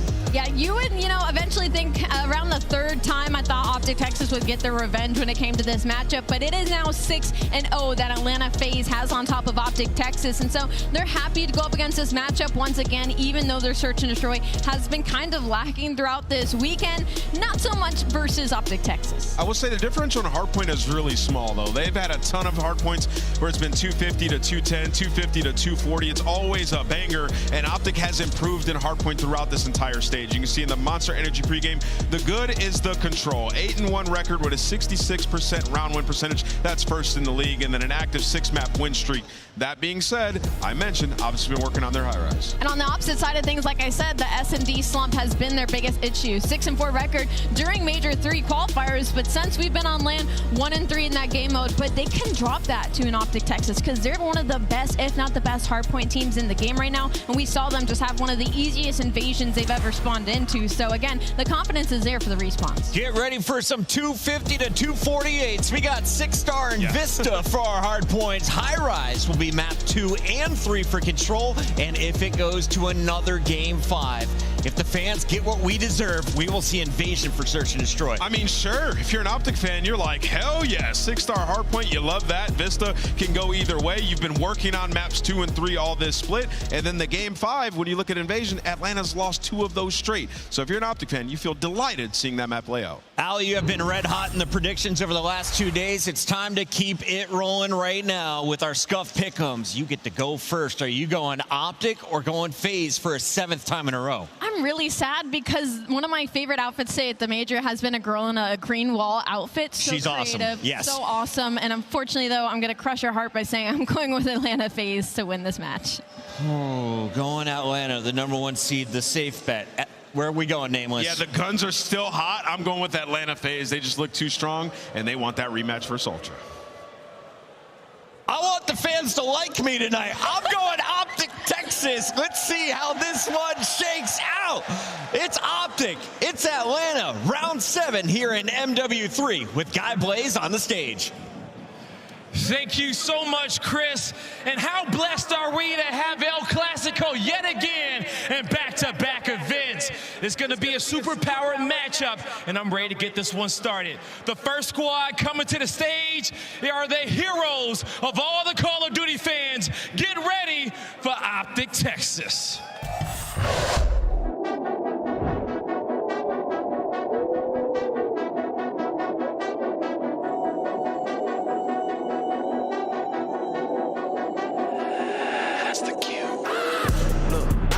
City, you hear signs when we sleep. Heaven sent, hands down, vibes so unique.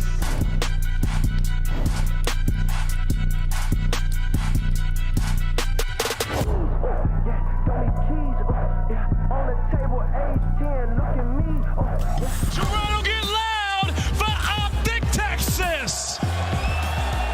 Give it up for King, Shotzi, Red, and Dashy. Ready to do it yet again. Optic Texas is here.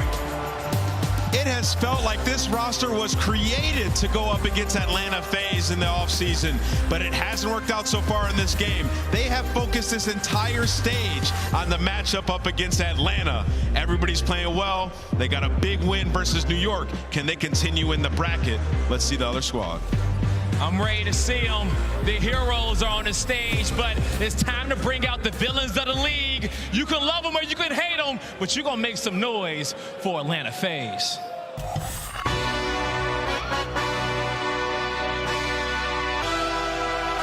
Yeah, let's see how you do under pressure.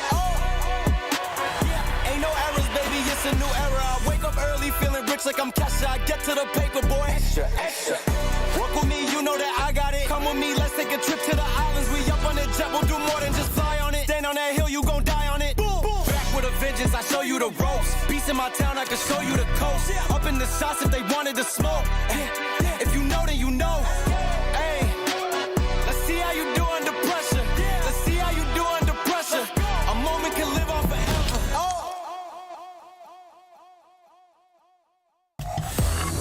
Give it up for Atlanta FaZe! Here comes Celium, Sith, Abizi, and Draza. They don't care what you gotta say. They gonna win at the end of the day. Handed their first loss after a couple of months. Atlanta FaZe, the guns are still hot, and this is the first time in a while that they've had to see red. A matchup they're used to and a tale as old as time. Winner of this meets the hometown team in the grand final. Let's get it started, Blaze.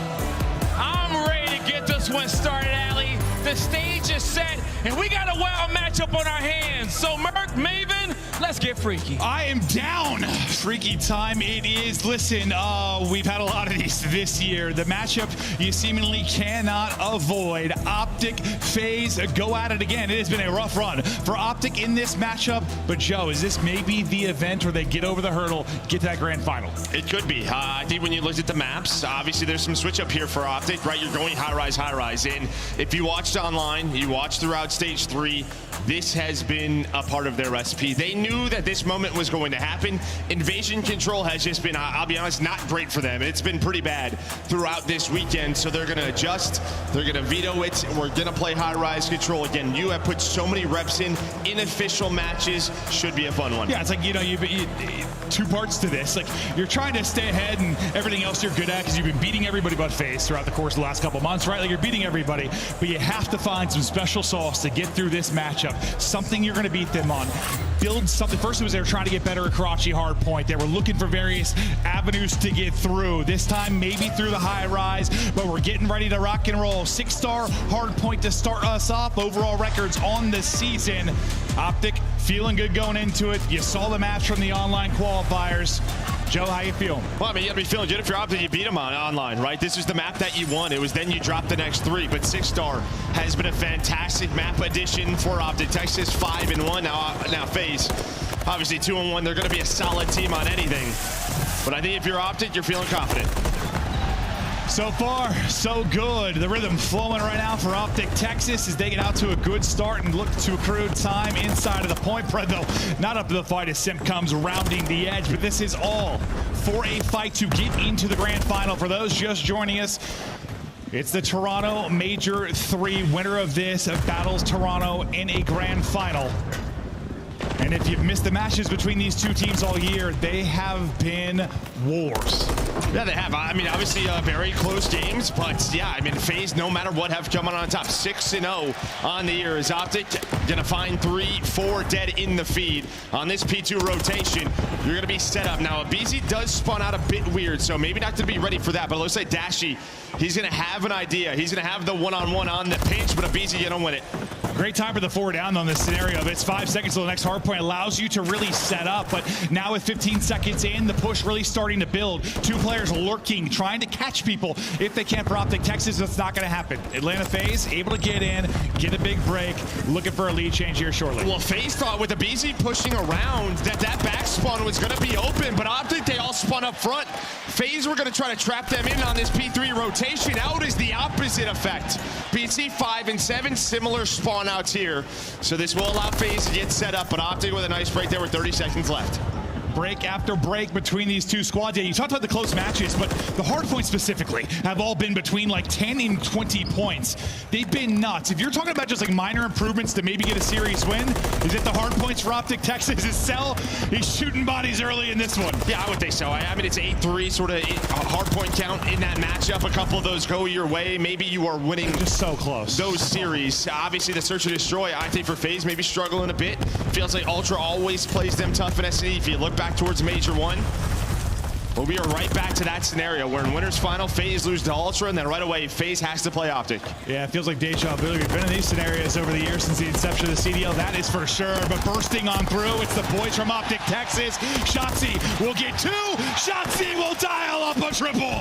As that'll be 4 in a row for him, and another break and into the point. Go Optic Texas. 12 already for Shotzzy. You'd love to get that streak going, but not going to happen. Only down 30 is FaZe, but Dashy was so good against New York earlier. 10 seconds left on rotation. aBeZy versus Shotzzy. And Shotzzy, he struggled at times in this matchup throughout the year, right? It's really been about bread in this series, but Shotzzy, when it went like that through the bulletproof glass, he is a magician with the doors. He shows you why. Oh, we are trolling. That was great. Now, Pred finding an opening from the rear as well. The 40-point lead, kills through, breaks through. Optic Texas, once again, you are here. 1 player remaining. It'll be Shotzzy at 14 and 7. The other 3 spawning out, trying to get there. How long can he lurk? Can the teammates get there in time? They're able to collapse. Can he? Dashy bursts on through. The lead is building. Yeah, I mean, you had aBeZy pushed up to turn off the reinforcements. He doesn't get one on the opposite side somehow. Shotzzy gets a kill with the hipfire. He's hitting again. Double positive is this man.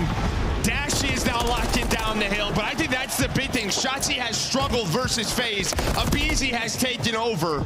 Time and time again, if Shotzzy's playing like this and he's in his pool, this one could be done. Listen, you were on 13 straight if you were FaZe. It's been a while since you've been tested.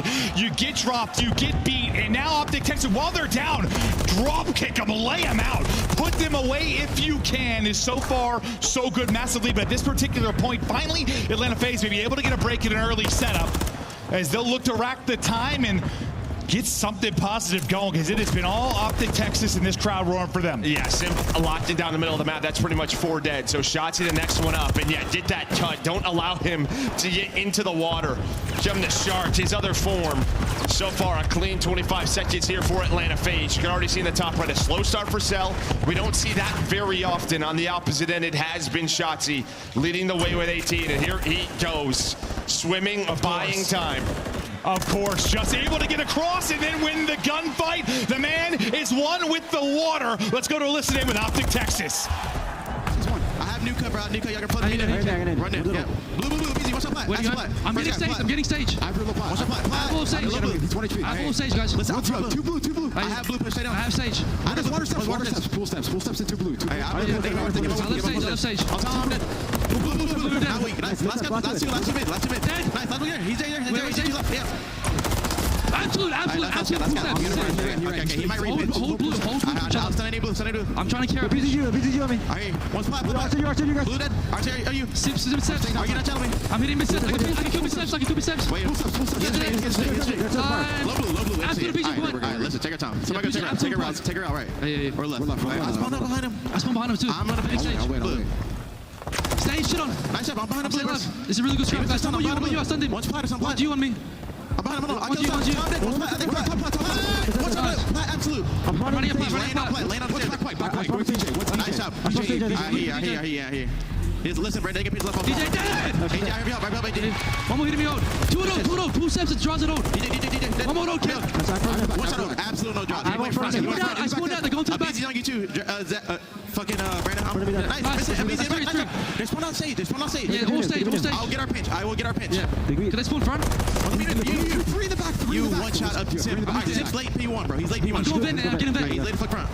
I have a Q Ben, I think. Yeah, he's in the stairs. They're going top. I'm just holding Ben. Absolutely. I'm saying Ben. I'm waiting for you. I'm here. Challenge it. I'll sit down. Give me out of time. I'll challenge it. I'm dead. Drop, let's go. Let's go. That's right. He chatted. Out front left. One of the back. Hit the front. Hit time. Yeah, there's only one guy time right now, Jaws. By himself. Sorry, Jaws, that's all the time. He went to Tails. Went to Tails. Tails. One shot. Hit him again. Nice. Right top left. After a bit of run there for Atlanta, FaZe, Simp is able to get a cruise, dashing though with a double to create a mess and get inside the point. Just about a 40-point advantage. We'll get right back over to Dashia. One-on-one on the other side of it. aBeZy is able to win that. Looking to get set up for next. Since his second P1, you have just felt a lot more FaZe slays in the feed. They're starting to get a little bit more locked in. They're flowing with the map. They're picking up the pinches. Shotzzy, another chance to make a play. He's able to get on in. This is going to buy his team some time. But as you said, Simp able to earn that cruise. When will that come into play? And now FaZe will have to take their time through the back. You're going to see aBeZy's going to spawn out. It looks like Shotzzy is going to be able to read it for now. I thought Shotzzy was going to get eyes on it. Looks to be the case because Kenny will pick that up as he'll wrap back to deal with it. And then Kenny able to get another one. Shotzzy wins his one, and they'll stay inside of the point.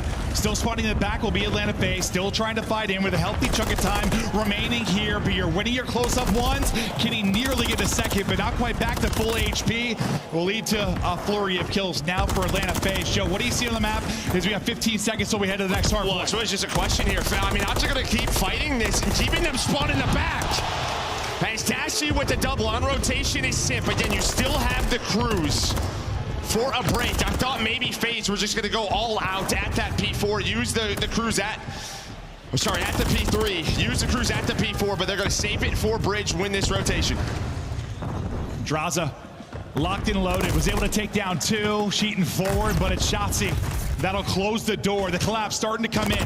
Working through the back will be Kenny. Kenny will pick up the reinforcements, maybe, or will he? He'll be able to win that one-on-one. Cell gonna suddenly be the last guy up. So much stuff to deal with. Collapsing from both sides. It's a perfect pinch and trap there from Optic Texas. You get back into the point.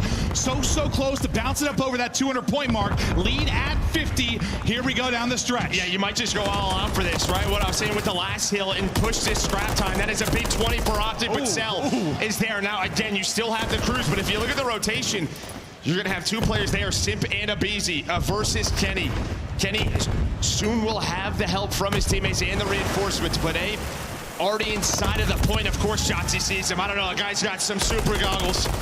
Once again, making the plays, come water side. Setup is Optic. Time here to technically get the W. Streak, though, ready to go. One of the tiny tears and aBeZy able to get the kill. Simp now trying to follow it up, hunting for one of the reinforcements. It's not going to hit, but the teammates are finding the kills, and they're right back in.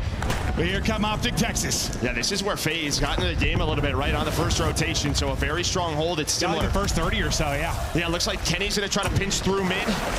Shotzzy, you got to deal with him. He's just going to waste so much time on the hill. aBeZy going to go for the gunfight, but I don't know, man. The guy knows something about the water. I am telling you, he is up to 32. In his natural habitat and holding it down. Stunned, but not stopped. Just hiding there behind the step. He's able to get another one as he gets onto aBeZy. Trying to get tagged into Drazah as well. The help is there on through. Swimming, it's swimming, but finally he will fall. 17 needed for Optic Texas. Another P1 up to bat. Yeah, but you have the cruise out. Now you already have rotation 1 by Optic. Kenny 3 in a row. Able to lock down this P1, but here comes FaZe. Drazah. All 4 as he's got 35, and now everyone down for Optic. Pedraza on 35 and 4 in a row. The guy is zapping. Shotzzy only able to take down one. To DJ, we go. Trophy, maybe getting it out of there, but for now, Dashy just trying to spot. Able to locate one, but nearly falling. Stays up at 58 HP. The rally now from Atlanta FaZe, but only one person here. Is the rest are going to drop. Looking for the clearance inside. They're able to deal with Shell. And Shotzzy will get the multi-kill. Dashy following it up. And Optic just looking for these 10 seconds. 20 remaining in the hard point. 10 to go for the W. Shotzzy rocking, rolling on 38 and map 1. It's a W.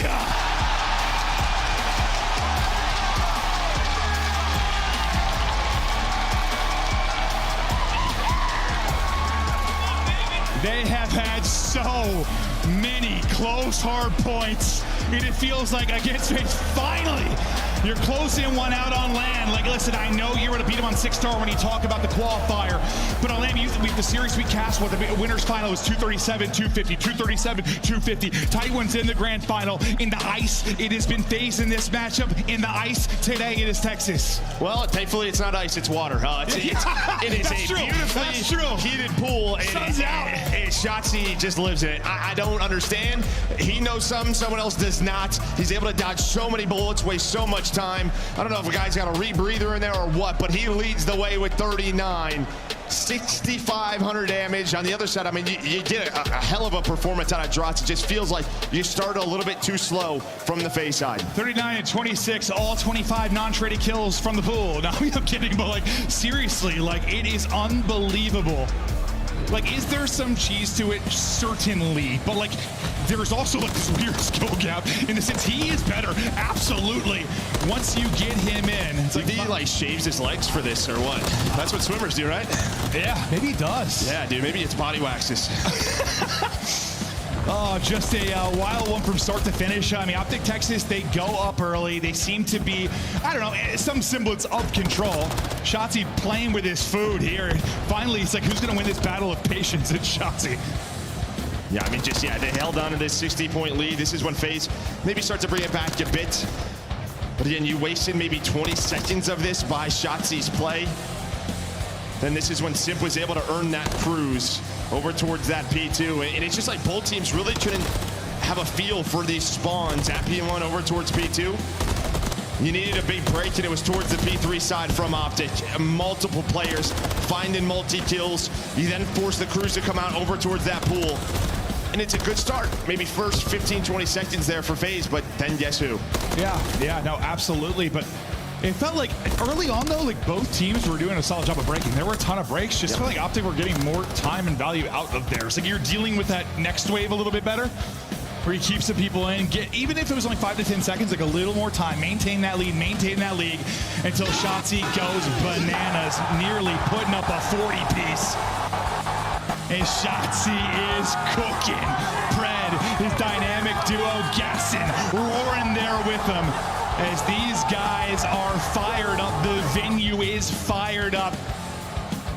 And you just feel good to get that hard point victory on land. And the way this series look, yes, you've been putting in the work on High Rise, but on paper, obviously the advantage to Atlanta FaZe. But that map one starts to shift things. No, it does. Yeah, I mean, yeah, able to get out in a 1-point lead, but similar to the online, right? You win the 6-star, now you're going to a back-to-back High Rise. You've been working on it time and time again. You have been studying FaZe's gameplay, the VOD, trying to prep for a moment like this. And for a team like FaZe that's been so good on High Rise in general, I mean, New York City team will talk about High Rise Control as well, because they can beat FaZe, one of the few that can do it. But, like, what is it about that team that maybe has made them so strong on this particular map? Well, I think High Rise Search and Destroy, it's unconventional, right, in a way. But I think we saw it like earlier today. You have someone like Abizi who can just find these first bloods, get out with his life. Now, when we get to High Rise Control, their ability to sort of play the B point, get off it, get on it, I don't know. They just make defenders very uncomfortable. And we'll get to that one a bit later. But yeah, as far as the map, I mean, we saw like earlier, you know, Hydra making plays early in rounds, finding doubles. But when you're in like those 1v3s, it's like you get trapped. It's hard. Once your position's given up, it's so difficult to make plays, make clutches, while assuming the teams are making the right plays. And the other side, and fire extinguishers don't blow up. True. Propanes, fire extinguishers, yeah, everything blown up on the map. But High Rise to continue forward. Optic, strike first. FaZe now try to answer. We continue on now into the search and destroy. As once again, FaZe look to eliminate Optic Texas from a major. So far, they have had their number. Optic looking for revenge. Can they take a 2-0 edge in this series? We'll start things off with Shotzzy in the early going. See his vision towards bottom mid. Yeah, kind of near standard setup here. You have Drazah just watching that B ladder on the one side of the map. It's Cellium just spotting down low. We know how creative Shotzzy can be. And well, Drazah gonna find a first blood. Smoke is out, and the smokes were so important versus FaZe from Envoy, right? In the match ago. Oh yeah. Right through the middle of the map, doesn't finish the kill, and now it's down to Dashy. Just thinking about the next gunfight, not quite able to finish it. Some bullets going into the tower, but yeah, Drazah with the first. Smoke can't save Shotzzy as aBeZy gets the second. Things continue to unravel from there. At the first round, now over to FaZe, as the teams will continue to make adjustments as we continue on, but we'll keep it on the first blood count. Kills wise, 2 for Draws, 2 for aBeZy. Optic's chance now. Yeah, just be a question of how often are you go towards that B street time and time again. Are you gonna challenge it, try to get there before the trophies are down?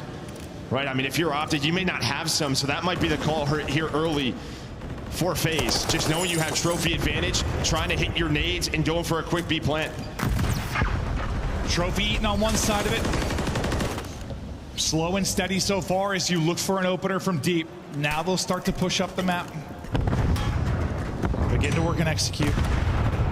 But you've got Pred tucked away over towards B, always kind of guessing what corner. Are they going to be in? Cell and Kenny, I think, exchanging some shots at range as Drazah looks to get up towards top of ramp. See what he can get from this power position. Yeah, and again, Dashy has to play a bit of an off angle here. Just no trophy. You hear the nades going down. He's just waiting for this from Draws. Shotzzy down low. Pred in the bomb site. Where are things going to kick on off? Well, it's going to be Shotzzy. They stayed patient for him, and they're able to find Dashy. So with those nades, they buy a lot of room towards B. Nice win there from Kitty, because now I was going to say if Pred has been lurking this whole time and gets one, suddenly into a 2 versus 2, but instead it's going to be all on Big Ken. He's been able to get 2, 20 seconds to go. You got to get the plant down, though, if you're Atlanta FaZe. They're going to recoup bomb. You don't want to get awkward timing here with 2 players left. That is exactly what can happen. Checks right, awkward timing as he gets behind the tower, but that is close to maybe being an insane play from Kenny. Just not a chance. I mean, if he wins that one versus Simp, he might get out. aBeZy, he knows where he is. Simp is waiting until the last second to plant this bomb and knows there's so many different angles that Ken can come from. aBeZy's all the way towards back B street. He's got to take his time. He stayed patient. Yeah, it's like if Ken slides there like a half second earlier, maybe he gets it right before he gets to the tower. He got an opportunity to do it, but instead he kind of misses him right as he gets behind it. 2-0 now to FaZe. 3 straight for Simp. The Tiny Tears locking it in so far. Bomb. Still going to be over in the Optic Texas base. They're going to have 3 that are trying to get aggro over towards B. At some point, somebody have to track back for that unless they're going to find the kills. And Pred, I mean, he was trying to, maybe hit that mid push he likes to. He backs aBeZy up. No nades are going to combo onto aBeZy, so he's going to reposition. The problem is you don't have bomb. You have BEP control, but bomb was left in spawn. Pred's got to go all the way back and pick this up. This is going to allow FaZe now to get into a spot. Does Pred get caught before getting to B? That's going to be the question with number 7 all the way there, but no. Kenny to find the first blood, reposition. Track back, get bomb. Now it's working on forward. Trying to get up top. That's what I was worried about. This. Yep, get some shots through, but not able to finish it. Vision there from Cell. Same story, can't finish the kill. Just barely finished one there, but the trade will come in now from Pred. Bomb has been planted. Everybody dropping, all on the Cell. 1 versus 3. And what I thought was maybe going to be an awkward one ends up working out just fine if you are Optic. Pred the time to go back, get it, get the plant, and find a kill. Yeah, it's a little, just nerve-wracking there, just as he's crossing. But again, just taking your time, being patient. Both teams, I think, over towards that B-bomb, doing a great job of, first of all, using nades, checking all the corners, making sure there's no funny business, and then just sort of waiting, right? Making sure the defense has to over-peak, and that's when they're getting caught. You see a big conversation that kind of going on between Pred and Shotzzy as they're talking things through as we continue through, but you get a round up now. Shotzzy, no impact yet, but you imagine that'll be coming right as trophy down. Nade's gonna hit, so no trophy and some damage through, but Dashy able to stay up as Shotzzy tries to tuck away and get position. They're just kind of hanging out now. Pred is stunned. We've seen him do this from time to time. Looks like aBeZy is down low. Is he going to spot him? I think he is. No funny business for Pred. But Shotzi's able to find the first blood on Droza. Kenny with another onto Sip. Here is the trade attempt from aBeZy. Almost out of ammo with the reach out. And Shotzi says, no, no, no, not today. Listen, you got a little sauce with the movement. I've got more. Is Shotzzy putting him on skates. And it's Kenny that's able to pick up 2, get out to 5 and 3. Leading the way right now for Optic Texas, but we'll check it out, see it from both angles. What a tough kill it can be for both these players. Like, they are some of the most difficult kills in the game, but very clean tracking. And there from Shotzzy. Just the movement, the little bunny hop on top of the barrel. That man is special. Trophy out. Triple challenge on that B Street once again. Sim kind of tucked away in a similar position where we saw Dashy. He'll get eyes on it, trying to cook this up over the top. Number 8 and Cell continue to watch it. He kind of push through, but not going to be there with Shotzzy on this side of the map. What's going to be a Droza and aBeZy? They're trying to find something. Droza's going to peek out. Kind of baits with aBeZy. Kenny now. Kenny! He has been so good inside of B and he keeps it going. But aBeZy will force a 2v2. Here we go. Down to the 2v2. 30 seconds now to go. Cell. aBeZy looking for the openers. They move on forward. You got to clear so much. 20 seconds now left in this. Is Cell continues to try and spot. Able to get eyes onto one. The shot will be true. The trade not quite there. On to Kenny now to clutch up. He's on an opening. Down to a 1 versus 1. 5 in a row. 10 seconds to go. Not going to be able to track back. No time to do it. You'll get the round win. Yeah, no streak for Ken, but the round is what counts. Yeah, that's what counts. I mean, huge plays. He's able to spot both as he mantles up, selling him from up top. He spots the first, but not the second. And then it just comes down to time. He knows. All right, 7.5 to defuse. There's 13 on the clock. Just got to waste as much time as I can. He does just that. A clean first kill, but this was Kenny. We saw this from him earlier in the map. Just taking that first gunfight out of B, jumping down, finessing his life. Nearly the ace, nearly the streak, but the round you will get 3 to 2 in round count. Triple chow out from FaZe on the B Street. We've seen it from both sides. Sells Nade after the shots, able to connect though and get the kill. Now where does the next setup come from? Droz gets the numbers even more to the side of FaZe. 4 versus 2 now. Maybe Shotzzy the one to make the play, but there's one in behind. Not going to happen. Sim picks it up. Again, every single first blood on offense. FaZe is just waiting after it, right? It's like similar to what we saw from New York earlier in this tournament. They're getting the first kill and they're just waiting. They know that Optic have to try to make a move. Dashy left in a 1 versus 4, as you said, able to find the first. But nice teamwork with the nades, shooting the trophy. Able to find that first kill on again. Yeah, I wasn't sure if a nade like landed in before the trophy or they smoked the trophy. I mean, I think they just threw enough stuff, yeah. Probably, yes. I mean, that's kind of what you're trying to do them, right? Overwhelm them. Just take that kind of strong side attack. And they play behind that opening pick as we continue to go back and forth, just like these two teams have done since the dawn of time. Round number 7, ready to go. Droza, shooting bodies in the last series, then the loss. You wonder if he's going to brush it off. He sure did with a big map 1 individually, but you get the loss. Now you're trying to do it in the search, but it's Cell. On 4 in a row, maybe looking for more goodies. Yeah, I think FaZe is going to know something is up, right? Because it's been very B dominant here on the attacking side. So they get aggressive up towards B. You have Cell playing safe in case there's anyone on the outside of the map. But it's really just who is going to find that first pick. Pred from up top. Trying to find the shots. Has him so weak, but it's Shotzzy from down low. Damage in, teamwork on point. Now Dashy. Maybe wrapping around, but you've got one tucked away. Just continues to check the heady, centering on point, looking for that fight as they begin to push up the map. Shotzzy now. What kind of timing is he going to get? Because it's going to be on Cellium to likely read this. You can see him just kind of bobbing back and forth, looking for it. And the timing is when he goes for the other kill, that's when he will pounce. Now to Simp. He's been here this whole round. They have no idea where he is. It looks like someone's going to check it. That's Dashy. Bomb being planted at A. He's got 9 HP, so 1 versus 2. Time to work with. The timing of that, you have no idea where he is. It zooms. Well, yeah, no, I mean, Dashy's literally cleared everything but inside the elevators. That just looked insane, but does have a nade. I may hit. They get a shot in. The nade hits, but couldn't get a bullet or two. Through and on the cross, he will get dropped. They're loving it in the crowd. This is another round.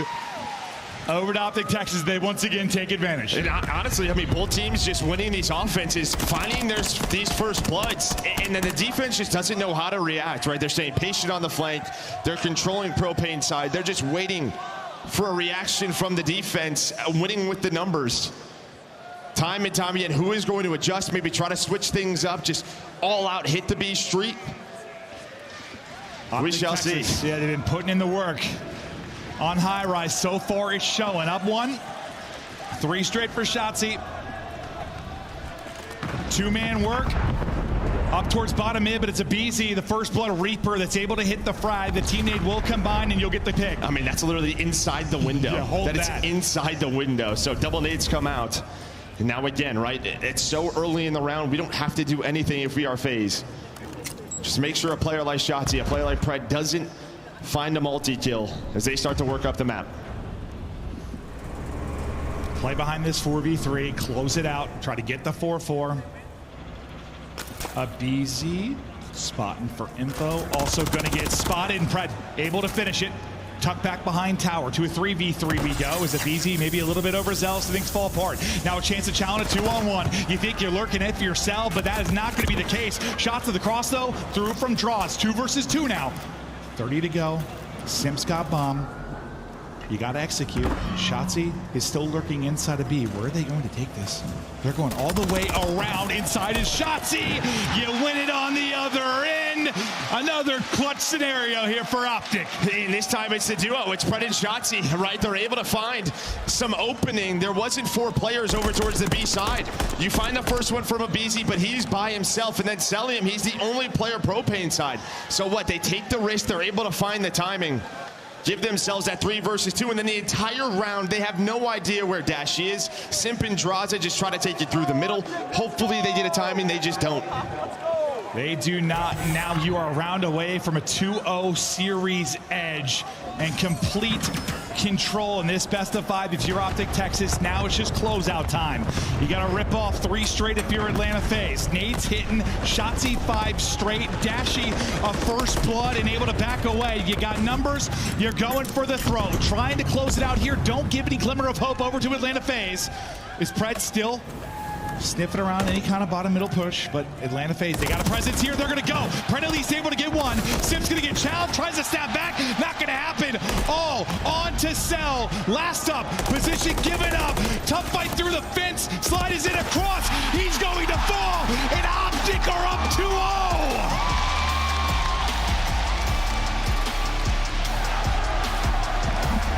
And I don't know the exact number on it, but the amount of offensive first bloods that this map turned into, it was literally 10 seconds into each round. It was like the offense had man advantage. The only difference is the one time FaZe had it the previous round, they were not able to capitalize. That was due to Shotzzy and Pred, but right there, Dashy hits the first one, and again, it forces Simp and BZ to feel like they have to make your play. They take your risk, they get caught.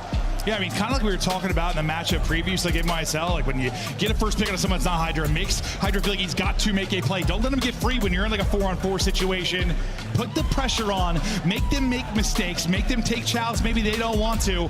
And so far, the work is paying off for Optic Texas. FaZe have been the bane of your existence all year, but you continue to try and find ways to get over the hump. You are now up 2-0 and in control, and that is not something they've been able to say this year. No, not whatsoever versus this FaZe team. But what, you get 10 with 8 early in like the first 3 to 4 rounds, and Shotzzy comes alive because he's buying him space. So this is what you wanted to see. A lot of the times early in those iterations on High Rise, it was just sort of relying on Shotzzy.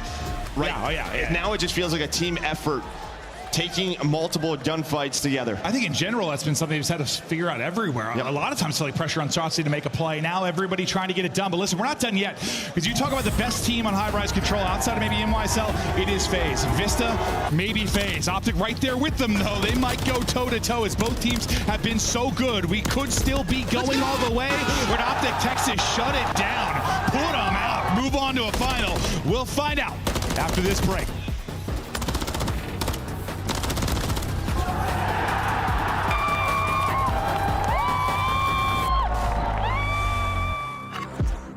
Scuf Gaming is doing an ultimate giveaway where you and a friend can win a chance to go to COD Champs this year. The giveaway includes 2 VIP tickets, travel expenses, and more. To enter, scan the QR code on the page or go to scuf.co/CDL and enter your email. Terms and conditions apply. The Call of Duty League is brought to you by Monster Energy, the official energy drink of the CDL. Now boarding. Operators, welcome aboard your direct flight to sunny Urzikstan. Please adjust your seat to the upright position and ensure your loadouts are securely stowed in the overhead compartments. Dude, get off. If needed, gas masks will drop from the compartment overhead, ensuring your safety throughout the war zone. If you are teaming with someone who needs help, assist them only after placing on your mask first. Ensuring headset devices are fully operational for crispy comms. Because nobody likes a silent teammate. In the unlikely event that you land in the gulag, please refer to the safety card in the seat pocket in front of you.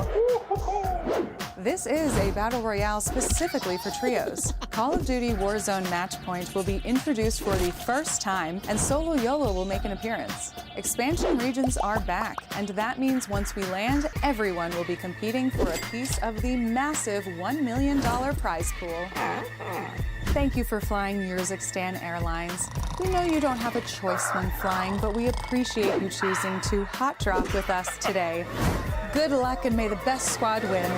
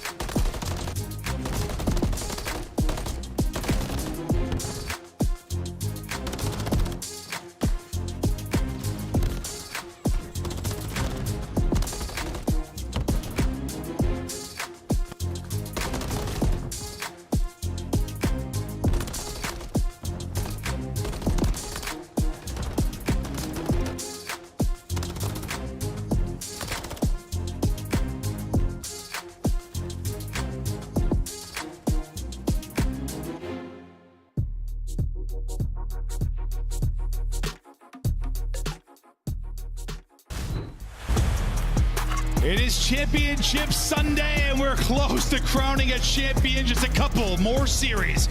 Will Optic get to the final? Will FaZe get there and maybe go back-to-back? But FaZe are up against it. A team that hasn't been tested all that much as of late.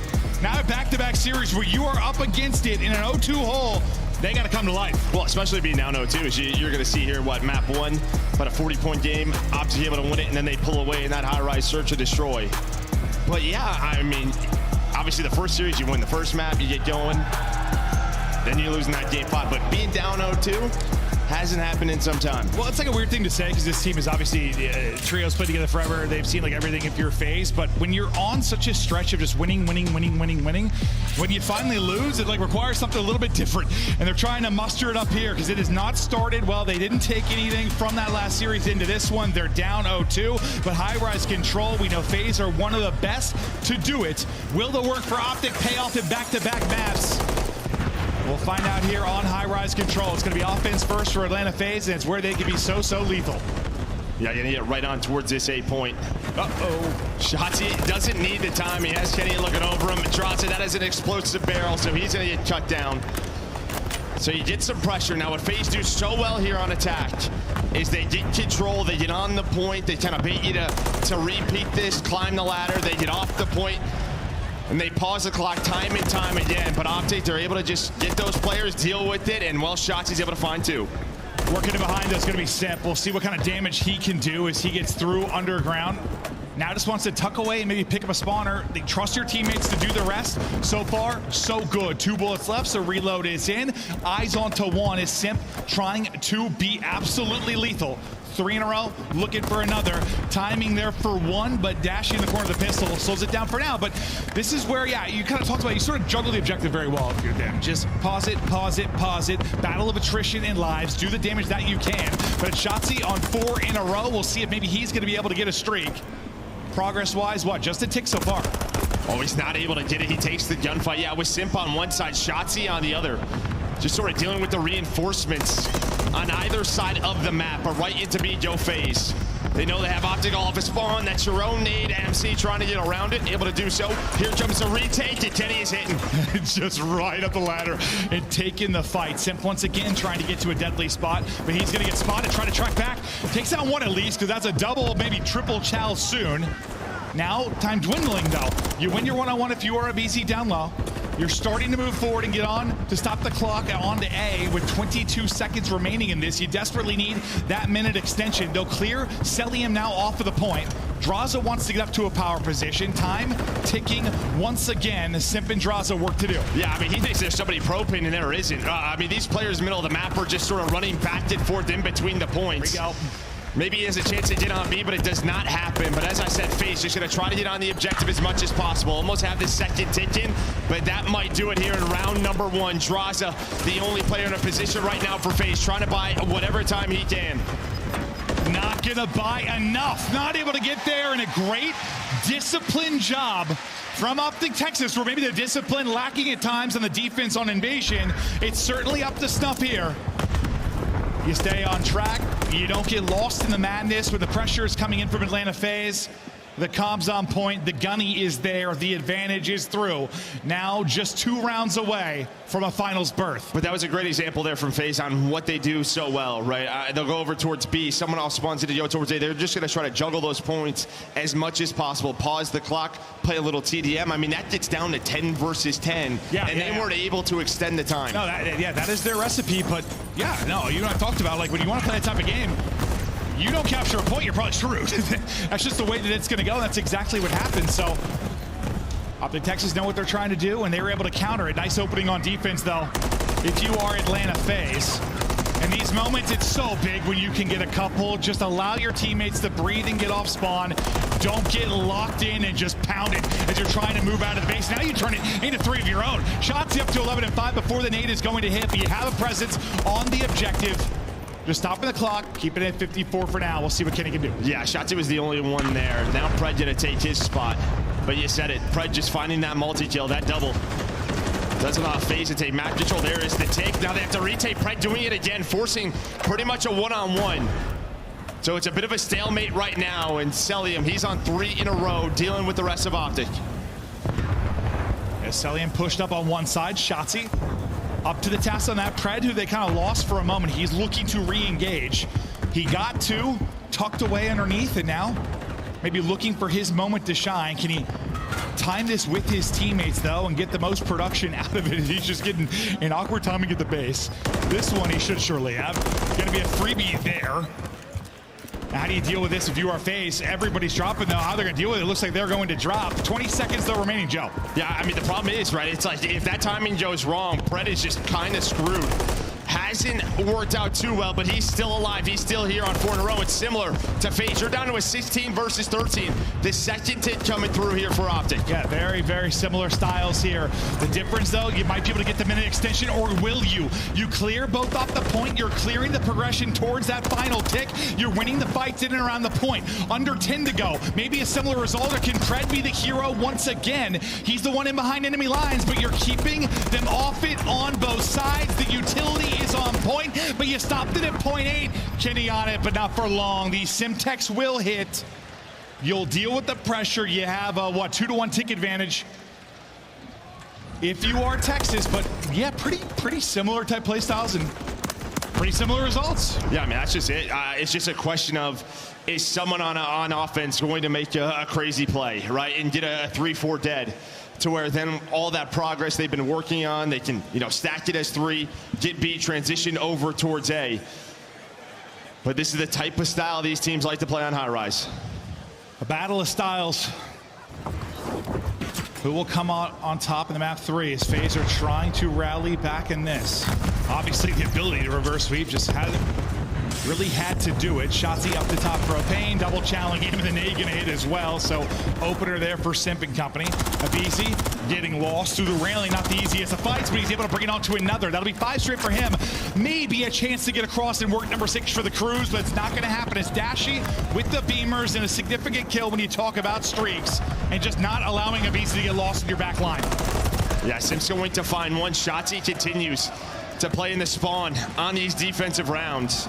One thing I will say, right, aBeZy towards the end of that second round, into this round, pulling out the rival, maybe things not working out too well, wants to find more aggression on the objective. It's been working out as Dashy, that'll be 3 dead. Sorry, well, Kenny goes down, so they know where Dashy is, and right back on to B. Get in, trying to pause this. Everything in the kitchen sink coming at you is aBeZy. Gets hit by 3 stuns, I think. He got 2 onto it now. First bit of progress done. Watch for Pred. Moving on forward, second bit done. Andraza gets 1. Pred tries to pounce, but aBeZy is able to snap and get 2. Close to getting B done in the minute extension on 4 life advantage as well. They let aBeZy get saucy with it. Sends it right on forward. They lose him. You leave the heady, and aBeZy will make you pay. B secured. Minute extension in. Trying to reset now if you're Texas. Hey, now you're what? You're in a 17 versus 14, 2 minutes on the clock. I mean, great kills by Kenny to get them out of those power positions. But yeah, that's just it. aBeZy has changed the game since pulling out the rival. We know how good he can be here with MCW as well, but the rival is working, and that'll be the weapon of choice for now.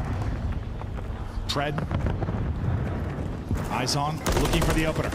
Snapping out for 1, taking a second, making the plays right now is Pred. I mean, he's right. He knows he's got to help his teammates in spawn, but he mantles, Shotzzy able to win it on 1. Every kill is so important here for FaZe. Shotzzy trying to get a pick through the fence. We all know it in this building. You don't get aim assist through that. This is the exact recipe you're going for if you're FaZe. Get that minute extension, bleed them out. 11v6. You've got to be efficient. Right now, if you are Texas, and that's efficiency at his goddamn finest. Shotzzy with the Renetti, 4 streak for him. Suddenly, that life advantage dwindling. Now down to 2. Shotzzy trying to make the superstar plays as time dwindles. 30 seconds to go. Pred gonna win one inside of the base. Now down to 1. Maybe gonna be tied. Now it is gonna be a 5v6. Shotzzy 5 in a row. Shotzzy with the Crews. Shotzzy doing it all. No respawns remaining for Atlanta. 4 versus 4. It's a search round. It's a search round. That's absolutely right. And now what do you want to do if you are Shotzzy? You want to use the Crews? No, he's gonna opt to use the Gunny. 6 in a row. He's going to find the first. Onto the 8-point go FaZe. Trying to drop on down to Shotzzy by enough time. Here comes the boys. And there we go. They hold on. What? They were down 5 lives. And you were talking about the phase efficiency. It got horrible. No, I said Optic got to be efficient because you only had 6 lives. They had to be. And it starts with that stun. They just checked the wrong corner. The stun hits, but he gets 2 with the Renetti. That's everything. That's exactly where it starts. That's the catalyst for all of it. And Shotzzy goes insane. Pred with a big multi late in that one, but I mean, you get everything you want if you're FaZe. You got that 11v6 advantage. You got time to work with. But that's where gods are made, and Shotzzy goes bananas. 23 in this one.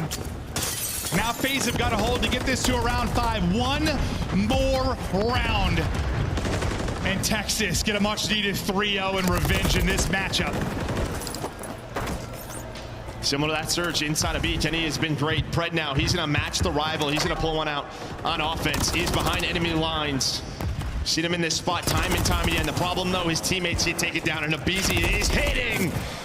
The movement on point, the shots on point. The shots are there, and the rival, well, it was a difference till it wasn't. I mean, he was nuts until Shotzzy had his chance to dance, but so far so good. Yeah, just under a minute to go. You haven't been able to get that minute extension or found much to work with on offense if you're Optic Texas, but you've been clutched from the defensive side of things. We opt out, nearly gonna chest bump Arcelium and Shotzzy, but Cell will take it, can't quite slither away though. And now with those 2 kills, you try to get on to stop the clock for now, maybe allow Pred to be a threat once again, as he's been lurking, looming, looking for openers. No progression quite yet, and aBeZy's rival still going strong. Yeah, Dashy was trying to lock down the B Street. Maybe he could just work on over, and Optic have to be thinking about the ticks in mind. Have to start to work at objective. You want that defense in round 5, but is FaZe going to allow it to happen? So far, not allowing anything on defense. Dashy and Kenny, is that maybe going to be opener? Stunned up as aBeZy, just trying to slither away. Will do it and set Cellium up to maybe get the kill. aBeZy was trying to jump through, get the shots. Not quite able to do it, but his teammate Simple do it. Then he's up to the task. 10 seconds to go, and aBeZy is cooking. The tiny tears are lighting it up. With 5 to go, you're not going to get there. Everybody coming off a spawn. We go to round number 5. Still have the cruise if you are Shotzzy. When does that come into play? And yes, you're getting chances where you're getting Pred pushed on up, but it's like when he's pushed up, maybe he's finding a kill, he's lurking, but everyone else dying around him. But it just feels like aBeZy has made such an impact since round 1. Now he certainly has, but it's just this one round. And you know, what do you try to do differently if you're Optic Texas? Like you haven't got much progress at all. I know there's been threats, but not really, not many ticks at least. How do you turn maybe some of these kills in forward positions into actual attack on the objective? Well, I think they're gonna have to do what they did in their first attack, right? Just play the clock a little bit more, win a couple more one-on-ones, finesse, just wait for your team. Feels like a time they're just a little bit staggered on what they want to do. Get the minute extension, maybe just take it to lives, use that clock and see if you can do it. Maybe that'll be the case. Shotzzy will take the Shotzzy route. Cell will try to spot. He's late on this. I don't think he saw it. Yeah, he was getting shots in on the cross. Not quite able to do it. Wins a tough one, but that should be the chance for Shotzzy to now pounce. Not going to happen, though. aBeZy's going to be able to pick that up. They lock down Pred. So far, the defense holding out for FaZe. And that's what I mean, like right there. I think Ken maybe baits out those shots, but he's got to play his life. Wait for Shotzzy. That's what you're setting up. So off spawn, come the rest of Optic. Shotzzy right back to it, though. Trying to get in the base of the defense. He's all alone, and he's going to get picked. I thought they might get locked in for a minute. He'd have to use a cruise. Instead, Shotzzy's just marching up mid-map, killing multiple. That helps. An awkward team kill going to come in. You had to allow you some breathing room as you get out. Try to get towards the objective. aBeZy. I don't even know what that movement was. A little too high because Pred is moving and grooving. Cellium, though, lets him know as he puts a few extra bullets in, with the progress starting to work over at B. You've got 2 players there. You've got a second tick. Trying to get more forward progression, but it's aBeZy right off a spawn who's going to get both. Yeah, that's just what it's been. The rival. You're going to have to use this, right? 30 seconds on the clock. Optic going to have to go. All of FaZe going to avoid it for now, but there is a chance. There's an opening now. We'll get 2 players on it. I mean, FaZe, they don't have to worry about this, though, too much. Worst case, there's a minute extension. You defend A. They're going to play around the kills. Here's the contest, though. Guess who? It's aBeZy. Yeah, I mean, he's farming at B. He's got a rifle in hand. Let the man go to work, but it's 30 bomb up for Shotzzy. as he tries to continue to move and groove. 15 seconds here to go. Shotzzy looking to get lost and maybe make plays. Can he do just that? Trust your teammates to make the play as he tries to get the kills for the teammates. Players coming off the spawn, but they read it. They know what Shotzzy's trying to do. They lock it down, they lock it in, but you've got people here again. It is a BZ on B. And it's a map victory for FaZe. The rival call out from a BZ is the difference maker at the end of the day, and the series stays alive. Optic can't close them out. Yeah, obviously, control a big talking point for Optic. Certainly. Throughout this weekend, Invasion's not going well. You veto it, you opt for a high rise. You've been working on it. You get it to a round 5. Just didn't have enough objective work to win the defense. And listen, I know a lot of times like stuns are hitting, nades are hitting, crossfires coming in, players are weak, but like how many times did a BZ kill 2 people on B? It was a lot. 4, maybe? Like the multi-kills were unbelievable for him. 34 and 26, 5,200 damage. Wanted a change of pace, or maybe not pace, more just a shotgun in your face is what he wanted, as the rival was going nuclear. You had your opportunities though if you were Optic Texas, but the openings just weren't there on offense. The defense too strong from the FaZe side. Yeah, and this is like round 2 when he starts to pull. I don't think he had it out in round 1, not that I can remember. And this is a map where we're starting to see 4 more MCWs, right? Teams playing with that, using the Renettis around that B point, but maybe he just wants to get going a bit, take over, and that was the right call. Does get a little messy when they lose that round on offense, but able to win the round 5 defense. A lot of time, I mean, we talk about New York, and New York many times will have 4 MCWs, and like we've seen the battles they've had with FaZe. You know, they've tried BZ kind of using both, and he's comfortable obviously using both, but here, it is definitely the rival that's the difference maker. This moment from Shotzzy was truly remarkable. I mean, gets them back and around. They probably had no business winning. You probably seal this, well, you do seal this earlier if you're FaZe, if they can win that one, but some dramatic plays from the Optic Texas side. But then it's just a BZ. Too easy, farming it B. Yeah, I mean, listen, throughout this series, what Optic's done well, obviously you've had Kenny and Shotzzy hitting at such a high level, but they've made like Cellium and Sims sort of look human, right? Not saying they're not playing well, but those guys have had pop-off moments versus Optic this year. Not really getting that throughout this. We'll see, maybe that could happen here on a Vista Hardpoint where both teams are undefeated. FaZe 5-0, what, Optic 3-0. It's all about mid-map control. We've seen some crazy comebacks on this one, should be a banger. Listen, when you talk about the top squads, top 4 squads, like you're all just mega stars. And yeah, it's difficult when these players are like otherworldly to try and make them look pedestrian at times. But in this matchup, yeah, it seems to be who's going to get caught, who's going to get shut down. You can't stop everybody from popping off, but can you shut down somebody, or maybe a duo? As the teams try to lock in, strap in for this Vista. And we were chatting, like, I feel like over the past like a couple weeks, we're like, are we ever gonna get like the 2 new maps in a rotation? Because usually it feels like you get either a Vista or a 6-star, either a Karachi or a Rio or a sub base, like usually at one of them. And this, we're going to get both. That's just how it will break down. And I think it was probably on FaZe whether they want to pick Vista or Karachi. I imagine it was really the big one. They just lost the Karachi right to Ultra, so that may be the call. Well, I mean, the way their Vista has been looking, you can't really blame them. No, right? no. That's the advantage of having a lot of strong hard points. Yeah, I can't really blame them at all. Obviously, you get that 6-star that Optic's been just unreal at, as they are now, what, 6-1 on that one. But yeah, Vista, both teams undefeated. But with these addition of these 2 maps, this is what it kind of creates. You have these build-ups. Normally, we would just see that sort of Karachi that Optic had to work on, but as you said, because you lose it in the last series, maybe you just stray away from it. Let's play this straight up. And I mean, it's like, yes, you're undefeated there if you are Optic. They have looked so good. A sub base when they're undefeated on as well. Like, you're getting that one out, obviously. Yep, Vista, like, you've been very good if you were FaZe on Pista too. But can you remain undefeated if you're Optic? Can you win it there in 3-1 fashion, or do we go to an invasion, search, and destroy? Feels like with how these matches have gone, it's been game 5 banger after game 5 banger. It's feeling like it's going to be a long one here on Championship Sunday. We're going to continue to fight. One of the most storied matchups, the most storied matchup in the history of Call of Duty Esports continues here as we get ready to dial in for the map 4. I mean, there's not a word being spoken. These guys are just dialed. You know, I look back to the earlier series here for Optic, right? After they lose a control, who really steps up in maps 4 and 5? It was Dashy, right?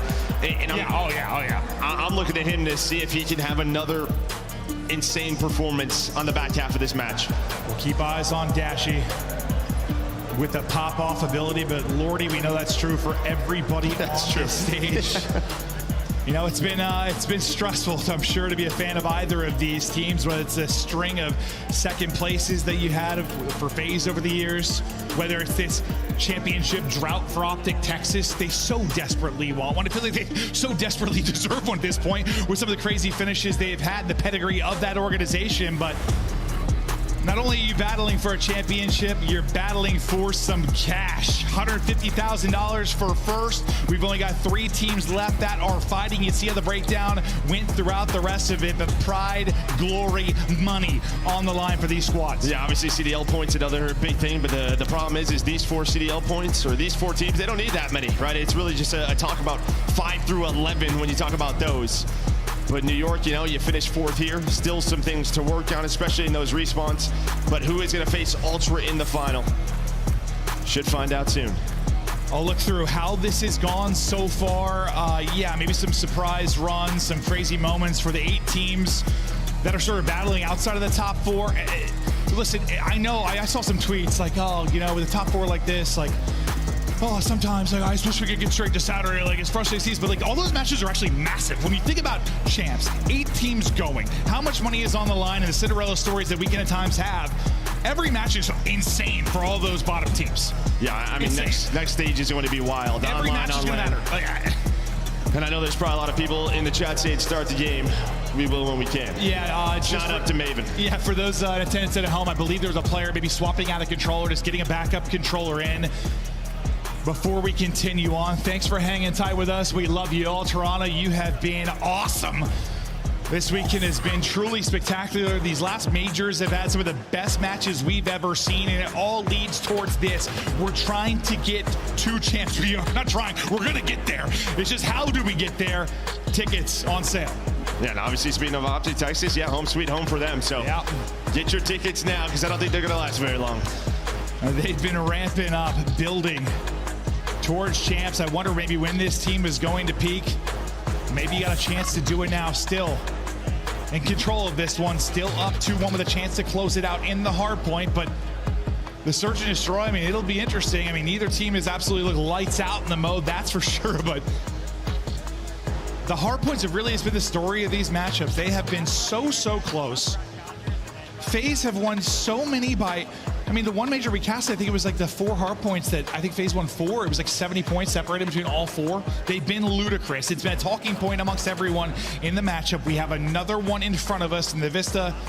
Something tells me it'll be a nail biter again, and people are going to be sweating. Yeah, and I mean, if we do get to that game 5, that map 5 invasion, it's been one Optic's been improving on throughout this stage. On the opposite end, it's one where FaZe, well, it's at times unbeatable on it, and now they've slipped up a couple, so should be a great one if we get there.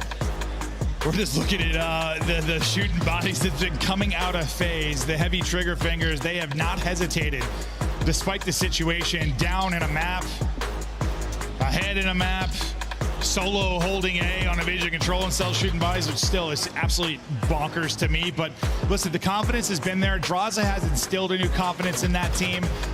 But can they still make the run? Scrap is also plugging away. Certainly someone maybe not lacking in the confidence department.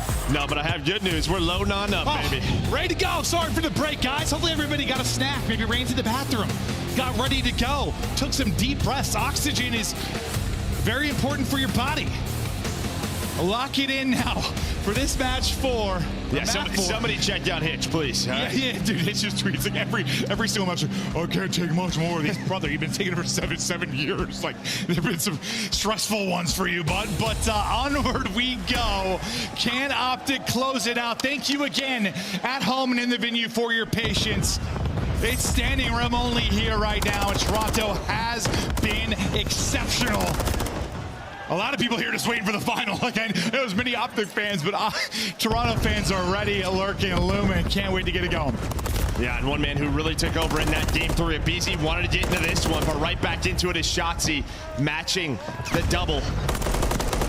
So trading some time, some great teamwork. Where are the trades? There they are from FaZe. Nice little snap there from Sully. I know he didn't get the kill, but it was looking clean. Now you try to pick up this time. 15 or so left as we'll begin to think about the next rotation. Drazah, I mean, he had a 4-piece from this situation earlier to close out a game. At least able to lock in 2. The final few seconds will go the way of Optic Texas, but from the power positions, top, middle, you're holding control if you are FaZe. Talk to me, Joe, about our upcoming hard point. Well, you had Dashy down low, but yeah, I mean, this is, you know, when this map first started, we all thought it was to be P3 and P4, but really what has emerged is sort of this P1 and P2 with this top middle control, with all the different positions, the boxes that you can slay from. It can be difficult for our teams to retake. We just got insane line of sight secretly from top middle to make any kind of transfer so difficult to do. Drazah keeps it cooking. 6-2, triple positive early in this one in FaZe. Not running away with it, but it's a clean start. It's clean shots from Drazah. That is straight headies, but Kenny on the feed as he'll get into the point. Cell looking to get across. Just able to do it, but listen, Kenny's play keeps us remaining perfectly clean at least. You know, start to run away with it, get some momentum. I know it doesn't lead to a lot of time, but at least disrupts some. No, that's exactly it, right? Maybe you stop somebody on a streak, but yet he has been shooting today. And now it's Dashy's turn, and we rarely see that from Brucey. I love it. I love it. These guys hate each other once we're on the map. There is no love lost between these teams that have been matching up forever. Tried to go for the melee, not gonna happen. 3 through Optic Texas. The BZ the one up. Spawns are coming in. 45 still remaining here, and you'll start to pick this up. Battle towards a change, maybe in leadership, but a BZ is popping and cheesing as Hill will take down 2. Last person will be in the point, and it's Drazah with the multi. It's a break for FaZe. It's frustration for Optic Texas. And that's what I mean, just some of these doubles that are coming into play. In a stat line, I don't know if I've ever said, but Sims starting off 1 in 10, but his team still in the lead. A BZ, he's now on 5 in a row. Well, you had Dashy on 5 in a row. I think 10 was close. Is someone gonna find a cruise? Well, listen, Hydra, Simp, similar conversations. We've seen a very slow start from Hydra, and he's erupted and started to win take for over the Ken. map. Can Simp do the same? But yeah, big win, and Dashy will follow it up. Simp's woes continue. Next hard point, it is up, but Drazah, the transfer, the absolute snapper. 14-6, bouncing, bobbing, weaving, but Pred able to shut it down. Now maybe Simp's turn as he's bobbing and weaving on the camera. I think that wasn't actually a shooting bias, that was a pre-fire. There's gonna be plenty of that throughout the course of this for sure, but despite the fact you're 2-12, if you told me he was 2-12 and FaZe was up 60, I'd be like, shut the... No way, yeah? Yeah, no way, but his ARs are locking it down. That's the difference. Pred was doing what he could on the back end to just try to buy time for his teammates to get there. But playing around the objective, it feels just like anytime they need a double, it's Drazah, it's a BZ, someone's finding it, and then they're turning it into time. But maybe a chance here for Optic, starting to control the map. They can win this rotation through the P5. But they're going to spawn out a BZ. It looks like Shotzi's going to try and read that. Is on the other side of the map will be Pred. Down 60, Optic Texas turn to maybe make a rally and run. Pred. It's awkward there. It's one's tucked away. Draw's not traded out because you run out of ammunition if you are Shotzi. The call over to Dashy, though, to pick up the kill. He's getting shot from both sides. Simp still struggling, but sometimes God needs carried as well as the rest of the team are doing it. But this is much needed time for Optic Texas as well. Still 40 to work with. And I mean, if BZ's been back here, he rotated early. They spawned him out. He was able to find one. He just needs his team to work through the middle of the map. He continues to win one-on-ones. Just got no help yet. Now they can go. Now the pinch is on. Trying to get 10 out of the hill, and they do. That's a super mega ultimate pinch. I mean, you got left side push, breach side from mid. A BZ still lurking. They collapse, spawn them out in Narnia, but you try to track back, but it feels like every inch you gain if you're Optic Texas, it's 2 inches to Atlanta FaZe, doubling the height of the Tiny Terrors. You know, I mean, this should be big time right now. You're transitioning in this P1. You're finding kills. You're controlling top middle.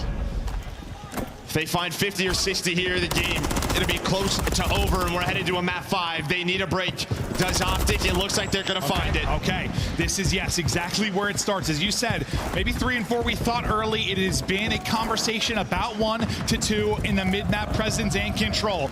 An absolute chance to flip the script, close out this series, make the run and rally now if you are Optic Texas. They're into point. The chants are roaring. Draza wants to play spoiler, but it ain't going to happen from that side. aBeZy in. One for him, but nothing more. Still time racking up. Yeah, Shotzi's been here. He's been here. He's just been lurking, being there for his team's trades, but now Optic only down 50. Shotzi's able to find six. Again, he's had moments throughout this series that we have not seen from him in this matchup this year. But you get a retake and a top mid control at a time where you can answer back now if you're Atlanta FaZe. With about 10 seconds remaining in the hard point, you get set up. But as you spawn out, you got a chance at a collapse if you're Optic Texas. At least make this messy. Don't allow them to get to great positions. You're able to take down 2. Shotzzy can't quite get the centering onto the next one, but you get into the point if you are now Kenny. Still chipping away, gnawing away at this one.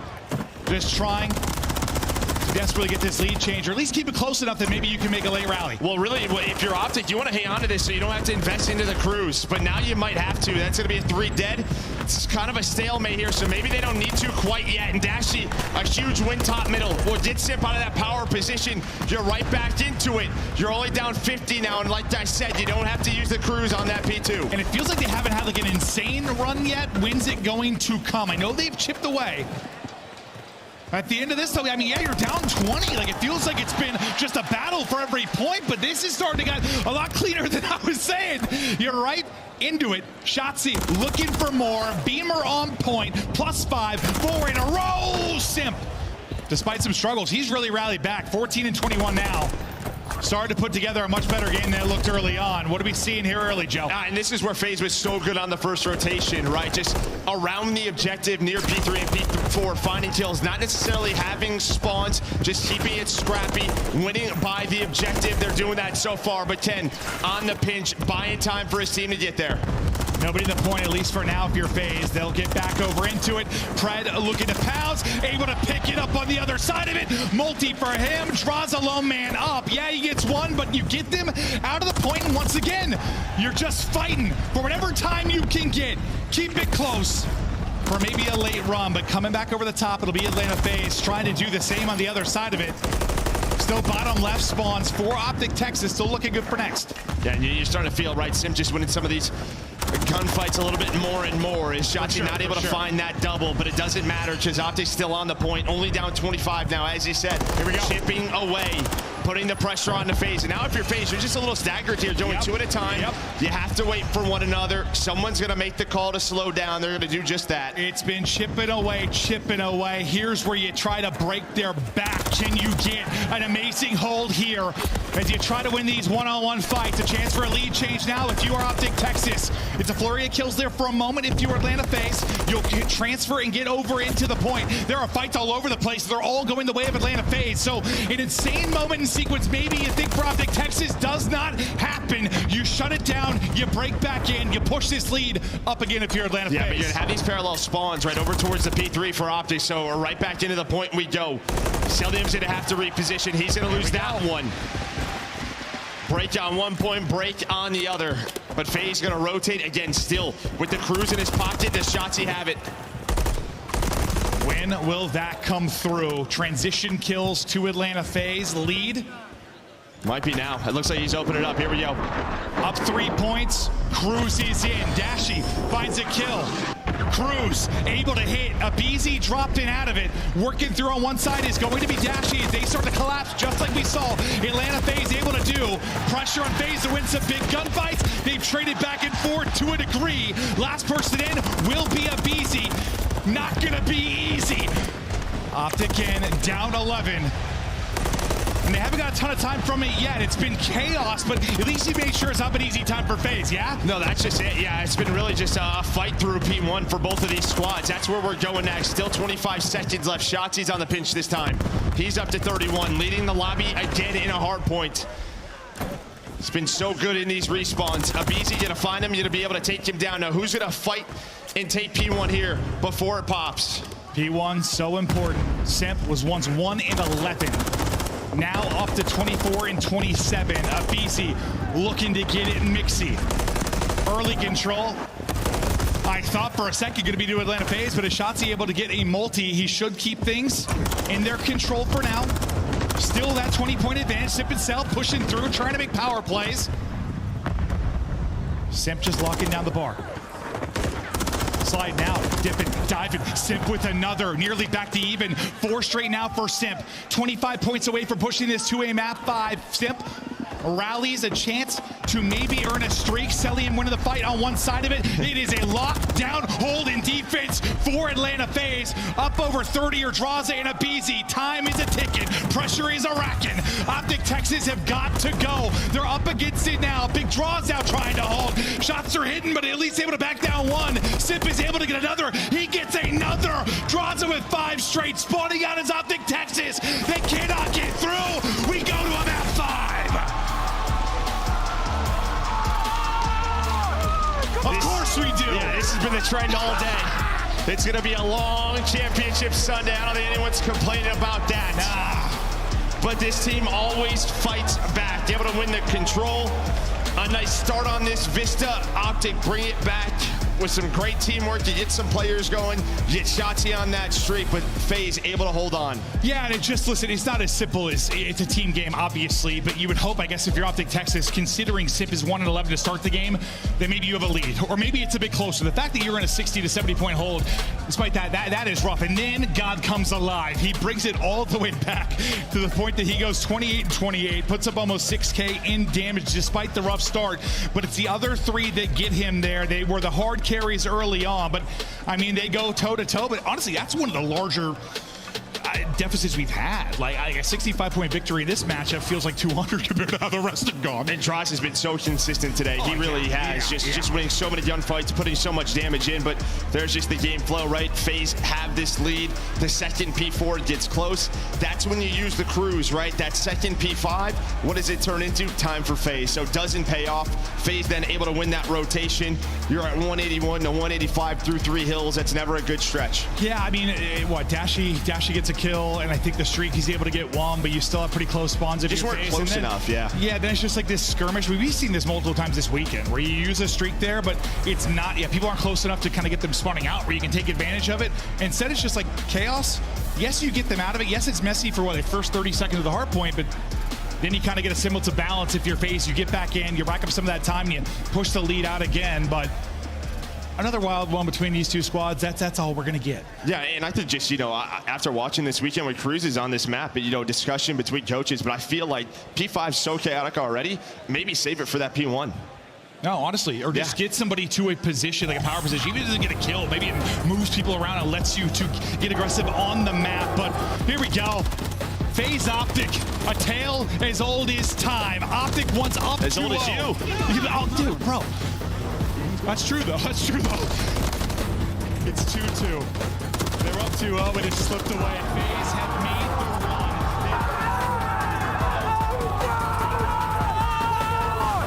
Come on! Upgrade your game with the Scuf, the official controller of the Call of Duty League. Slice up your competition with the Executive Chef Operator, now available in-game in the Call of Duty store.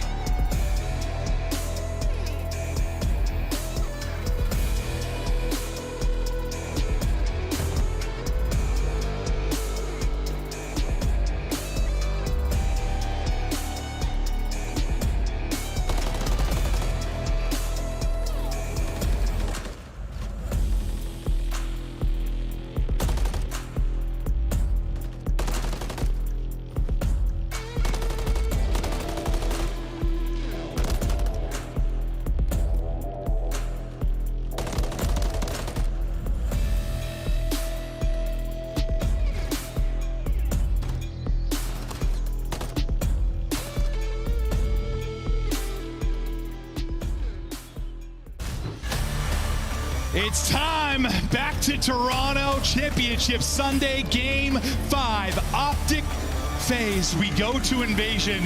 And this has been an interesting one, not only between these teams, how they've done throughout the stage. We just saw Optic play this and look great, obviously, against New York. But FaZe, who historically so good in Surge, Joe, they're still looking for their first victory here this stage. No, they are. I mean, map 5, I mean, you can see here, Optic leading the way. FaZe haven't gone to that many map 5s, but yeah, Optic have clutched up when they needed to. But yes, on this Invasion, we just saw it, and Optic getting better and better at it overall. What, 7-4 for Optic, 9-5 for FaZe, but throughout this stage, 0-2. So they have struggled, maybe just trying to find some adjustments. Team are studying the VOD. That's what it comes down to. Also, they've gone to more map 5s than I thought they had. Remember, True. I said to you for the last major, I was like, with the last series, when did they last go to map 5? And you were like, I think it was 2 at the last major. I was like, really? Like, yeah, it was to start. It was Thieves. Yeah, I forgot. I'll be honest, I blacked out. Forgot about that one. But this is Invasion Search and how it's gone. You saw the map 5 records. This is the Search Invasion record, but 0-2 for FaZe within this qualifier. There's always an ebb and flow when it comes to Search. Sometimes you're good, sometimes you're great, sometimes you're bad. But now you need to be a god. It's map 5 time. Offense for Optic Texas. Do or die. Losers final. Winner faces Ultra. Yeah, just going to be a question mark similar versus New York. How much are you going to contest this if you are FaZe? Going to allow Shotzzy to this position. I think with FaZe, one thing we know time and time again near that A-bomb is always aBeZy. Using that MCW just feels like he can be so tough to take down. And then on the other side for Optic, yeah, it's always about Shotzzy. Yeah, no, I think those are the two kind of focal points. Is it going to be another guy that likely makes those plays? Sure. Like? But Simp, he's tucked away and he's pouncing. Draza there for help. Trying to spot the shoulder just enough to get back and stay up. Able to finish it though is Pred. So now 3 versus 2, Atlanta FaZe. But he FaZe with the first blood behind Simp, but he's out of it. Now can you bring this back if you're Pred and Dashy? Pred and Dashy, I don't know, they've been the clutchest or the least clutch. It depends on the round. Yeah, the problem round 1, you don't have a smoke. You do not have a smoke, and that's just how difficult it is. Draza just gonna take his time now. His teammates are there to help him. Dashy is in a very tough spot. Best of luck, sir, as the stunts are all hitting. Trying to get the read, under 15 seconds to go. Between a rock and our place, not a whole lot that he's going to be able to sniff out. Tries to pick a side and Shao, but the shots coming in from everywhere. Simp and Draza, good little 2-man game. And I honestly thought, because Draza started shifting over towards A, and I was like, what is the timing going to be like? Is Kenny just going to waltz all on up? Because Draza was moving back and forth between the sites, but he's able to get there just in time.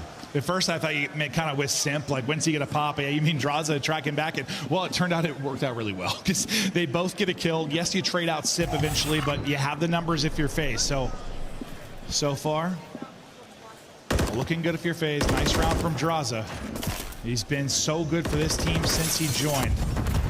aBeZy just barely getting through. The wallbang's trying to finish him off. It's not going to happen. He'll have a rival in hand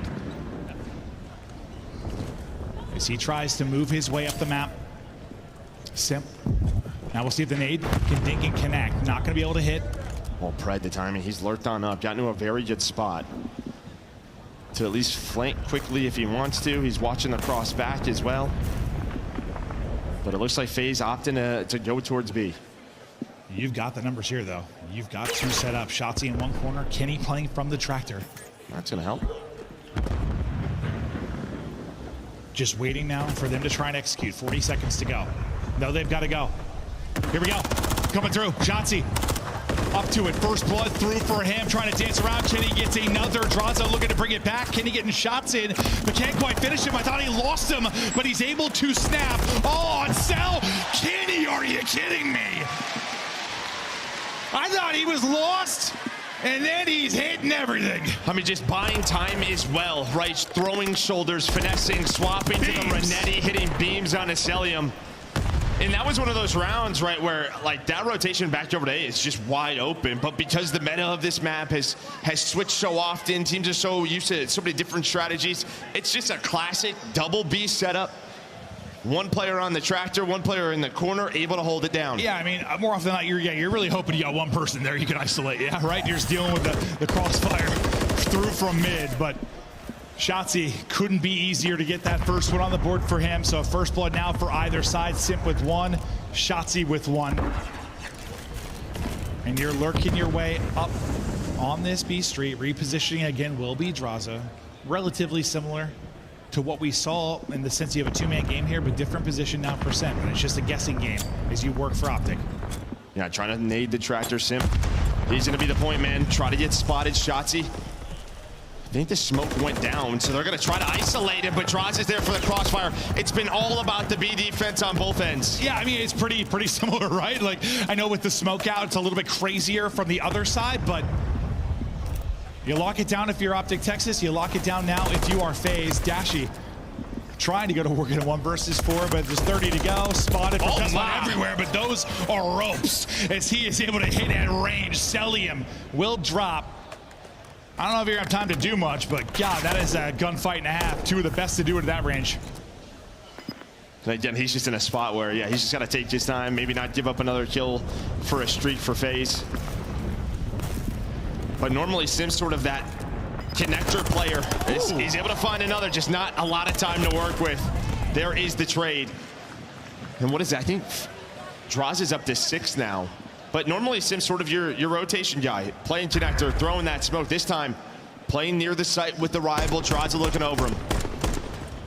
Well, I think some of the time, like, listen, I think Simp is one of the greatest player of all time, and he's got a game sense that few have. But like when they're struggling in search, sometimes it's like I don't know, he's not having the impact, but he's trying to be that guy going back and forth. He's trying to play that lurk role, trying to just find those great timings. Yeah. He gets a little lost in, and suddenly he has a dud, and you're in trouble. So maybe just trying to set him up for some easier ones, some easier kind of 2-man games. And so far, working 2-1. But Dashy, well, if it was beams, at the end of the last round, he's beaming yet again. Just ludicrous stuff from Dashy to get the first blood. 2-2 now in the first blood department. Again, Pred in this position that he was in last time, just sort of hanging out. The problem is, if he gets spotted, then that first blood is sort of just useless, but he's going to find one. Stays patient, now gets away with his life. The job to not get traded by either Simp or a BZ. Dude, he centered on his forehead when he snapped back, but Simp will get caught and dropped. Back and forth, we continue on 2-2. The tension building and building. Very similar to our map too, right? It was just sort of all attack, but whoever's winning the first blood, winning the round. And that time, yeah, I mean, Drazah's going for the pre-fire through mid, and Dashy's like, yeah, I'll take that fight, and I'm going to win it. Yeah. I don't know if you want to chow that man right now. He has been so good late in these series. One of the best shooters in the history of the esport. Putting on, but now to round number 5. So far, yeah, first blood. You try to play mistake-free S&D. You win it behind your numbers. Who makes the first mistake? Or maybe who makes the first insane clutch? Shotzzy. Spotted, but a smoke here, so he'll just kind of stop for a sec. Again, just Simp over towards the B site. But nothing has really worked over towards B. So do you start to adjust if you're the defense? Maybe it takes some risks. Just go for it again. The smoke is down. Right now, Drazah watching the cross, and the stun is perfect. Perfect for Draz. There's a quick trade, though. Pred has lived around the cafe area. aBeZy now has to try to play his life. And Pred able to find a second. Pred making plays in the mid-map to a 2 versus 3 now. You get eyes, and what kind of timing is this going to be for Cell? Wraps it out, Pred repositions. Pred locking him in, 3 for Pred. Working on an ace, but he'll get eliminated. Simp, though, so much to do. Not able to do it. Optic Texas take advantage and go up 3-2. Yeah, just finds the timings right. Does Pred as he's able to find onto aBeZy, maybe repositioning. Then on to Cellium. And he kind of said, like, you know, it's been a story of first blood and controlling that. Right before we asked, like, when's going to be the first time you get first blood and things fall apart? Maybe somebody clutch up. Well, quickly, it's Pred with an answer. That Drazah, first blood is nullified. You have a monster round if you're Optic Texas. You now take control of this game 5. Pressure to FaZe to come up with a moment. And Cellium right now, 0-4. And we know how good he can be in big-time moments in Surge, but not here right now. Well, there's just been so much presence at B, right? Like, true. I mean, we saw it with Sky. Sometimes the A Street guy is just in an impossible position. But again, look at number 3 in Pred. Pred is taking so much room. The problem is, though, Shotzzy gets caught and broken. But Pred could be the difference maker like he was in the last round. I thought you stayed alive, Shotzzy, if you're long enough to maybe at least drag him into getting traded, but not quite able to happen. You get info there on Pred, just, well, at least with the door, you know his position for now. Kenny, hoping maybe he can just catch one. Can he just catch one, take a fight? Draws a good job getting low, staying alive. I thought maybe you send it behind this, but the help comes over in the way of Dashy. So well, now they know there's 2B Street. That's the info that FaZe was looking for. Now Pred on the reposition. Just too many players to deal with. 35 seconds. Sim trying to move the bomb over. Cell on the board. On to Ken. It was all defense. Now it's looking like back-to-back offense. And guess who's left in another 1 versus 4? Yeah, Dashy trying to do it all. But honestly, I know this is like a silly thing, but just great job not getting picked and like getting prone in spots, whether it was Simp there crossing through mid, just don't give away like a free one. Draza on the Chow, but Kenny is get prone and don't drop.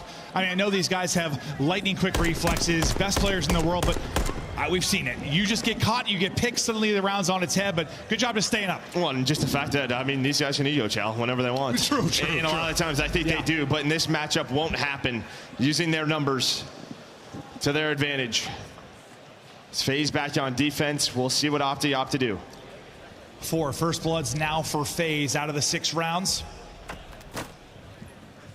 Optic Texas start to work the attack again. Simp getting back over to his spot as he'll be working with Draws on one side of it. The question again is what position will he be in? What kind of timing will there be for Draws? But looks like he wants to challenge Broken this time around. Yeah, first time here. First time in this position. Draza has to stay low. And Optic normally very good at this, finding the nades, finding the angles onto this player. Last time through, though, it was Pred through mid-tank in Cafe. So Cellium's probably happy. Maybe he's going to have someone push this way. There's not a whole lot of help. When you talk about like B-Dom area 4. Yeah, mid-tank's wide open. Look, there's 3 players there for Optic. Yeah, it is aBeZy kind of by himself, and aBeZy just pushes forward. The confidence to get aggressive there and find a kill, absurd. The damage comes through so Cell can finish one. Dashy, the sneaker's not quite fast enough to catch another. So to a 3v2 advantage we go for Atlanta FaZe. Simp, he's been this side and he's been lurking, can't get caught. He at least gets one. It got scary for a moment. Dashy, I think he spotted him. Cellium, this is just where the area he likes to play. Of course, Dashy would love to chow. 12 seconds, though. He's got to get to a bomb. And they know that. Only time to get to one position. So has to take the fight. Comes soaring on through. He got it. He goes to planet. He gets it through. Are you kidding me? And he gets away. He gets away. He's a magician. 1 versus 1. Draza, Dashy. The timing's going to make me throw up. 35 seconds, he spots him, backs down, he bombs! Dashy! My fucking God!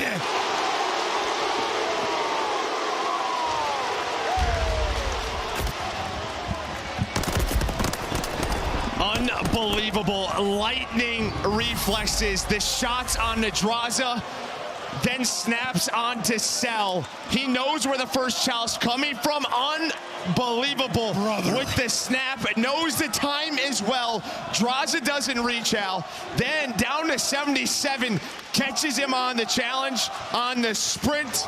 Dashy puts him up 1. Oh, Draza is hearing it, but Cell gets right into it. Another first blood for Atlanta FaZe.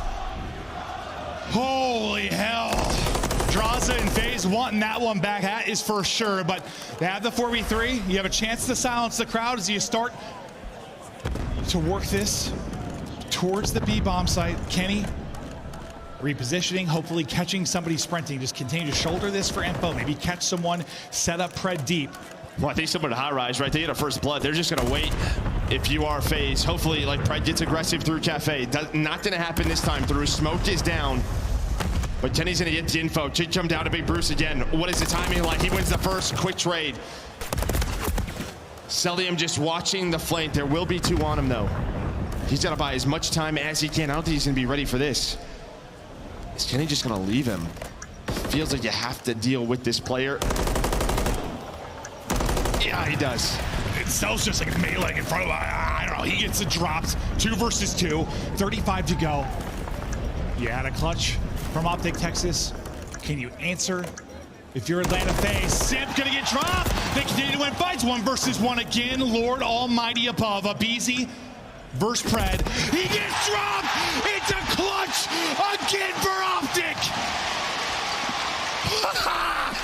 aBeZy's trying to catch him sprinting and get info. I don't think aBeZy's full health yet. I don't. He was like 105 somewhere in there. I don't think he's full health, so Pred just snaps onto him. aBeZy wants to get to the mid tank. If he hits the mid tank wide of a shoulder there, I thought he swatted him at first. Deep courtyard was just going to play cafe. Tries to get to mid tank, instead gets caught. Big round 3 or 4. I said, is it going to be clutches? Is it going to be heroic moments? Because the first bloods, it's all been FaZe. There are 2 first bloods right now for Optic Texas, but they have a 5-3 advantage. It has been the ice. And where that has been lacking in this matchup, it is not lacking right now. In control. 1 more round. A couple of snakes, very slippery. Just not trying to get spotted maybe by aBeZy, trying to chow together. And now pressure onto aBeZy and quickly, and he's gonna get caught. They go so fast, smoke down, immediate 8 plant. This is beautiful from Optic. Now you got a 3v4 if you're Atlanta FaZe, or is this one done? The revenge game. Optic Texas pushing so desperately to get into a final. Drazah, though, brings it to a 3 versus 3. He's able to hit the shots. 30 seconds. Time is dwindling. Cell is going to fall. Shotzi's going big. Kenny. He's just buying time. 10 taking again. damage. Trying to finesse. He wins one. Now on to Simp. Able to drop one. 20 seconds to go. Just so little time. The shot's through. Gets in damage. Stun will hit. He won't fall. Send him packing. Send him home. It's an Optic Texas win.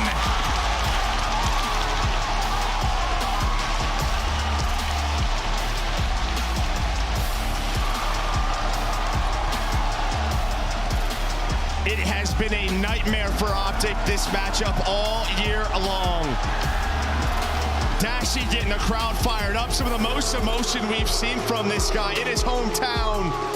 And now he's in the final. The clutch master. Even when they've lacked the ice in moments, he's had that clutch factor despite it, and he has the moment that flips the game on its head. The 1v2 clutch.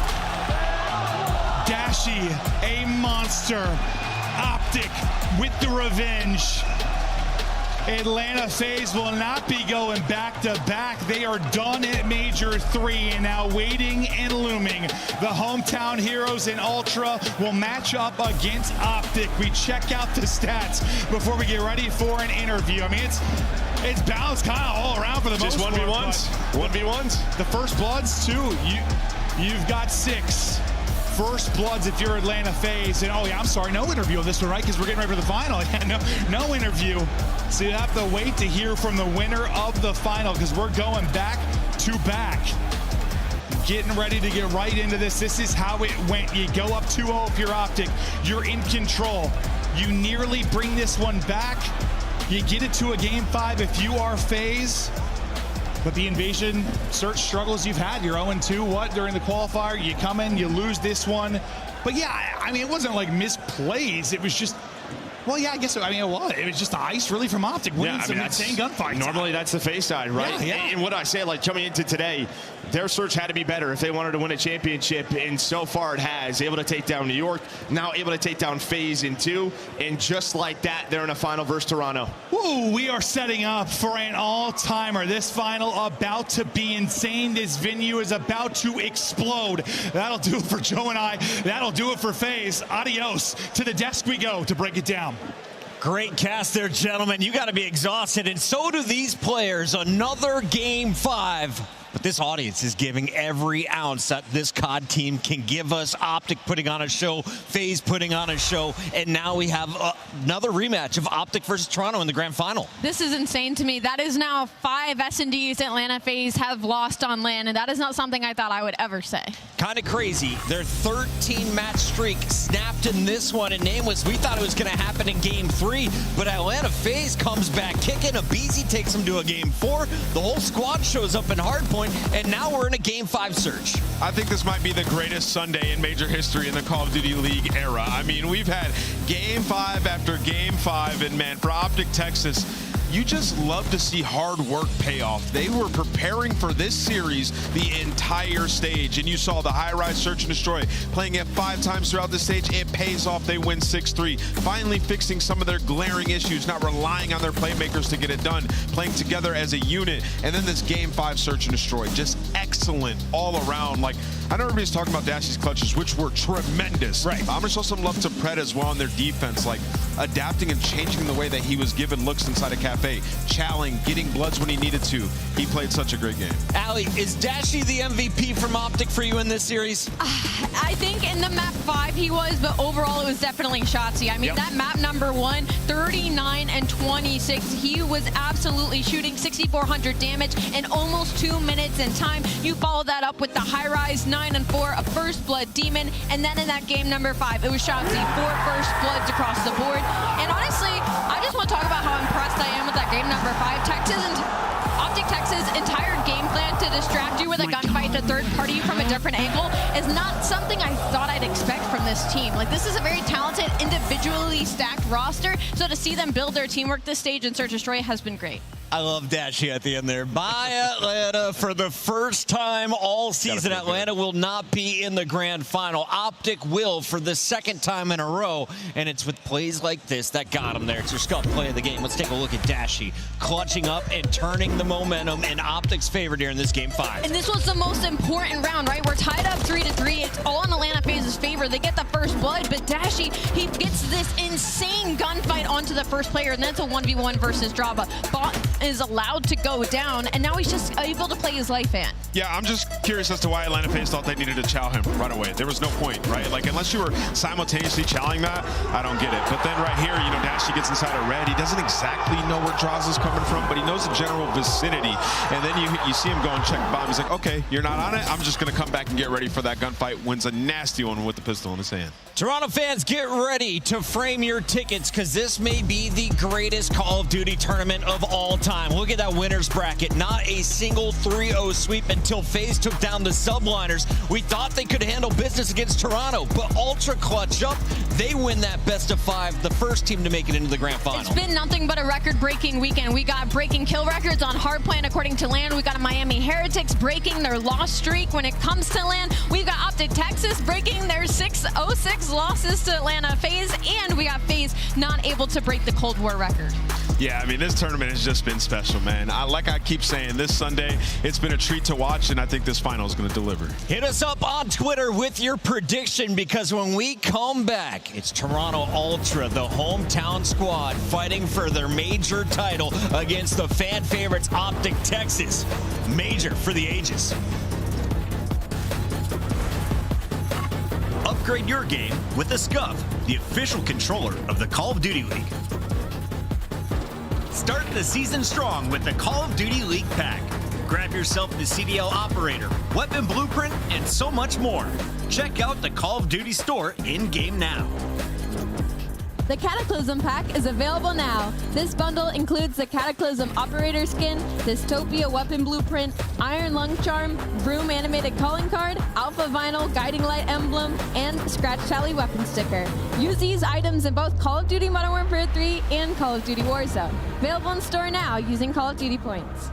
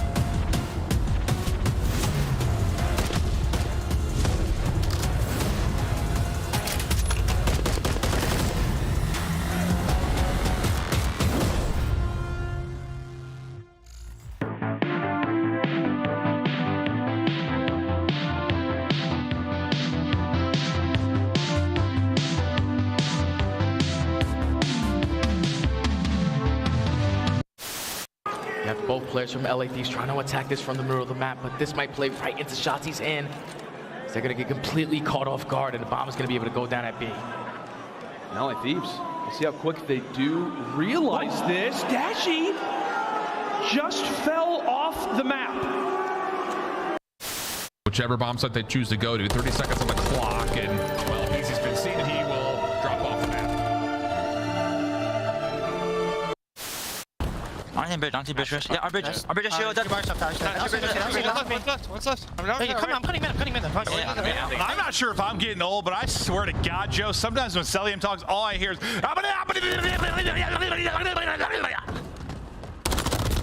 yeah. Oh my God! You gotta be kidding me! Look at that line of sight. Kenny has absolutely no idea. Look how long that is. Look at the size of that thing. Oh, Kenny's got to get off the bomb now. He's petrified. Wait, is he going to stick it? Time's ticking. Kenny's holding the line. If he gets the kill, that's one thing, but oh my, insight pulling out.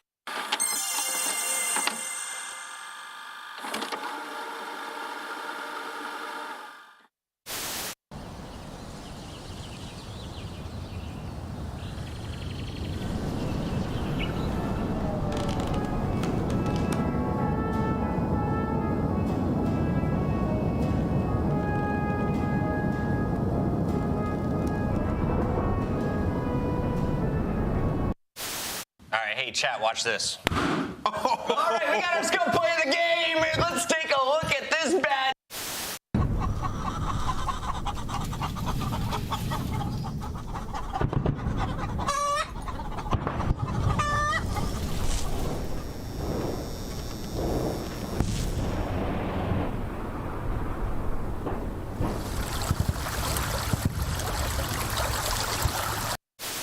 With the help from his teammates, actually. What is this? What is this? Hydra from Mars. What do we have here? It's nothing left but 3 in the backpack. The ace for Hydra, a magician early in the round.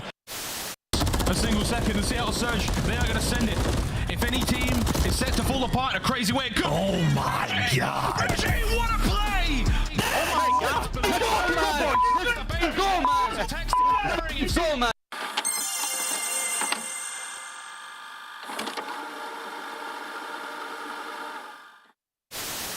Do you think you could beat Kenny in a dance-off?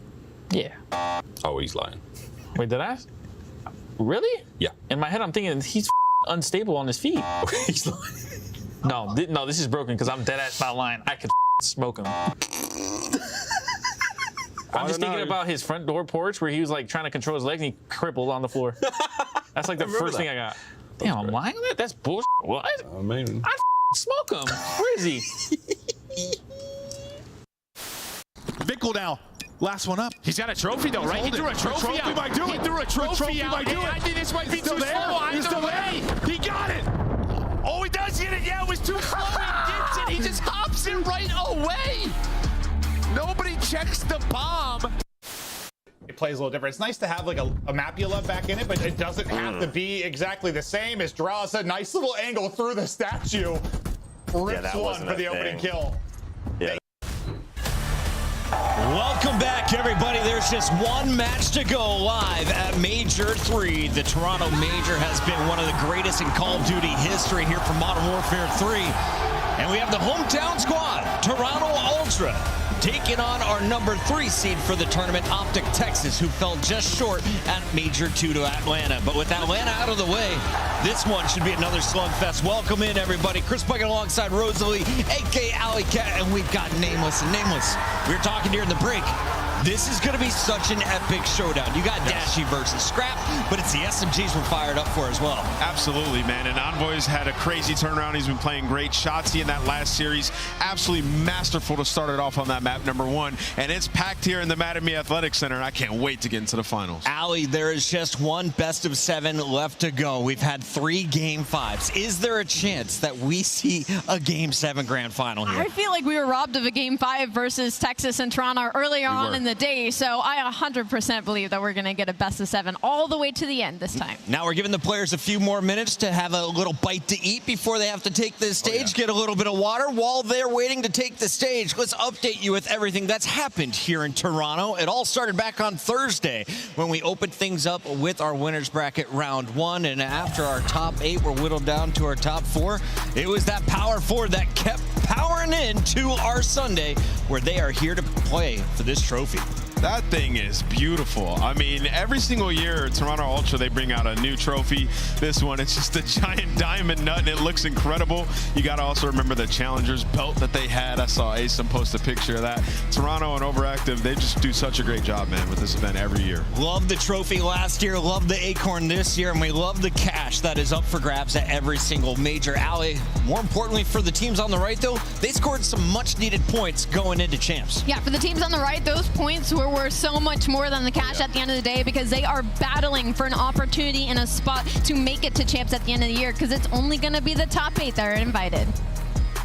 Let's take a look at who is going to champs. If it ended today, well, I think you're going to see guys like the Seattle Surge locked in, and tickets are on sale right now. Pick them up, optic.link/champs. Nameless, of the squads that are at the bottom right now, who do you think has the best chance of rising back up? I think Carolina. I think Carolina's gonna punch their ticket to champs. We have one more stage.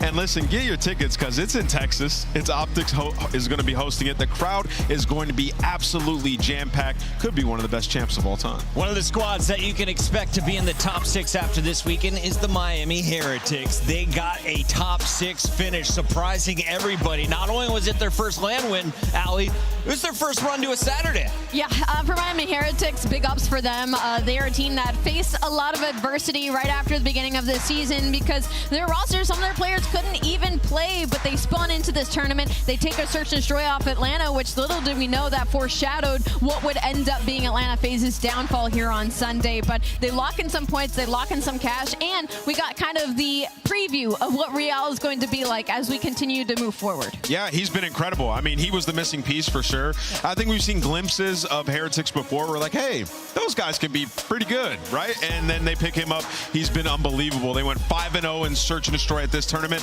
and on an active 7-0 Search and Destroy win streak. So that's clearly their game mode, and they've identified what they need to work on, which is that control game mode. But they truly have themselves a star. He's definitely got the best stats to salary ratio when it comes to rookies. The man is dropping bombs. Look at that Search and Destroy, a 1.31. His Slayer rating an 84. Basically, you expect him to win a straight-up gunfight. Yeah, and this is from when he was on Carolina for a couple of matches at the beginning of the season. Obviously, much more comfortable at home here with the Miami Heretics and players that he have teamed with during the past 4 years. The Spanish speakers getting it done for Miami, but it was the French speakers doing work for Seattle Surge. Let's take a look at what Abuza and Brezzy got done, especially Abuza here. A lot of pressure on the young man. Hook had his stellar games, but I felt like Abuza was the consistent player on this lineup. Yeah, you know, in the offseason, he was like one of the hottest young rookies, right? We're like, okay, Abuza's frying in challenges. What will he do in the league? And, you know, Seattle Surge, they had a decent start, but he wasn't on his role that he came up playing, right? He gets put back over towards an AR. The organization decides to, like, hey, let's commit to this guy and build around him. They go get 04, who he's just going to run in front of everybody. Like, 04 doesn't care. And Abuza's had his best tournament yet. And Seattle Surge are actually a competitive team. And it's just a wild turnaround because they were at the bottom of the barrel just a month ago.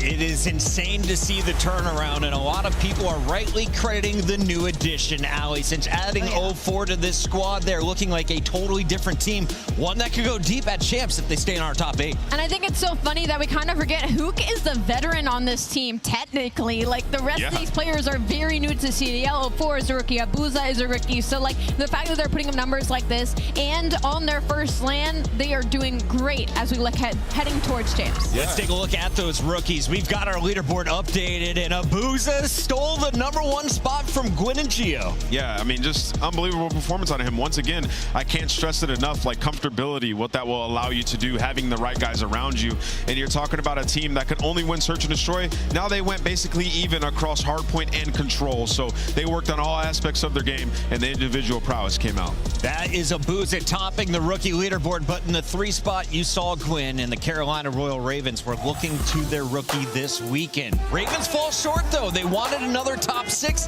didn't get it. It was Surge shutting the door. What's crazy to me right now is I felt like the Rookie of the Year conversation was really centered around Linz and Gwyn for the majority of the time. Yeah. I think now Gwyn has kind of moved up into that #1 spot for me right now, because not only has he been consistent online and on land and across the season, but Carolina Royal Ravens are slowly finding a lot more success. They weren't able to get the top 4 placing done, but they still are able to make it into that top 6 and give themselves a case to make it top 4 overall. Nameless, do you think this is the final roster we see for the Ravens going into champs? I do. I think this will be the final roster, but I will say I think it was a disappointing major for these guys. You only come in, you win a match, right? Like, you're expecting to win much more than that. And, you know, for these guys, they haven't yet, since the entirety of this roster, been able to all 4 put it together at the exact same time. Right. We've seen special moments from the AR players, especially at this tournament. We've seen special moments from Gwyn throughout the entirety of the season. It's just, when will they all pull it together at the same time, because their ceiling is very high. You take a look at their road. They fell to Optic after taking control in the winners bracket, and then, of course, beating LAG before Seattle sent them home. And you can see their road to Major 4. You have 7 qualifier matches remaining, 10 points per match on the line, and you're going through the Big 4 right in the middle of your schedule, Allie. Yeah, you can't catch a break right now if you're Carolina Royal Ravens. But, you know, at the end of the day, you got to get through the best to be the best. So I'll see what they do online. They're going to have to dig deep. I'm being honest. Like, Fellow and Clay, they played great on land. They have to do that online. We have not seen that often.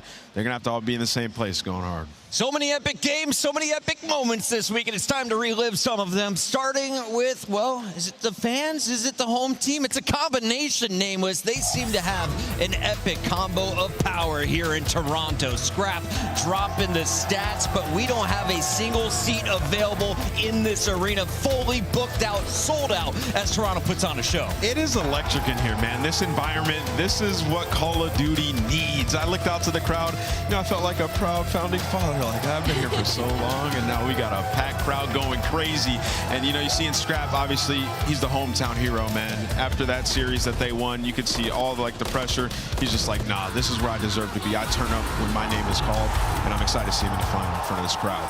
And the energy has just been so infectious, right? Because now at their hometown major, they are in high spirits. Toronto Ultra making it to that grand final. They don't have to have any falls, and maybe even looking to be the favorite up against Optic Texas. We're going to have the crowd going back and forth against each other. It has been so electrifying to be in this menu all day today and yesterday. I'm wondering how many Canadians are torn for this grand final. Let's take a look at the epic crowd who has shown up. We've had the Hype Squad every single night lining up at midnight, coming in and making noise from the start of the tournament to the very end. This has been one of the loudest arenas we've had all year.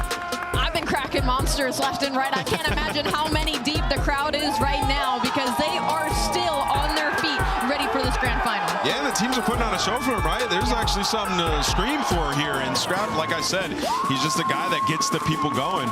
But yeah, every single year that we come to Toronto, the fans, there's more and more of them, and they get louder and louder. And can I just, like, give somebody an award for best outfit? Yes. The woman that's wearing the green wall right there is the best outfit I've seen at an event. I love seeing the creativity out of the fans. She was part of that Hype Squad that lined up at midnight, and she deserves that front row middle seat. We're going to check her out in a little bit as the fans are getting ready for this grand final. But first, Allie, you mentioned it. It has been a ridiculous record-setting weekend. Let's take a look at Standy's record for Minnesota. Despite them bombing out in 3-1, the one game they won, it was Search and Destroy, and Standy dropped 17 on High Rise. Yeah, he breaks that Search and Destroy kill record going on 17, and this is what they brought him in to do, right, is to help them out in Search and Destroy. Unfortunately, Minnesota Rocker hasn't been able to figure it out across all game modes to put it into some map wins, but at least we got a really exciting numbered record to hold at the top. Yeah, he backed it up. I mean, the guy has a 1.5 in Search and Destroy throughout the split. That means he was #1 throughout the qualifier, and their match that they had here dropped an absolute bomb on the stage in that mode. It just unfortunately wasn't enough, but you know, we got to sing the praises when somebody's able to break a record. Shout out Standy. 1,800 damage to go with his 17 kills. He won 4 of the 5 opening duels as he tried to carry Minnesota. We'll see what they can do with just 7 qualifiers left going into champs. Another highlight we got to talk about is Hydras. What did this young man do in Control? He went on a 14 kill streak in Control. Hydra, I'm not shocked at all when it comes to this player. He has been been the best control player throughout the qualifiers, averaging a 1.4 in this game mode. Unfortunately, wasn't able to translate it too much this weekend, but I mean, again, record-breaking weekend. I'm not shocked he joins the ranks. Yeah, New York, they showed a lot of fight this week. They did not have a good stage. You know, of the big four, they were the team looking like they could be the most easily upset, but they delivered. I mean, even went to a game 5 today. Everybody showed life. And Hydra, you know, silencing the people who said that he was falling off a little bit. You know, we were supposed to fill for a little bit of extra time, but I'm told the players don't need that extra time. Let's jump right in to our pre-game coverage of this grand finals. You watched the records broken live, and we have just one more record, and that is going to be in this grand finals. Will we get a Game 7 for the first time this year? It's time to find out as we have Optic Texas taking on Toronto Ultra. Man, I hope we get that Game 7. We were robbed of the Game 5 earlier when these two teams matched up, and the way their search and destroy is looking right now, that's gotta be the game decider when it comes to this grand final. Let's take a look at our squad, starting with the hometown heroes. Toronto Ultra comes in with the number 2 seed, just one blemish. That was to Atlanta in their online qualifiers, but they got revenge in that winner's bracket finals and are now the team to beat in this tournament. Yeah, I will say it wasn't easy, right? And those series are always going to be tough, but there was literally a map that Insight had 3 kills, average 1 kill a round in the control. That absolutely cannot happen. Scrap made miracles happen. He can do it, but you want it to be more of a team effort. They beat these guys once so far, and I think they know they can do it again. But for the Monster Energy pregame, the good has been the hard point. 12-4 record with a +20 margin, first in holding and second in breaking. That's good because the rotations have not been there going up against an Optic Texas team who are number 1 in rotations. But to give you the bad, the attack on control hasn't been there. They're pretty middle of the pack in the league right now, and Envoy and Insight again are struggling in the slaying category. Toronto Ultra has made it this far to the grand final, and if there's any time to show up, it's not about how you start, it's about how you finish, and we know what these players can do, and they're gonna have to do it on this main stage. It's time to get this one started. The players are ready, so real quick, maps and modes. We got Subbase, Invasion, Rio for that Game 4 before Karachi and Rio close it out with a Game 7 S&D. I think we're going all the way to Game 7, Chris. I really do. I mean, I'm looking at the hard points. I think they split them when it comes to the Subbase and their Rio, and then those search and destroys. We just saw Optic masterclass on Invasion, but Toronto are no slouch. We're going all the way to 7. The COD deities are smiling upon Canada, and it's time to find out which one of these analysts is the smartest. Rosalie right at the heels of Nameless, and it's time to kick things off. Where are we going, Rosalie? Final matchup. I gotta go with the hometown. I'm gonna go with Toronto Ultra winning the grand final. I'm going to go with Optic Texas. They're going to get their revenge. We should have Game 5 last time. I think they take this one. The guns are too hot. I'm going with Toronto. They won Major 1. It's their hometown. They get it done. Ladies and gentlemen, put your hands together. The grand final starts right now. I mean, seriously, are we serious? Optic are smashing them, and what an answer as another cruise is earned there from Pred. Oh, you can, because Insight dials up a triple, and it's over. Ultra take it. Sonic gets dropped. He's got it. And Optic move on. Bang! 1v2 for Envoy. Shotzzy 5 in a row. Shotzzy with the cruise. Shotzzy doing it all. Oh! Swap able to turn this down to a 2v1. Just down to Sim. Not gonna happen. Toronto knocks it out. It pops. Dashi. My f***ing God. It's an Optic Texas win. Toronto in the grand finals here at home.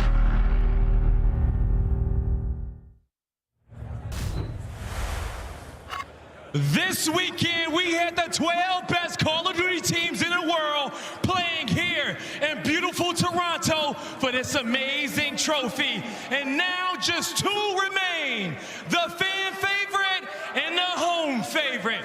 Toronto, are you ready to get this grand final started? The first squad coming to the stage, get ready, because here comes the new Kings of the South.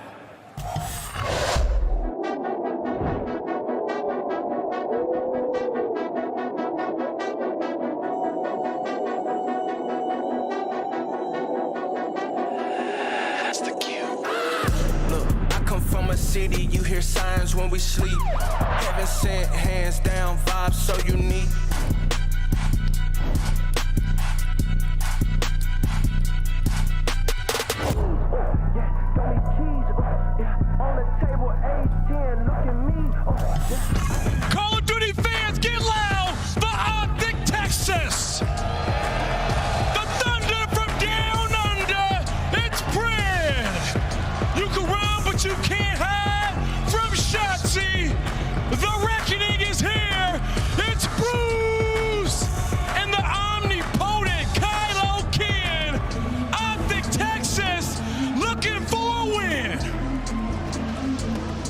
to Atlanta FaZe in the finals last tournament, but they got their revenge here. Now they fell to Toronto Ultra, and they got an opportunity to get revenge once again. Shotzzy has been in MVP form. Can he do it in a finals to get that trophy? Let's bring out the hometown team.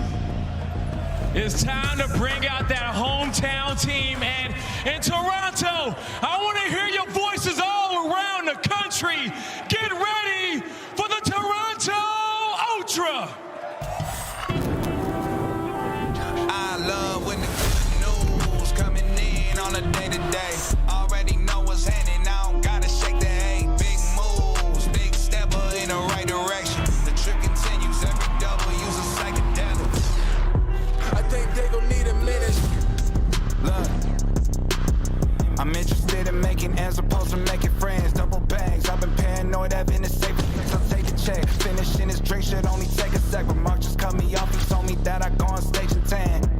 Walk out to my own shit on the main event. Vinci my cologne after the show, she told me that shit was a favorite sin. Sprint event is spacious, we can take it friends. What happened next, you can take a guess.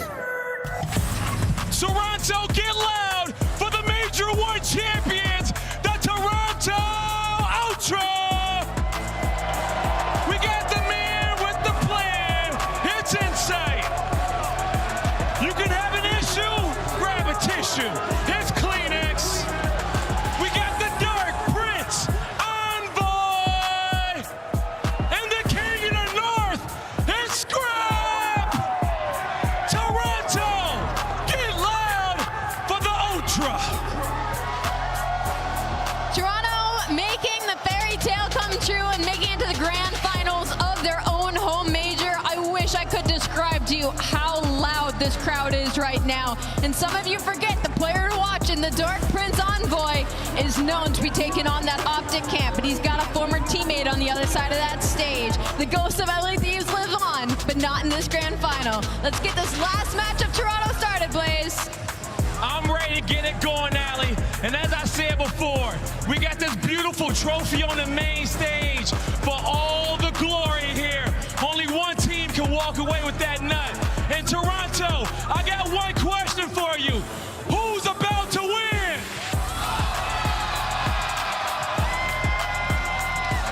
Miles Chance, let's get it going. Thank you, Blaze. Thank you so much. Thank you, Batman Athletic Center. This has been a really special Sunday. We'll find out if it truly is one of the greatest of all time after this grand finals. My name is Miles Ross, no relation to Bob, and this is Chance, and we are very excited to get you into this one. This is going to be an incredible tournament. My favorite camera shot so far is inside, just taking the tissues off the bottom and shooting. These guys are locked in, ready to go. Nothing can phase them, and it has been an electric time in this venue. And these two teams, they have leveled up their game. It has been absurd performances through and through. Dashy out here having the clutch of the year already, and Invasion Control, I know that was one where Ultra had the ice as well. The back and forth moments, it is going to be insane. We're very excited to get into this one in front of a hometown crowd, sold out here at the Mattamy Athletic Center. Only two teams in CDL history have managed to win in front of a home crowd. Back at MW19, Atlanta FaZe won their own home series, and Optic Texas their own major in Vanguard. We'll see if we can add another one to that historic lineup. What a year it has been as well. The Monster Energy pregame here for Optic Texas. The good map ones. That's where we start things off here on Subbase. And the fact that it is Subbase as well, it is a square up. Toronto, they wanted to get their chance at it again. They had a small moment, a little mishap that costed them this map against Texas. They want their revenge. Our grand finals starts right now. Here we go. First to 250 points. The hard point will rotate every minute. You bet our teams know exactly where to go and how they want to attack it. So far, so good for Optic Texas. They're in first. They find their kills. And Shotzzy and Dashy is still shooting hot after the series against FaZe. Yeah, Dashy is a terrifying man when he's shooting like that, which is quite literally always. Kleenex, by the way, trying to hunt down players. Pred sitting and waiting for the pinch. As soon as noise gets made, number 7 getting active. Kleenex might read it, but he meets his demise. Shotzzy gunning Scrap as well. Ultra need to wake up sooner than that. Optic already picking them apart. It's been a lot of kills in a row with no rebuttal. Finally, Kleenex breaks the wheel. Final 10 seconds of the first hard point. will come to a close. P2's on its way. Left-hand side of the minimap, that's where we go next, and that's where Ultra are already. And Optic might have gotten every single kill, but yeah, forgot what side to actually rotate towards, so you lose the spawns and an opportunity from Ultra to maybe take some of that momentum back their way. Dashy, well, he's waiting for the spawners, but so much action over towards the time. Pred, camera to the sky, looking to make the entry move himself. That's it, 4 spree now for Pred. At 6, he gets a cruise missile, but there's a sneaky Envoy who nearly gets himself 2. Shotzzy, though, a tough customer. Kills now on the approach. Optic have got the hard point. They're soaking the time. In come Ultra. That's already a huge moment, though, just for Optic to get that quick of a break. Pred making those entry plays. Scrappy, though, around the time and inside getting the kills as well. So, bit of a slaughterhouse around P2, and Shotzzy through the forklift can't get it done. Scrap, well, his man heating up, goes on a 4 spree. When you need him, he has been the master of MW3. It's a nice break. It's a good sort of 15 seconds to add to this one, but they've got to make the journey across the map where Optic are. Right-hand side. Next points up. Shotzzy and Pred.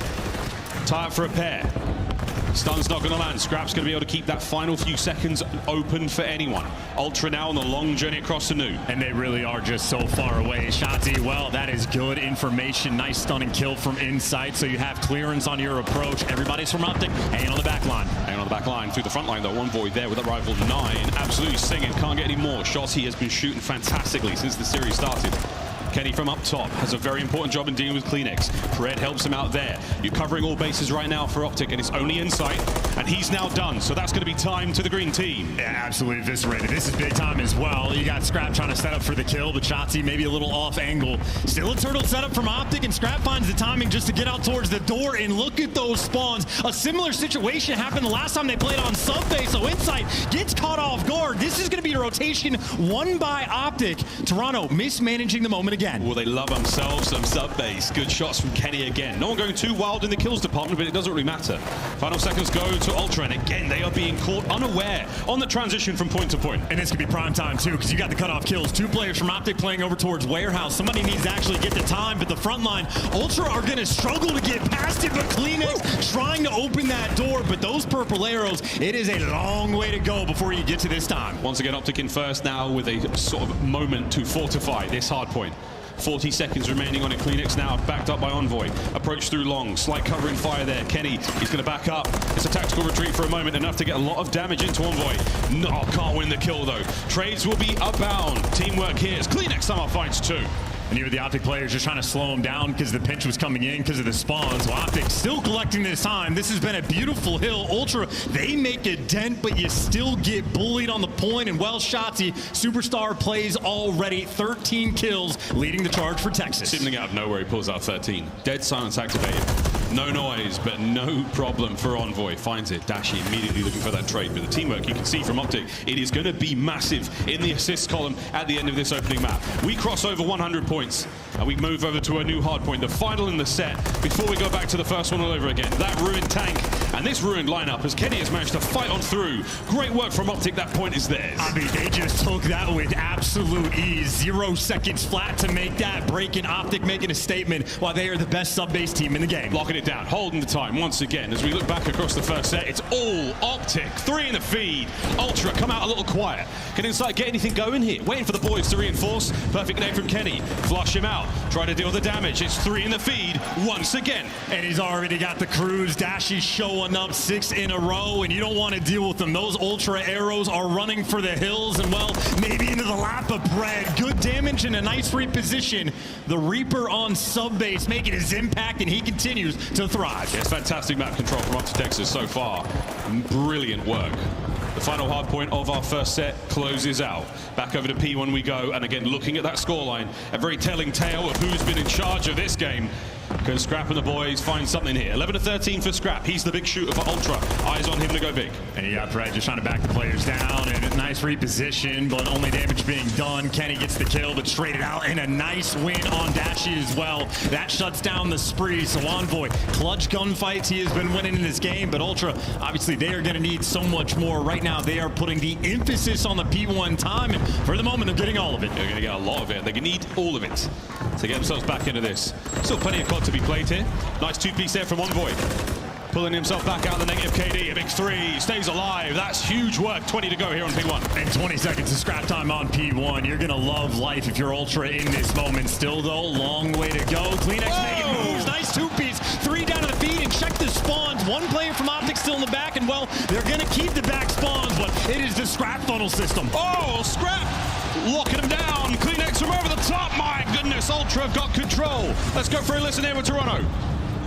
Where is he? I'm turning around. He's in the back crate. Crate somewhere? I'm looking at him, bro. Silo dead. I'm sorry. Crate's dead. Nice, good shot. Turn around. Mid lane, Toby. He's going short. L. Chow is dead. Come inside or to that. Have some. Yeah. I back loading, okay? 45, one shot, AG. Dead. Nice. Come on, boys. 45. Yo, front 45 on me. 2. One's already side door. Yeah, I heard you. 2 front, 1 tunnel. 2 front window, 1 tunnel. I have your front window, Jack. Weak front window. Front window dead. Absolute. Window dead. There could be side door dead. Tunnel. Absolute side. In time. Only one there. One is going to front door. Close left time. Close left time. No, he's already top, bro. Already top. Wrong left time. Nice. Oh, it's 2 top. Yeah, 2 top, 1 low, okay? Yeah. Heard me? Start him then. Good time here. I was thinking cat. One's top, Nice. top. Side door dead. Nice, Ken. Still top. Top, bro. Let's try and flip. Mid. Cat. Nice. Ken was there. Actually, he could have rode. He rode for sure. Comes in, right? One's looked in as well. Push down. Half side. P5. Already behind snow, maybe. At top, he's low snow. He's like low gen. Could go low 10. Don't know where he went, Jimmy. Maybe low 10 again. That heard you. It's Ken. Ken low 10. On time. 1 shot. I don't see him low 10. And 1 deep right. Yeah, deep right, 1 low 10. Deep right, 1 low 10. Flashing tunnel as well. Nice. Come right to you. He might put down 10. Yeah. He didn't. Oh, he's out 10. Low. Low right. Low right. Absolutely dead. They're going to chow. Nice. Tunnel. I have tunnel. Gonna be 10. I'm gonna play the time here. Yeah. Ready? And then tunnel backed up. John. Back on time. Then another one tunnel. Trying to climb it in. He's back right. 1 tunnel. John. 1 more time. I'm not sure. Let me make the time. There's 2 there. No. Yeah, we're good. We need to get right as well. It's fine. Full 60 here. We're in this. Let's go, boys. Trying to hold the right, bro. They got middle now. Optic, fantastic work there, maintaining the lead, pushing over the 200-point mark, but chance the listenings with Ultra are always something special. I mean, listen, comms like that are why no lead is ever safe against Ultra, but this lead might just be insurmountable. 100-point gap, and well, Ultra have the time, but they're going to have a long way to go to claw themselves back in, and Dashy going to break it down with the cruise. You see the Malmouth moving now, calling out absolutely everyone in position. Lands at least 1, that's enough to take care of some of the Ultra boys. They spawn close to the hard point though, so another fight here on the cards for Optic Texas. Shots like that from Pred certainly help. 2 down in the feed. And Optic just want to play keep away in this moment though. If you get him out of the time and put him in the back, that's all you need just to cut your losses, because Ultra will be getting a good chunk of this time. Over to Kenny trying to find something here. He's trying to thread the needle through the back line. Look for any opening or any weakness here in the Toronto Ultra setup, and he hasn't found it yet. He's about to find something. We'll check in on the feed, but he does catch himself a CleanX. Shotzi trying to make some sneaky moves happen. Waits for the go button. Oh, he finally gets it. Good break there from Optic, 15 left. And that's all you wanted. That is what you want. Ultra, though, going to be spawning out, but on what could have been a big hill from Ultra, you still stop the bleeding, and you maintain that massive lead. And now Pred, back in prime position, loves to play for the kills, and it's because typically he gets some nice shots from inside and scrap, though. Get him out of top warehouse, but no one for the moment in this time. We're very, very much in the business end of this hard point. 20 seconds for the win now. Optic get clean off the point for a moment. Pred trying to get in there. Doesn't account for a couple there as Ultra battling back through the middle of the map. Kenny over the top. Tagged up on the approach. Can Insight keep him out of the point? Yes. You've still got 20 for the win. Insight's been doing such a nice job over besides P2 just to play keep away, but as Insight falls, Ultra's job gets that much harder. Kenny looking to break it down. Only gets 1. The traits for Ultra flowing, but Pred on the flank gets gunned as well. Ultra still a long way to go. Shotzi in the time. Optic, this could be it. This could be game. Wow, big wins there. CleanX, they double up and they bring it down. An open hardpoint once again. This has been fantastic area denial from Toronto, but not enough to get inside there. A wide open hardpoint at the end of the second set, and we can't win it here, but we will be 2 seconds away. Oh, this is painful. They're going to have to rotate over towards New, but even then, you want to flood to the old time, and you just have Optic winning every single gunfight through and through. Pred shooting more players in the back as the hill pops, and he can play for the errant kills, just be the safety net. Try to get a guarantee. Ultra making the reads, but it is not enough. Optic, the best team on subbase, still. That is map 1 in our long campaign here in this grand finals. And that is a delightful start for Optic Texas. They'll be very happy with that. The subbase has been an incredibly kind map to them throughout the entire major. Moments like that from Shotzzy as well. That's 31 kills to finish the map out. Certainly helps. And you can just see why on sub base and the map ones, these guys are on point. There is almost never a moment where they are not in the right positions. Pred always prowling in the power positions, completely on point. And obviously when guys like Shotzzy, I mean, the way they set the tone and just punched you in the mouth on the P1, gunning players left and right. That's 4,200 damage for Shotzzy and 31 kills. Kenny laying out the damage the entire time. And both of those guys also being the super soakers in the point. You could not ask for anything more. Yeah, over a minute for the pair of them. Wonderful work there. Shotzzy with the objective kills as well, meaning he's getting kills from within the hard point. Defensively, very, very strong mind there. Highlights here from map number 1, friends, an absolute treat. Optic Texas riding the wave of momentum after defeating FaZe in the lower bracket. Ultra, they had a little bit of time to sit and think, and I did go backstage and talk to the players, seeing how they were feeling after the match against FaZe. First thing Insight said, I just want to get back out there and play, man. I just want to keep hot, and that's exactly what they've got to do now. Consider that their warm-up. This series is going to go by real quick. Yeah, maybe the slow start costed just a little bit, right? Again, that P1 a little bit painful. And obviously credit to Pred as well. I know some of these P2 breaks that he had, absolute class. Pred occasionally one-man wrecking crew to break it down. And those highlights right there, it might have been a pop-off moment from Ultra, but that was the only sort of clearance they were able to get in game. And Optic, too good of a team and too good at hard point. If they get a 100-point lead, they're never going to let it go. Yeah, no way. We've not seen too many major comebacks like that, especially in the top 4. It's been a top-heavy league thus far in the season for MW3. A lot is going to change. Again, we'll touch upon the patch and the final few moments here on the way that this game looks for now, but top 4 heavy, top 4 strong. And it has been a common thread as well that, like, you know, compared to challengers to this top level, the pros just play a different game. I feel like this year there's been the extra level of separation where the top 4 teams play even further of a different game. These guys are elite. They have been here to battle, and on Invasion, S&D, you know it's a square-up map. We watched Dashy have, again, clutch of the year so far as well. Ultra, though, they are ready to square up and go toe-to-toe. Nearly impossible to do this same sort of play back-to-back in a tournament, but we're a double dose of Invasion, folks. We will not be seeing 6-star again, so for those of you who enjoyed the pool hardpoint, well, it's gone. You'll see that maybe only in highlights from here on out. That's the game flow from map number 1, and as you can see, a few bulges, a few moments where things got close, but after P2 and 3 in that first set, there was no real going back. Optic, tremendous momentum, running it all the way to that map 1 win. Yeah, absolutely clinical performance. Guns hot, and these players locked in as well. Barely a celebration after the map 1 victory. Dialed in, and all attention turned to your coaching staff as well. I know the homework from these squads has been on point. The search game just getting leveled up, and when you go into the majors, and Shotzzy, well, dishing out the goods, breaking down the strats, and I know when he wants to get creative, there is no one like him. Of course, Coach Karma on stage with him, a 3-time Call of Duty champion, those rings clanging all the way backstage. It's a star-studded affair for the Optic Texas lineup, tremendous legacy in that roster. When it comes to this side of the stage as well, for Toronto Ultra, too many second places in the finishing for this organization when it comes to champs. See if they can change that here. They've got a win in a single major so far. Adding 2 at this sort of level would be outstanding. I know for me, when it's eyes on Shotzzy on one side of the stage, it's going to be on Scrap for the other. He's been the superstar. S&D has been the biggest criticism of this guy coming into the major, but so far he has been clinically absurd. Insane in the membrane. First Blood's out of control, dropping double-digit kills, and he needs to be able to respond. One of the few players, and she is included in this list, willing to square up on this map, watching the cross. We might have the occasional instant First Blood in a round. There is never a moment to breathe when these guys are alive on the map.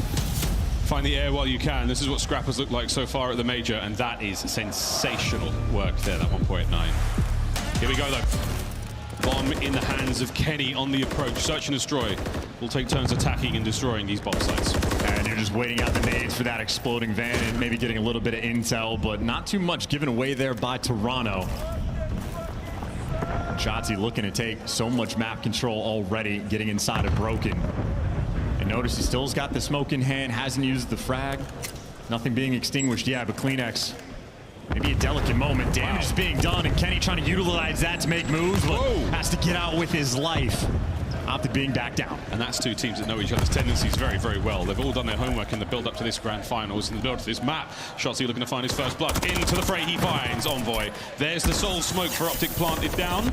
Kenny finds his on a scrap, so huge advantage right now for Optic Texas. And this is for an offense win. Pred's going to fall, so maybe the opportunity. Insight and CleanX for the clutch. Insight, one of the best to do it in these situations, but a 2v3 and Shotzzy and Accredi looking incredibly difficult to break down. Perfect setup right now for Optic Texas. And Insight's going to be just waiting, biding his time for CleanX to clear out everything. And you can see they're grouping up. They're going to try to work it together. Two players coming through dark side. Starting to run out of time. Here comes the dark side here. Kylo Ken feeling that one. He's the suppressing fire. And Insight, you can see, not comfortable in this moment. Still watching his back, and you turn a few too many times. Dashy going to gun you down. CleanX falls as well. Like dominoes, that round collapses, and Shotzzy, that timing in Broken was perfect. Him and Kenny working together as a duo. And Envoy, he just gets caught. Of course, as soon as you get the clearance on the site, especially with a man advantage, very easy to defend.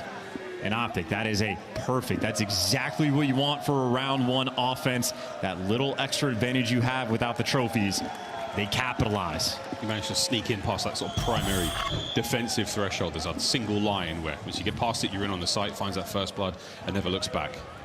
CleanX, he's going to be the man we watch here as he rockets forward towards that A-bomb site. Heavier stack for Optic over towards B. The Kenny is in a very lovely corner inside the park. The view might not be great, but a lot of information is going to be passed over here.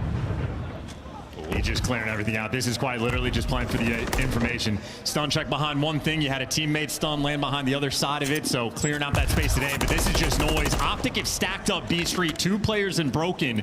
A delicate moment for the Ultra players. It's nice noise, and a couple of tags to just push CleanX back, make him possibly rethink the attack towards A, but for now it's going to be Dashy holding the tank position here. This is one of the most important spots on the map. And Envoy, this is careful. If you choose wrong, you might run into a blender. Stun gonna miss. Ultra don't have any information. They try to make a play towards A, and you get picked apart.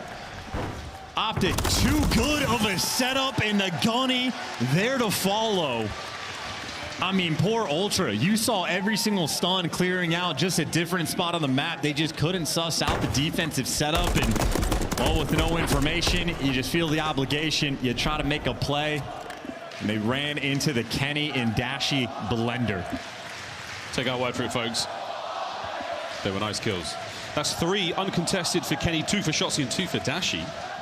Pred the only player to fall so far for the Optic roster, so that's a good look there in the stats department. The streaks as well. If you get 6 kills in a row, you do get yourself a cruise missile to throw at the opponents. There's the opening hail of gunfire again. Players willing to square up, cross map straight off the rip, but that just means when Kenny's shooting, calling out how many players crossed, and a 2-2 split on the defensive side of things from Ultra.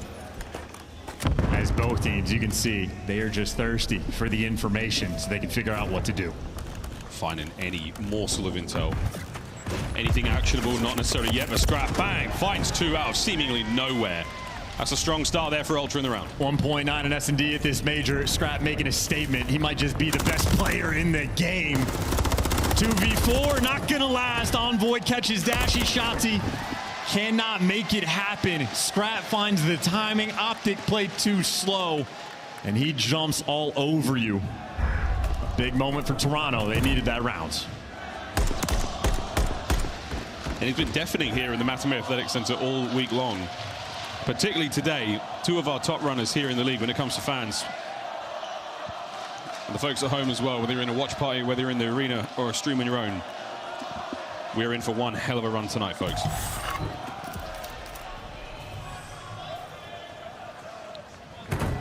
Uncharacteristic attacking right there, chance for Optic Texas. You thought it'd be a bit faster there. I wonder again. You only get a couple of chances to really mix up the play style here before your opponent reads on. In first to 6, you've got too many lives left. And Pred was aggressive enough inside a cafe that he saw just a 1 player cross through blue side. So I know someone's leaning over towards the Broken side of the map, but everybody else from Ultra is still unknown. Okay, Toronto. I thought Canadians were meant to be nice. A Scrap. He's not redecorating the side of that hotel. He's basically looking for information on the inside, but no one home from Optic. All of them backed up on the far left-hand side of the map. Here we go, though. It's going to be a 4-man hit from Ultra. They're grouping up together. They're attacking Shotzzy with Kenny right behind him. Kenny's right behind him on the inside of the doorwell, so you've got to go fast. take care of Shotzzy ASAP, lying in wait. Opening salvo fire now complete. And Shotzzy, oh, he plays his chances, gets himself one. That's good enough for now. Kenny trying to prevent the players getting towards the bomb site. Lovely shots. Here comes the pinch from Pred. There's the timing as well. Sent in for the kill. Insight. Well, you're being hunted down. Pred, though, too many things to check. Well, there's the kill, or is it? There we go. 2v2. 2v2. It's a perfect pitch. Polar opposites right now for the Optic boys. Pred wins his fight. Envoy now alone in the 1v2. Has got to stay alive. There's 25 on the clock.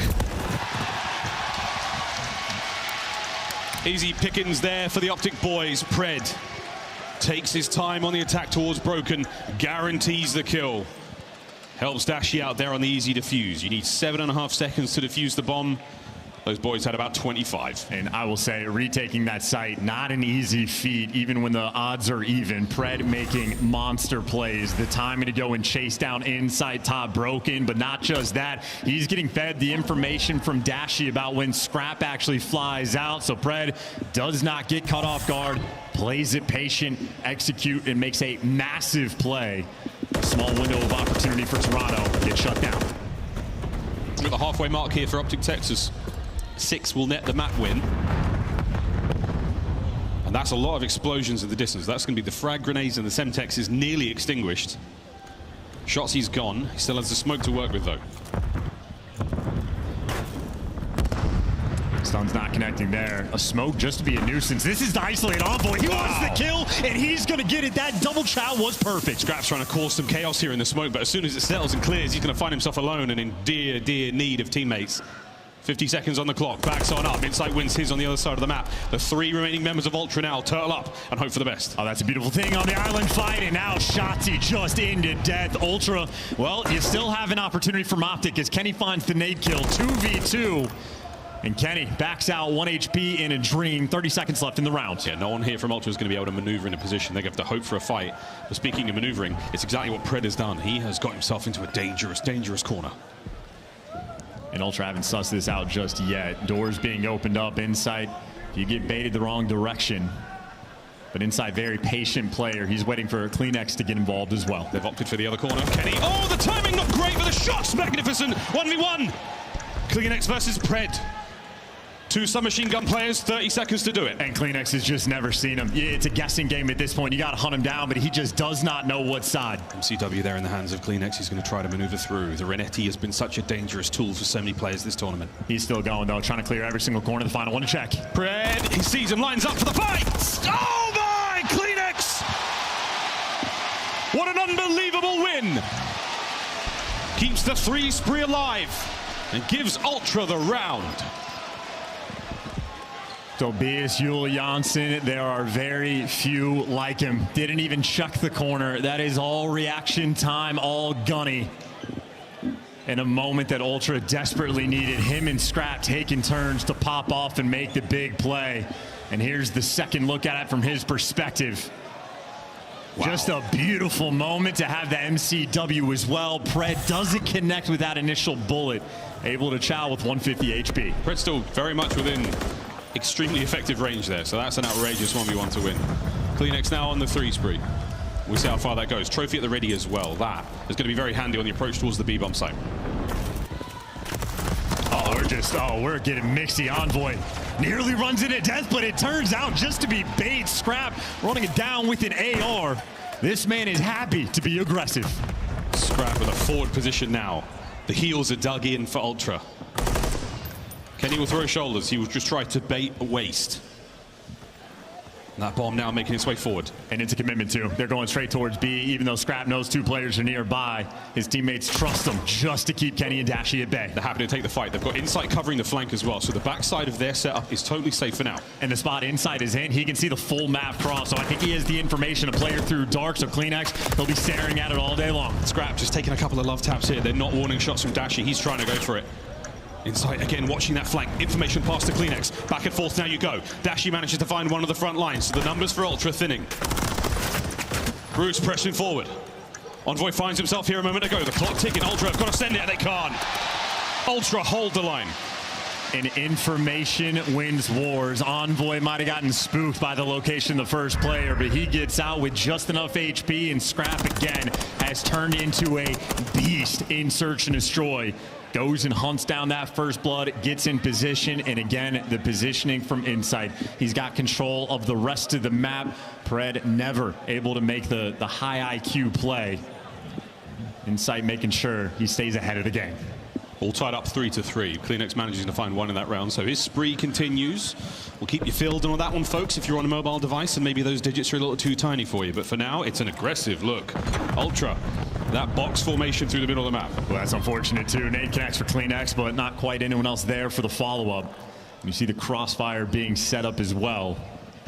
It's almost like a guarantee. If you slide out, I mean, gets in a bit of trouble. It should be fine. CleanX in trouble. He's going to have to worry about the players from behind. Here comes the hit through the front. And it's such a big spread because you got Scrap over towards B. You got number 3 Insight over down A Street. So CleanX never has to be worried about turning. He'll be told if he needs to look. That door, here it comes. Trophy system working overtime. Optic. Here comes the 3, 2, 1, go. Smoke. Shotzzy, tip of the spear, right on through. Envoy. The hard point opener. That is going to sting. Here comes the pod. Insight right into it. Can he catch out another? No, the pinches are on. Scrap scrambling to find this kill and make it a 1v1. He has sent it. Here comes the push. Oh!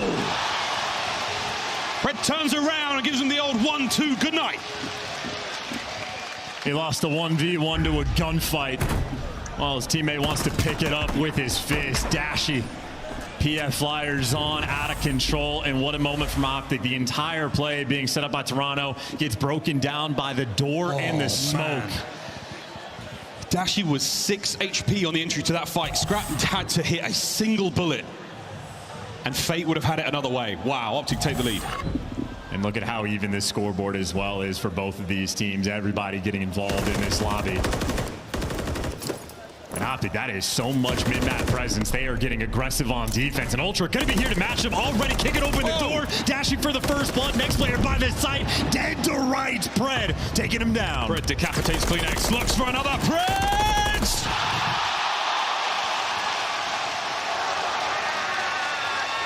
Map point. Optic Texas. There is one call out and one call out only. It is dead, and then the absolute roar as Pred dominates you in that round. His player cam has gone sky high.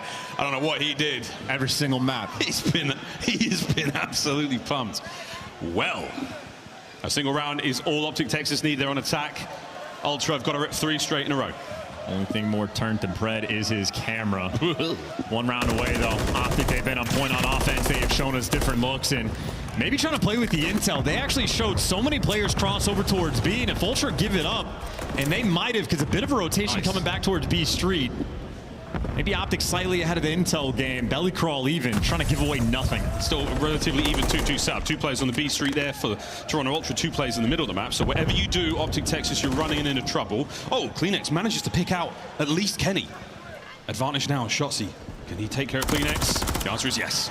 You just never expect a player to be that aggressive. And well, here's the bomb potentially down. Shotzzy wants to give it a second, but it's only a stun, not a nade, and Pred gets number 5.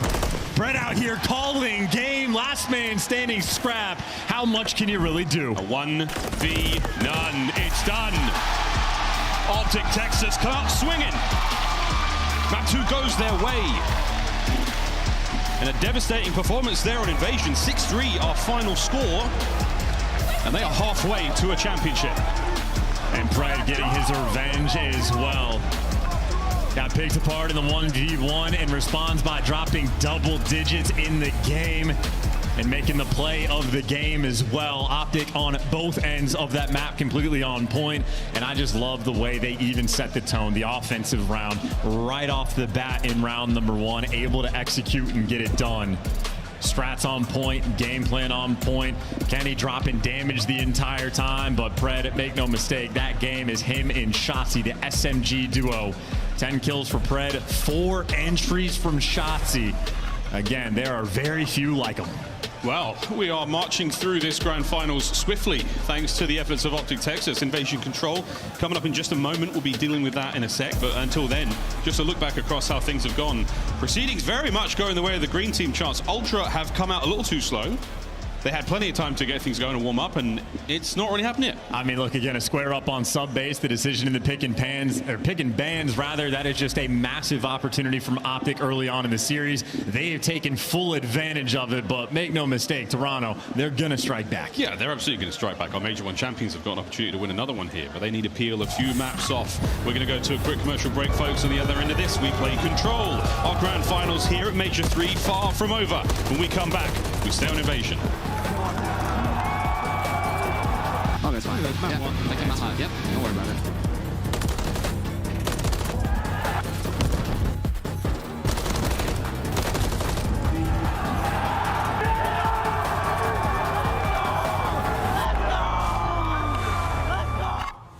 Upgrade your game with the SCUF, the official controller of the Call of Duty League. SCUF Gaming is doing an ultimate giveaway where you and a friend can win a chance to go to COD Champs this year. The giveaway includes 2 VIP tickets, travel expenses, and more. To enter, scan the QR code on the page or go to scuf.co/CDL and enter your email. Terms and conditions apply.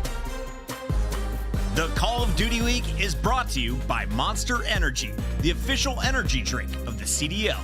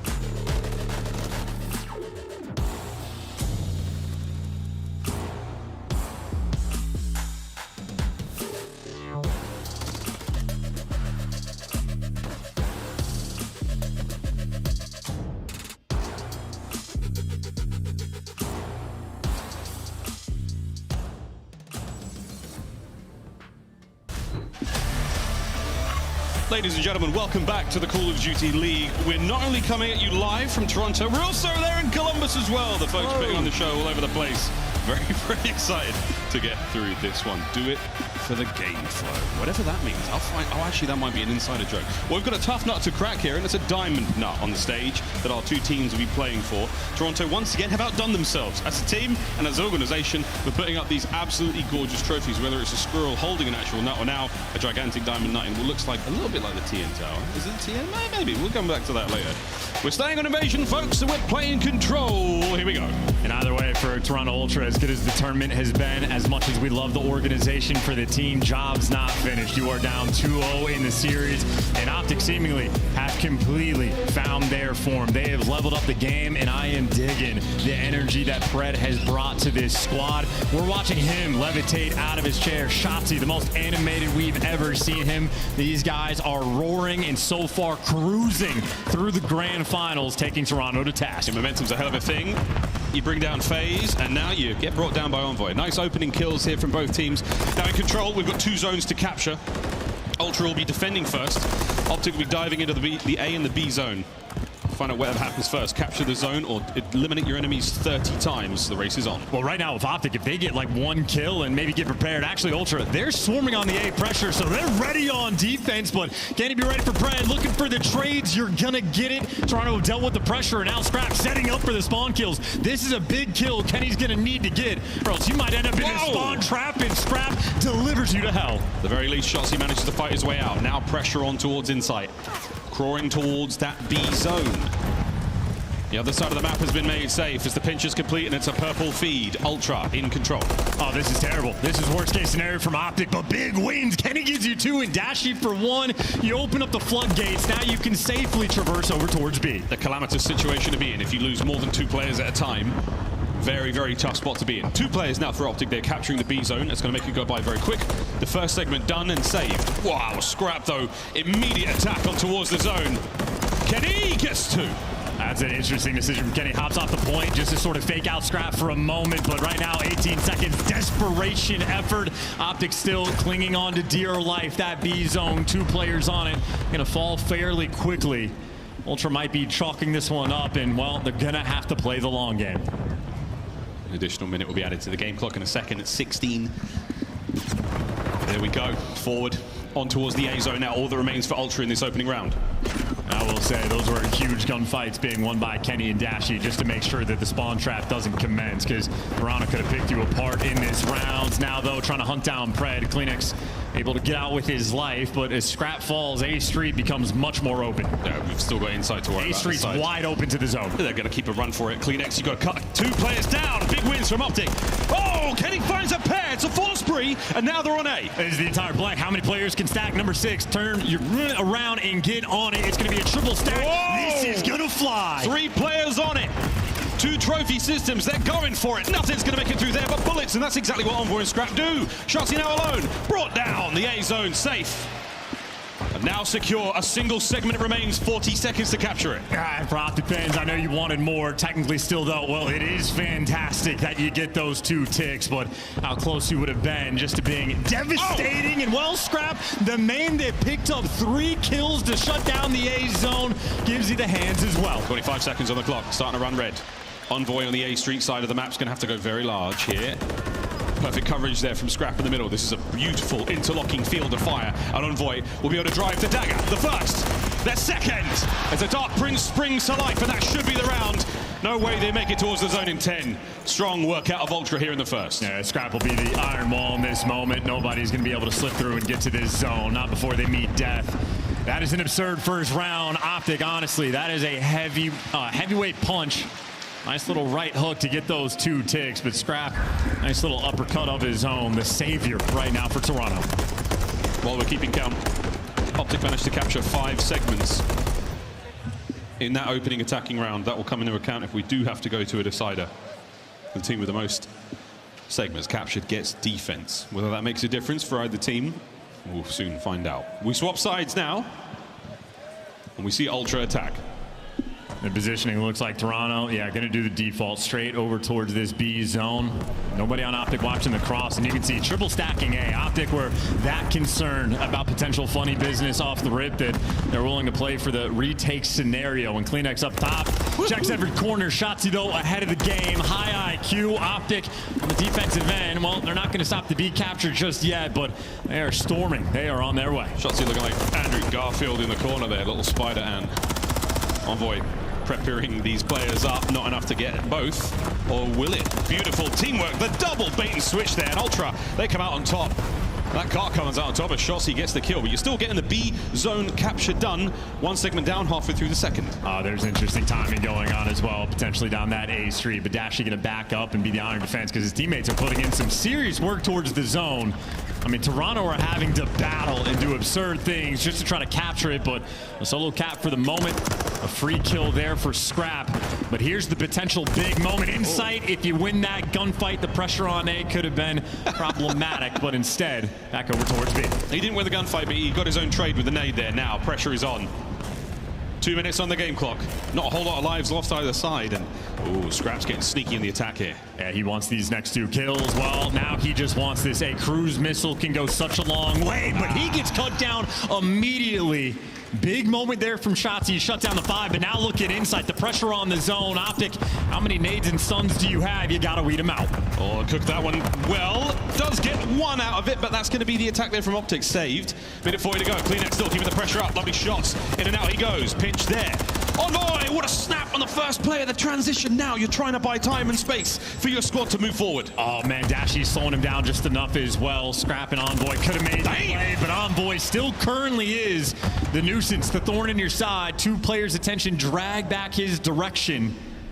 And that just means his teammates need to get in the mix. Kenny, not the right corner to check, and Envoy continues to be Houdini. Oh, wow, he's Houdini, and now he's got to be something a bit more special. Regardless, the team has been wiped. Optic are gone. Now Ultra able to stack 3 members in. Scrap's like, boys, wait for me. I can come help cap it as well. Shotzzy finds 2. This is far from over. They line up for Shotzzy, and now only 2 cap. Well, the second tick doesn't even go through. Can you flood him before it happens? I can't tell if they got it, but Ultra did just enough to tie it up on the tick front. And with only 9 lives remaining from Optic, they have to pump the brakes and be delicate. You can lose this 2 different ways. Give a minute to go, and you have 14 lives if you're Ultra on the attack here. Optic Texas have got to be far more economical with their lives. 9 remaining.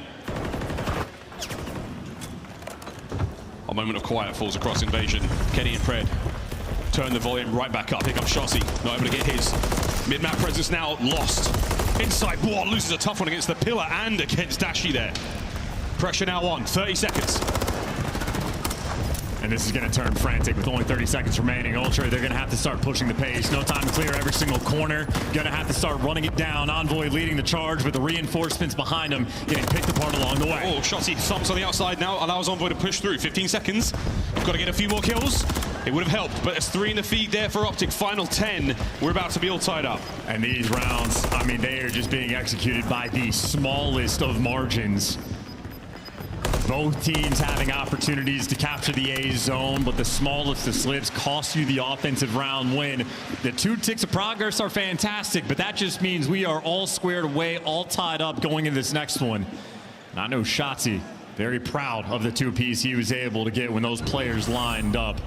A mishap Ultra. Atypical for them to make. I know, it's a wild one. Scrap giving up that position. Oh my good God. And his movement even just insane. To have the awareness to know to hop on the center block. Shotzzy, everything he does is dialed to perfection. Wow, well, Scrap got him back at the start of this round. That is a brilliant opener and a very, very important thing to have here. Can Pred... Oh no! Ultra have come out and they've knocked the teeth out. I mean, this was Optic trying to be aggressive in the moment. They're still trying to pour on this pressure. Nice reads! Could have been 3 in the feed, but Envoy built different, Kenny. He's on a 4, but he's also completely by himself. Great damage being done, but a long way to go. There's number 5. You want the cruise, you want the time. You bite off more than you can chew, but you also buy your team some pressure. But Envoy, the key gunfights he has been winning, he's on the pinch inside of Ice Cream. His Optic are getting aggressive on the map, but right now, I mean, no one is on either zone. It's nice kills again from Optic. Envoy still, he's that top left-hand side of the minimap. We call that area Ice Cream. He's roaming around by B now. His spree comes to an end. His little run is done. A-zone. All Ultra boys for now. Shotzzy managed to pick Insight right out of the fight there.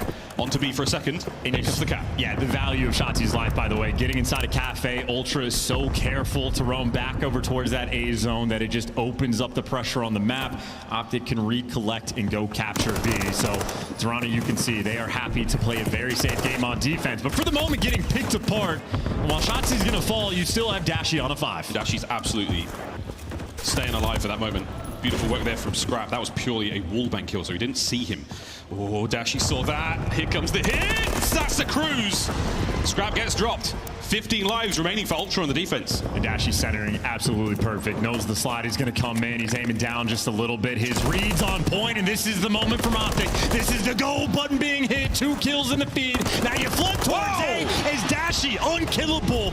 Big Bruce slamming you down. Ultra now having to fall back immediately towards the A zone. Do not want to lose lives here. CleanX caught out. Pred assassinates his way forward. Another now. Dashy finds his 10th in a row. And you've still got a bit of space to work with. Pred eliminated. Now, Ultra on the back foot. I mean, just keep like the foot on the gas right now. They only have 8 lives and you got a minute. Continue just to slay. A very different round this time. Optic have gone for the absolute jugular. You've slaughtered Ultra in the kills department. CleanX doing what you can to stay alive. Push forward. You've got 45 seconds of the round is yours. And Kenny, the most objective-minded player on Optic in this moment, when he was trying to get towards A, gets gunned across the map by Insight, wins a huge one-on-one.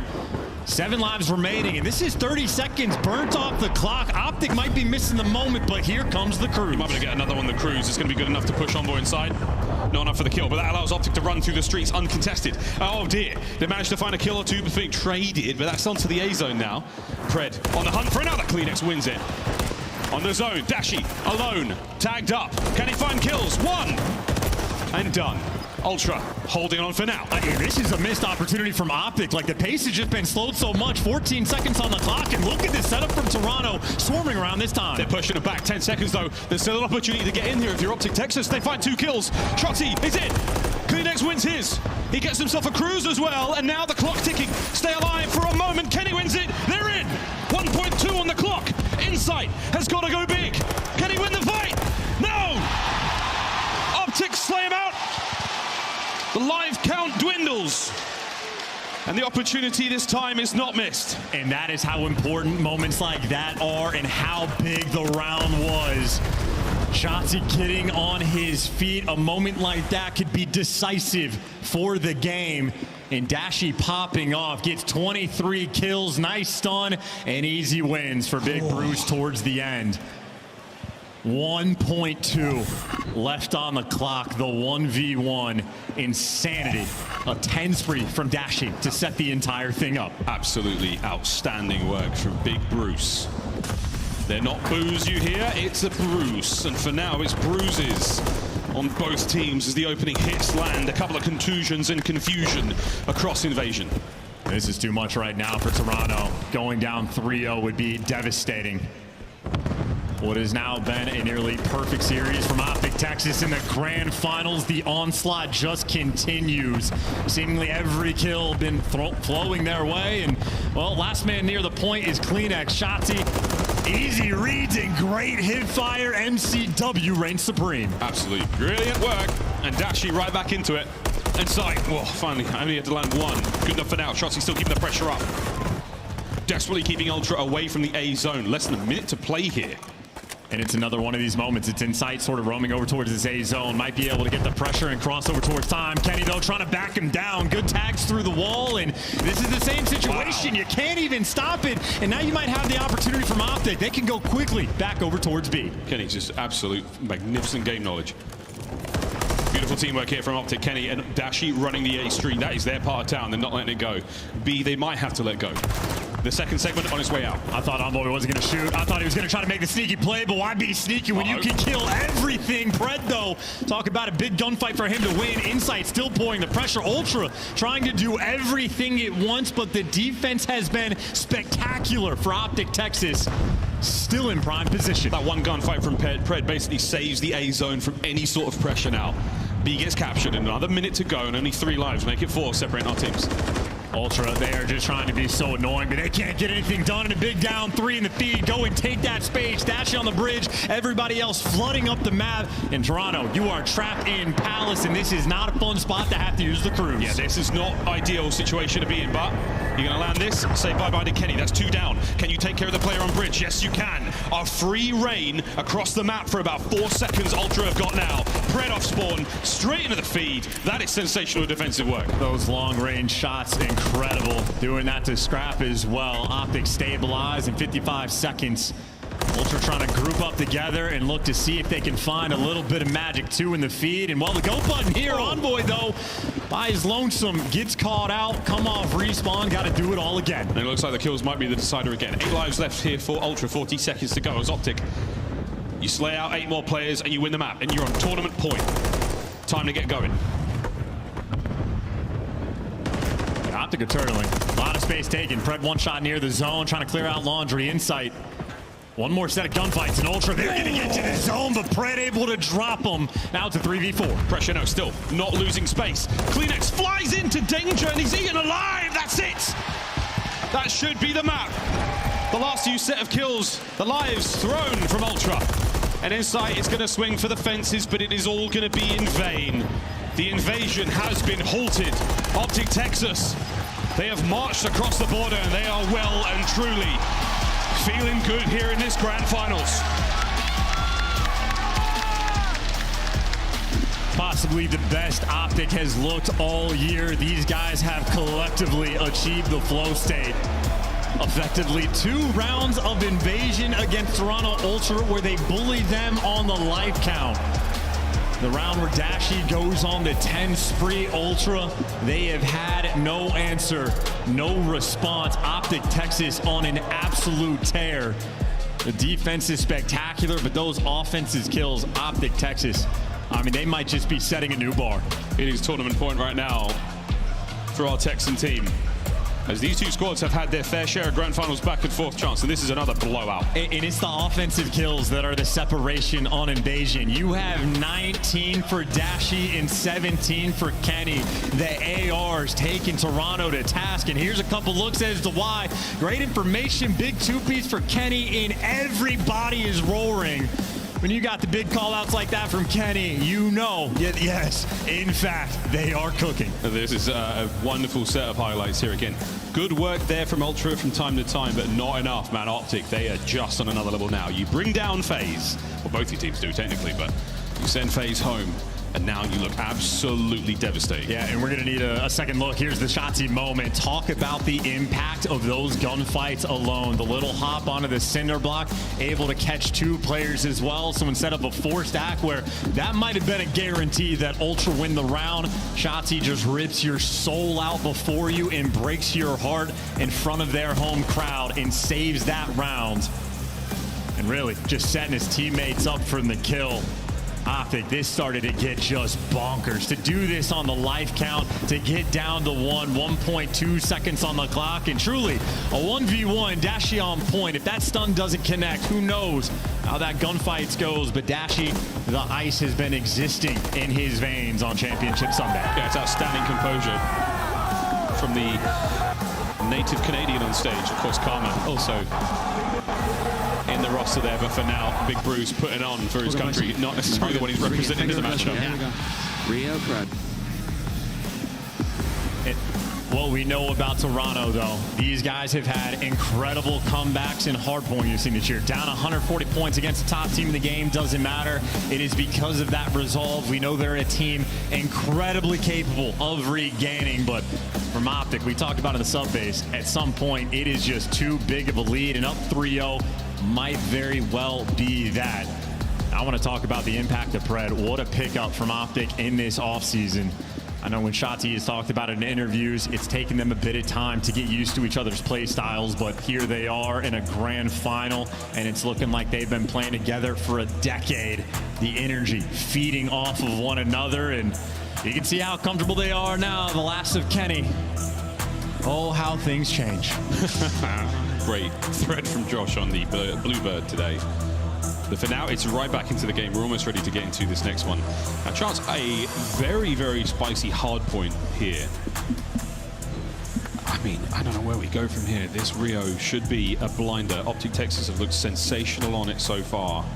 And you can feel it in the air. They know this is the last course of the meal that they are hungry to eat. And this is a Rio that I think Ultra fans are going to be a little bit spooked to see, because the biggest hardpoint struggle Toronto have had throughout this stage, it has been their SMG Envoy that has certainly turned the tide around, but there was moments where he was struggling, and Insight had his share as well.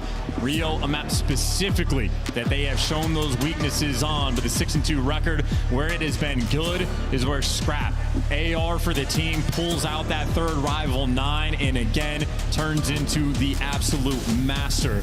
You need a masterclass performance here, or else Optic might just run you over. Tournament point, Optic Texas, one more map, and they get to lift that big old nut over their head. Here we go, folks. It's going to have to be an absolute stormer from Toronto here. CleanX starts things off explosively. We trade things out and you get a little bit of back and forth, but that's Optic's hard point. And you see MCW off the rip there from Scrap, so he might be switching things up depending on the hill that we're on. But right now, Optic inside of the hill and maintaining those right side spawns. Right now, things are flowing. A nice two-piece from Kenny. Optic already setting the tone. Scrap it. Doesn't check it. Wow! Still gets the kill, though. If you notice in the feed, though, Shotzi did take one extra player to the grave, so it looks like he got world starred. No, he got the extra kill. Optic still in control, except for they do not read these spawns until number 5 spawns out, so Ultra maybe going to be able to take advantage on this rotation, but still a long way to go. The iron grip of Optic across P1 pays off. They're going to get every final second there as we go towards the second hard point. Shotzi running circles around you in your spawn. Yeah, he's such a problem right now. So many players turn his direction, and it takes 3 players effectively to keep him. But look at the spawn from number 5, because Scrap spawns out at the old time. Optic get gifted the back. They've got a lot of presence here towards the back. They've got a few more kills to get. That helps a lot. CleanX is gone.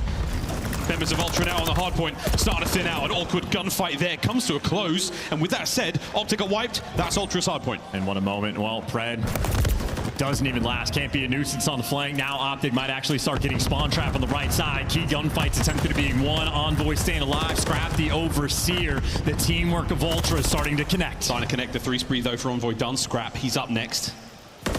Keep him at bay. Shotzi with in and out. Trades are going to be done in a moment, and it's CleanX. Can he find the next one? Beautiful work, Envoy with the coverage overhead, but it's Optic's hard point. Dashi gets in there and gets ripped by Envoy. Those shots are clinically absurd, and that's just to strip away a little bit of extra time. So one gunfight, maybe for 4 seconds, and Insight, well, he just gets red. The stun connects. Optic there to drop him. Kenny trying to put the pressure on the flank. Ultra, though, nice and secure. Nobody slipped through the net, except for maybe number 7. Scrap's headset works, though, able to go and hunt him down. It's working fantastically. Thank you very much. His controller working pretty well also. Well, the new hard point's up. This is a tough one.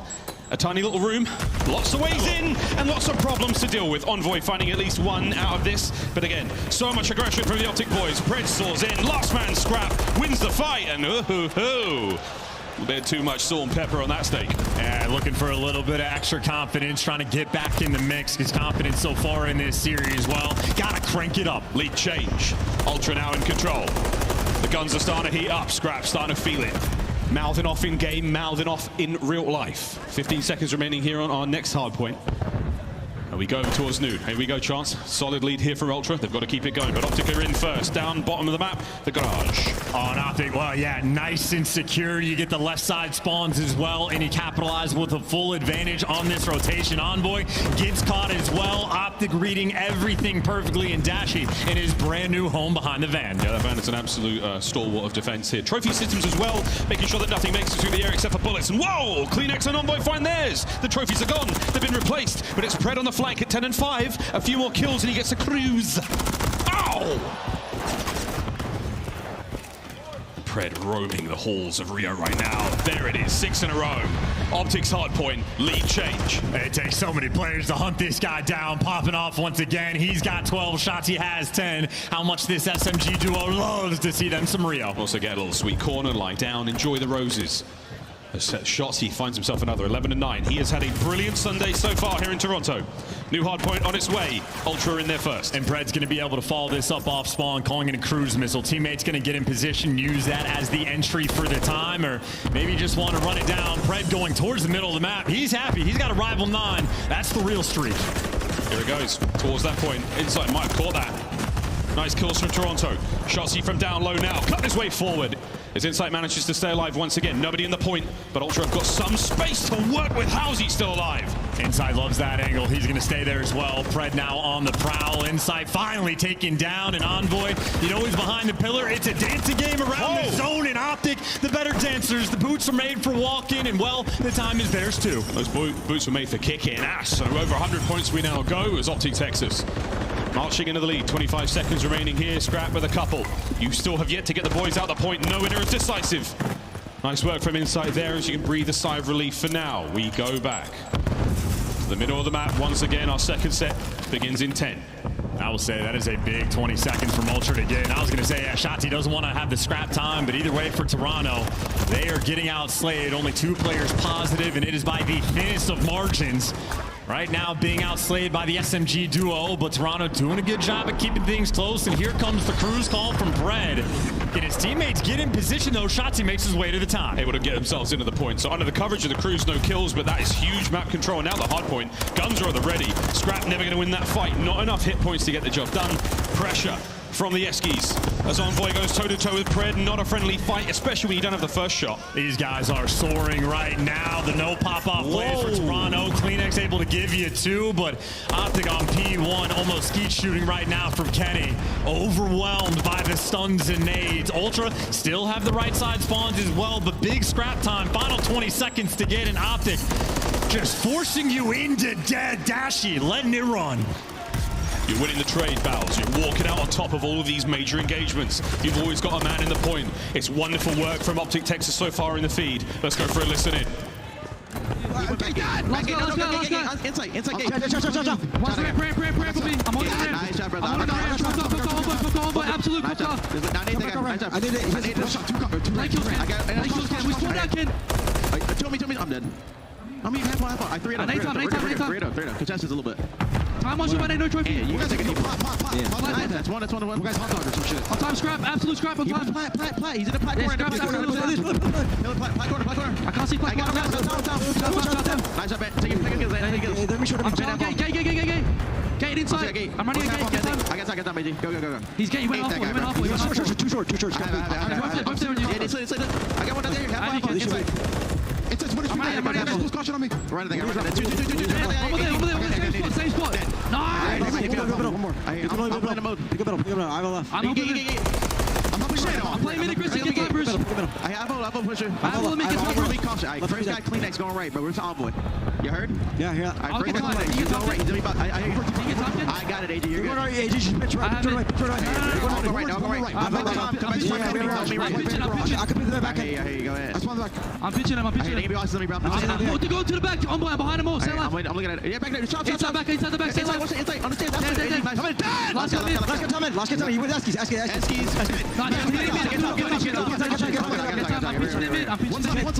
I'm behind the mid.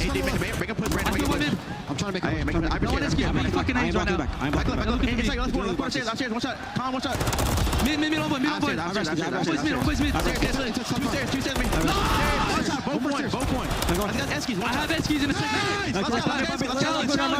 Eskies clear. I have you. Alright, go there. I'm in there with you. Nice job. I'm pitching. I'm in right. I got him. I'm pitching the lobby. I'll take it. I can kill him. Stay left. I'm standing up. Right. Last guy.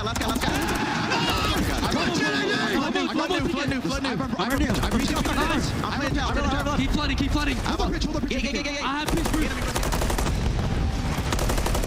It feels like destiny right now. Optic Texas, the listening was absolutely brilliant. The kills have been unreal, and the score line is unstoppable. These guys have elevated. They are gods on the map. They are playing with too much energy. They cannot be stopped. Pred and Shotzzy out of control. 4 in the feed in domination on Rio. A flawless grand finals performance. 20 for the win. Optic flying forward. Ultra, it's a last-ditch attempt to stay alive. 3 in the feed and a bit of a hard point. No, this is hopeless. There is nothing Ultra can do when Optic are playing like this. 32 kills from Shotzzy. They can switch up the pace. They just have too much energy. Optic just waiting to collect that trophy. Chemistry and time now put to the test. They have been so unbelievable in the 1v1s. The trades every time. as Optics comms furiously calling out the final few positions of these players. 10 seconds, and they are your champions. Dashy brought down. It's another last-ditch attempt here from Ultra. Have they finally found their footing here in this finals? We'll find out as Pred battling forward. Ultra survive again. It's not going to matter. Optic are going to do this. They're going to get it done. The onslaught is coming. Insight can feel the pressure. He's going to fall one by one. Ultra, your final stand. Here we go. The last march of Toronto here on Rio. Dashy cuts them down. It's 5 for the win. And on this Sunday, what a Sunday it was.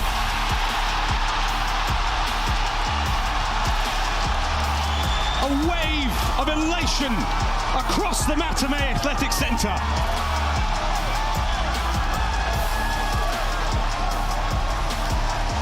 Optic Texas have done it.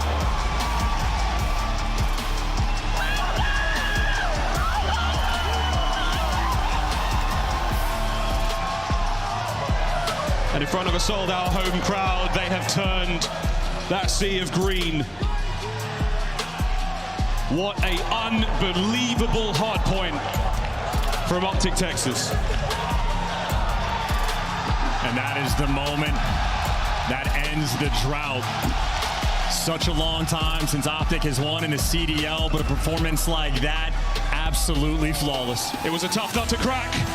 Your champions, Optic Texas.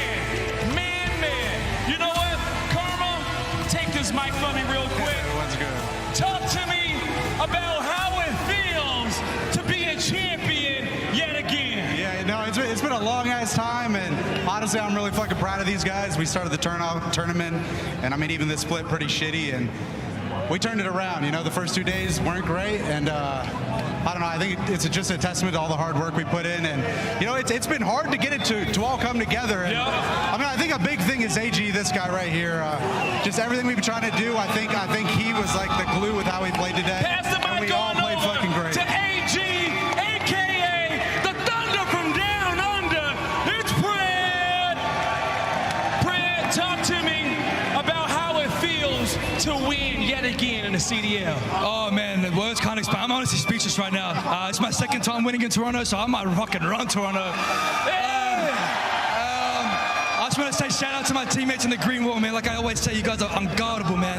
My teammates right here, I couldn't do this without them. Damon, JP, man, we are fucking disgusting, dude. Disgusting. Pass the mic on over to Bruce.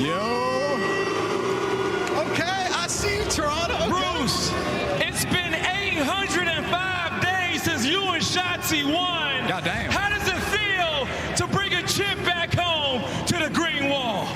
It feels unreal. We put in a lot of work for this, so shout out to the boys, shout out to the green wall. This one's for you guys. It's been too long, man. It's been too long. But yeah, my teammates are disgusting, and we're putting in the work, and it's been showing. Definitely did put in the work, okay? Pass it on over to Shotzi, the multi-FPS champion. Make some noise. Shotzi, man, what a tournament this has been for you. Talk to me about how you're feeling in this moment. I'm feeling amazing. I lost my voice. I'm proud of the boys. I'm just glad that we were able to bring one home.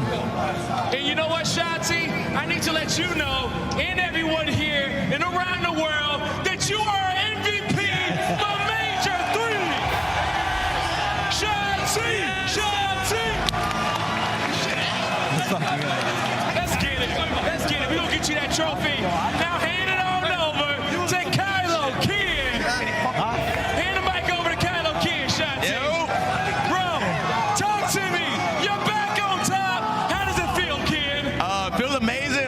came to this team and promised some championships, so I had to fulfill my promise, and here's one. And it's not enough yet. There you go. Hand me the mic, okay? Hex, is there anything you want to say to the Green Wall fans out here that's been cheering for you guys? Do I have anything to say to the best fans in the world? 1, thank you for your patience. 2, another round of applause for these fine gentlemen.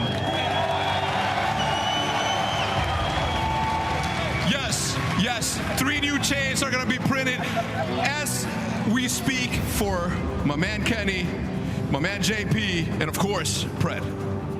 All right, you heard it from the man himself, Hex. One more time, Toronto. I want your voice to be heard. Give it up for the Major 3 champions, Optic Texas.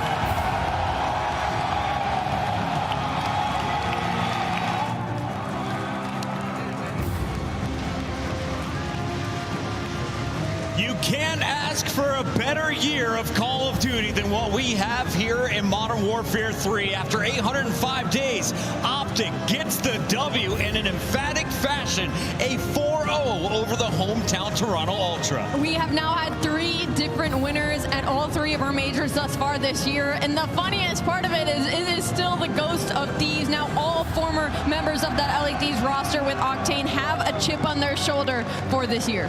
Yes, Scumpert's hiring was not in vain. They restructured this roster, repurposed, and brought in some players to get championships. It was a tough start to the season, but you could see them inching their way towards that victory. Second place finish at the last event, working on their game, and hard work pays off. Getting a championship here, 4-0 fashion? Are you kidding me? In the grand finals? These kids are unbelievable. Well-deserved chains. You see one rocking around Hex's neck. He is going to give one to JP, Pred, and Kenny, of course, for their championship one tonight.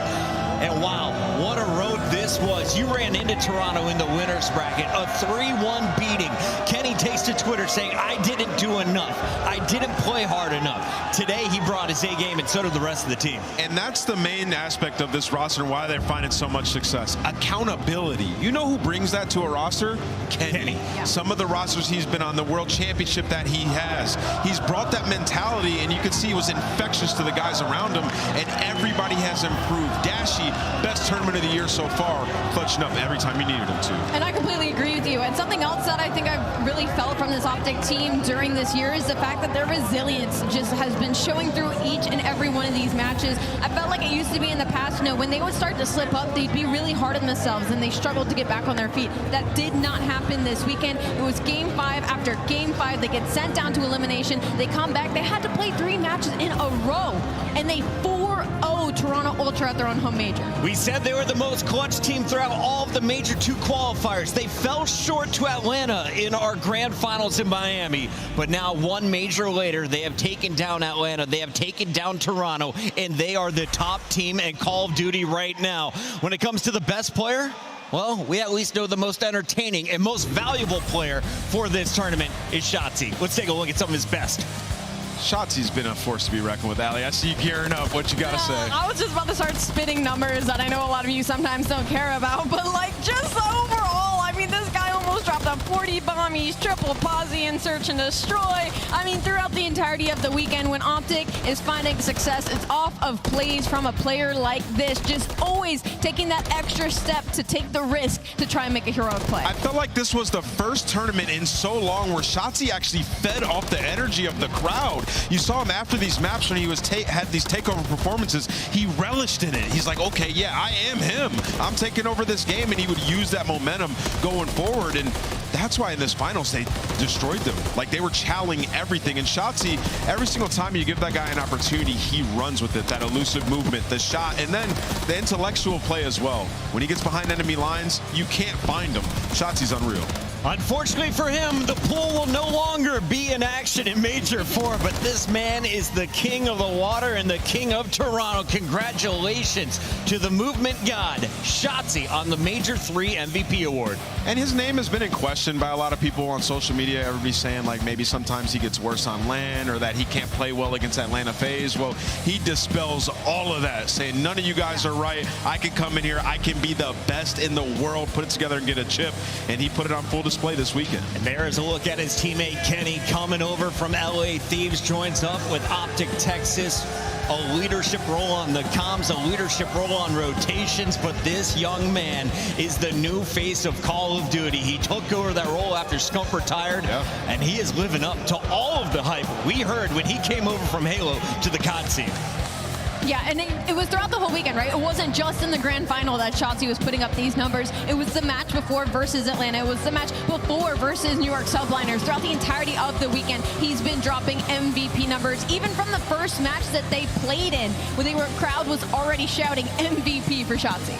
Yeah, and also, you know, the players are so great. Shotzzy was fantastic, phenomenal, but the coaching staff did a great job throughout this stage. I mean, you're talking about a roster that fine-tuned and focused on certain maps that they couldn't win against Atlanta FaZe, and then when it's actually crunch time, it's time to play them, they put those right in the map pool. We ain't afraid of it. We prepared for a reason, and we're going to put it to use. Shout out to JP, shout out to Karma, taking that risk throughout the stage and showing that it pays off. Who knew all Dashy needed was a 20v1? He now clutches the most in the league, 15 officially before the finals even kicked off.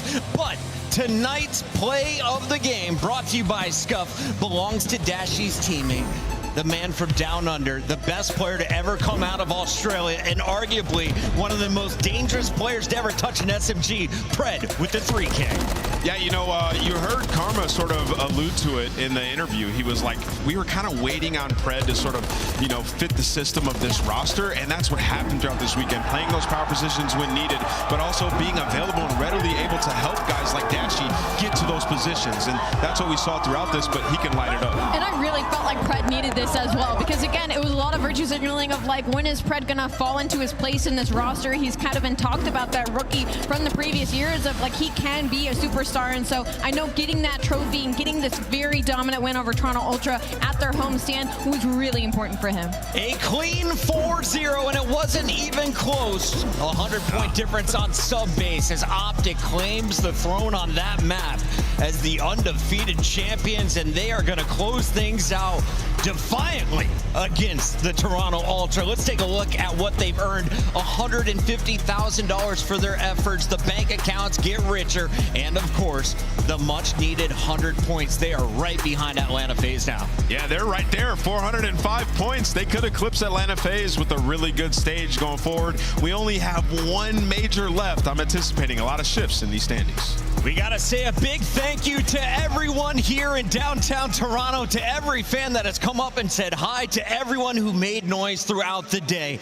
Allie, final thoughts on an epic weekend? It was an insane weekend. Easily one of my favorite, if not the favorite, of this year. And not only that, all the records that were broken. I'm gonna be thinking about this one for a very long time. Man, is this the most gifts you've ever received in a single weekend? Yeah, listen, shout out to the crowd. Absolutely amazing. I hope Toronto is a mainstay every single year. It was electric in this arena, and I can't wait for more in Major 4. If you don't already, get your tickets to Champs. Optic, your champions of Major 3, hosting the final event of the year. We'll see you all there in July, and we'll see you in just a few weeks for the Major 4 qualifiers.